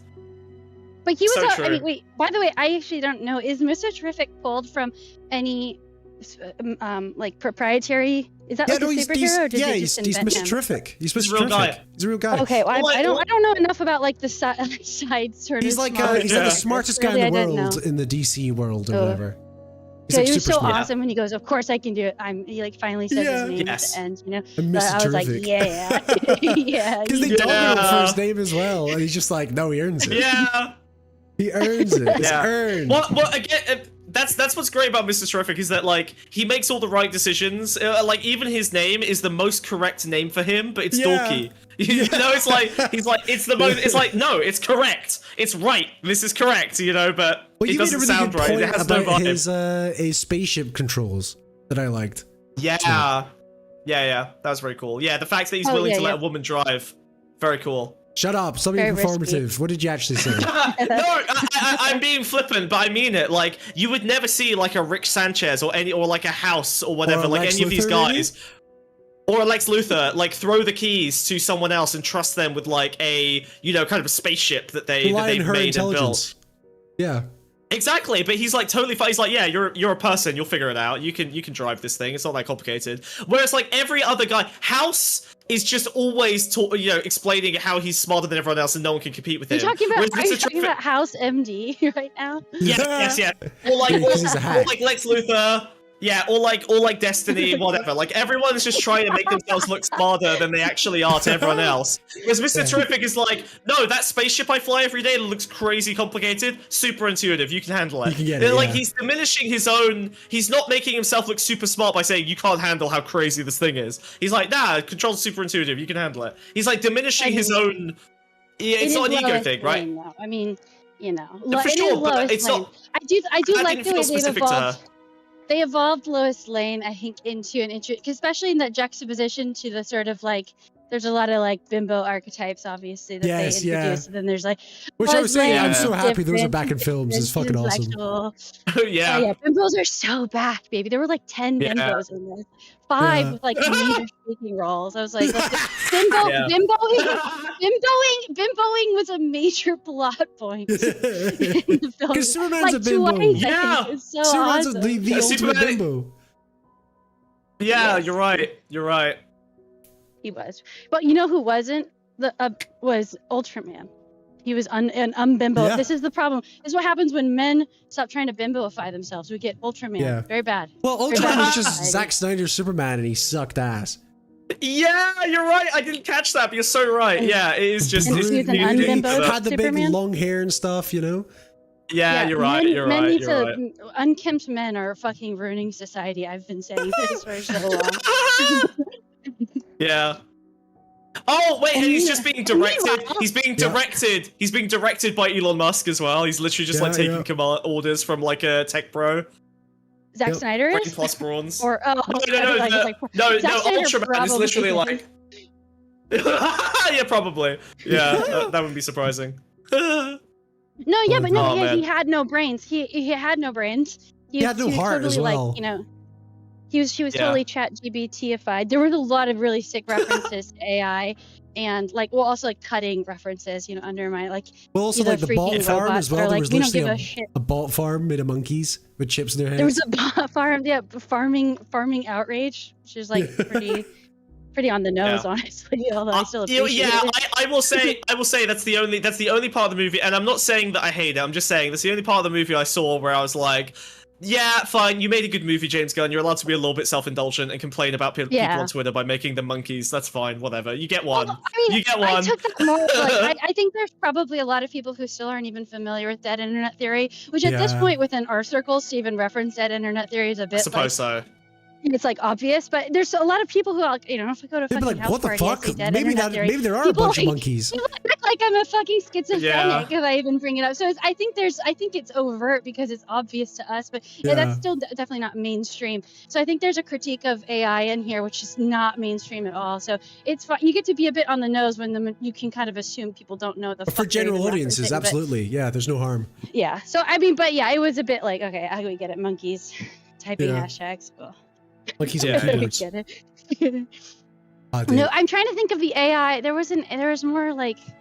I don't Yeah, I know what mean- AI you caught because I can't think off the top of my head. Like I can't think of what his the Superman's robots were like ChatGPT. You know, he His like robot thanks them. girlfriend. You know, Lex Luthor's robot yeah, and girlfriend. he was like, he thanked the robots for helping him, and they're like, you don't need to thank us. And I thought that was a reference to like that news article that Maybe. went viral for a while, being like, stop thanking ChatGPT, it's wasting trillions of water. Or something. Okay, maybe. I mean, I can imagine the line might have been inspired by that. The robots in his house, like, I guess. Well, the robots also become more human as well because they like express concern for Supergirl. They're like, if I did have feelings, I'd be fucking worried. They were like, Well, there's also there's the guy that's like, I wish. What the hell? Yeah. Well, there's also the guy that's like that was actually one of the broad. lines that made me laugh the most. Is like he says, "I wish you would give us a name." And he's like, "Number 4 is a name. So is Gary." Like it's such a good line. It's such a good line. Like it's just a little bit. Like he's just being a little bitch. He's like, I want to be personified, you asshole. Like they clearly all have feelings. They're just being catty bitches about the fact they're not really allowed to have feelings. I think is what's happening the whole movie. Well, that I was think it. they do. His robots say they don't have feelings, but like obviously the good robots have a soul, you know. But then there's Yeah. like the bad robots, like the nanobots, and then Yeah. ultimately funded by this guy who's like denying the epic end speech where it's like you're denying your own humanity, Lex Luthor, you know, or something. Yeah. You know, you're so mad at me for being such a fucking perfect hot bimbo that you're fucking You become less than human. turning into a little you're Yeah. a bad human. You're a bad guy. No, I think you guys, this is anti-hope Lex, pill, okay? no, dude. You've misunderstood. The point What? of that is that Lex has sacrificed The potential. what it means to be human. You know, Sure, in this fine, pursuit of racism by not identifying with Superman. You know, because he recognizes Superman's traits as alien when they're just human, and by pushing them away and decrying them, he is becoming less human. He's pushing himself Yeah, away fine, from fair humanity and community and all did- the rest. Yeah, I did. That speech at the end was sweet though. Like, obviously it was a little bit hammy, but it's meant to be. He's a bimbo. Like, it was very nice. I like the what's it called, the parallels between his relationship and Lex's, where he just throws a pencil at her, you know, when they fight. Yeah, it's so base. Like, the second he gets mad, he just starts throwing shit at his woman. It's like the funniest fucking throwing a pencil at someone is, considering what Lex Luthor is capable of, throwing a pencil is so petty. She was leaking, like, you know, military. True, leakers. Never. Yeah, you're right. The leakers. They're throwing the pencil made her. Yeah, that's I'm true, not saying it, but I'm just saying there was obviously a vein of distrust running between them. I'm not saying domestic abuse is ever just. Yeah. But. Okay, well, that was my off the cuff take. You know. Thank you, Olive. We have a problem to solve now, so you can leave. But we appreciate your fine contributions. There she goes. There she goes. Okay, Wiz, we have a real issue now. Unfortunately, I made some promises that I absolutely cannot deliver on. Lily has donated $30 in order to get us to $100 so that we talk about the drama. So here's my I'll take care of it. I'll take care of it. You ready? No, don't. You could. No, I need that money, dude. I'm fine. Yeah, I need you to not fuck this up, dude. It's not gonna come back. It's very simple. I can take care of it. I was gonna suggest don't. You're gonna don't cut the feed. Please don't cut the feed. I'm not gonna cut the feed, dude. I'm not gonna cut the feed. Let me just growth rate. Whoop. Chat, I think he's gonna cut the feed. Wait, what the fuck? You had growth serum this whole time? Yeah, I'm ready to fight you, bastard. Chill out. I'm gonna fuck you up. Here's the drama. Here's the drama. We did a thing on someone else's show, and then we recorded it where we did it, and we explained it, and it was like a joke, and I think it was pretty good, and people didn't like it because no one likes me about the joke. And I think that's fair. Was there any questions? Yeah. My suggestion was to let Lily come on and ask 3 questions like we're wizards. No, she can ask them in the chat. Okay, fine. But she paid $30. That's a lot of money. Well, she's not here. She's not even here. Oh, she's gone. Then she's not a real fan, so she gets. Yeah, what she gets. So chat, got any questions? Silence. Going once. I have a question. Okay, fan monkey, what's your question? This is how you kill anything. You leave it up to the audience. Yeah, that's true. Yeah, I guess afterwards we'll say we did the Q&A. Yep. Is Wiz actually balding? Yes. I've only got one piece of hair left. Not bald. Is Superman stronger than Spider-Man? Yes.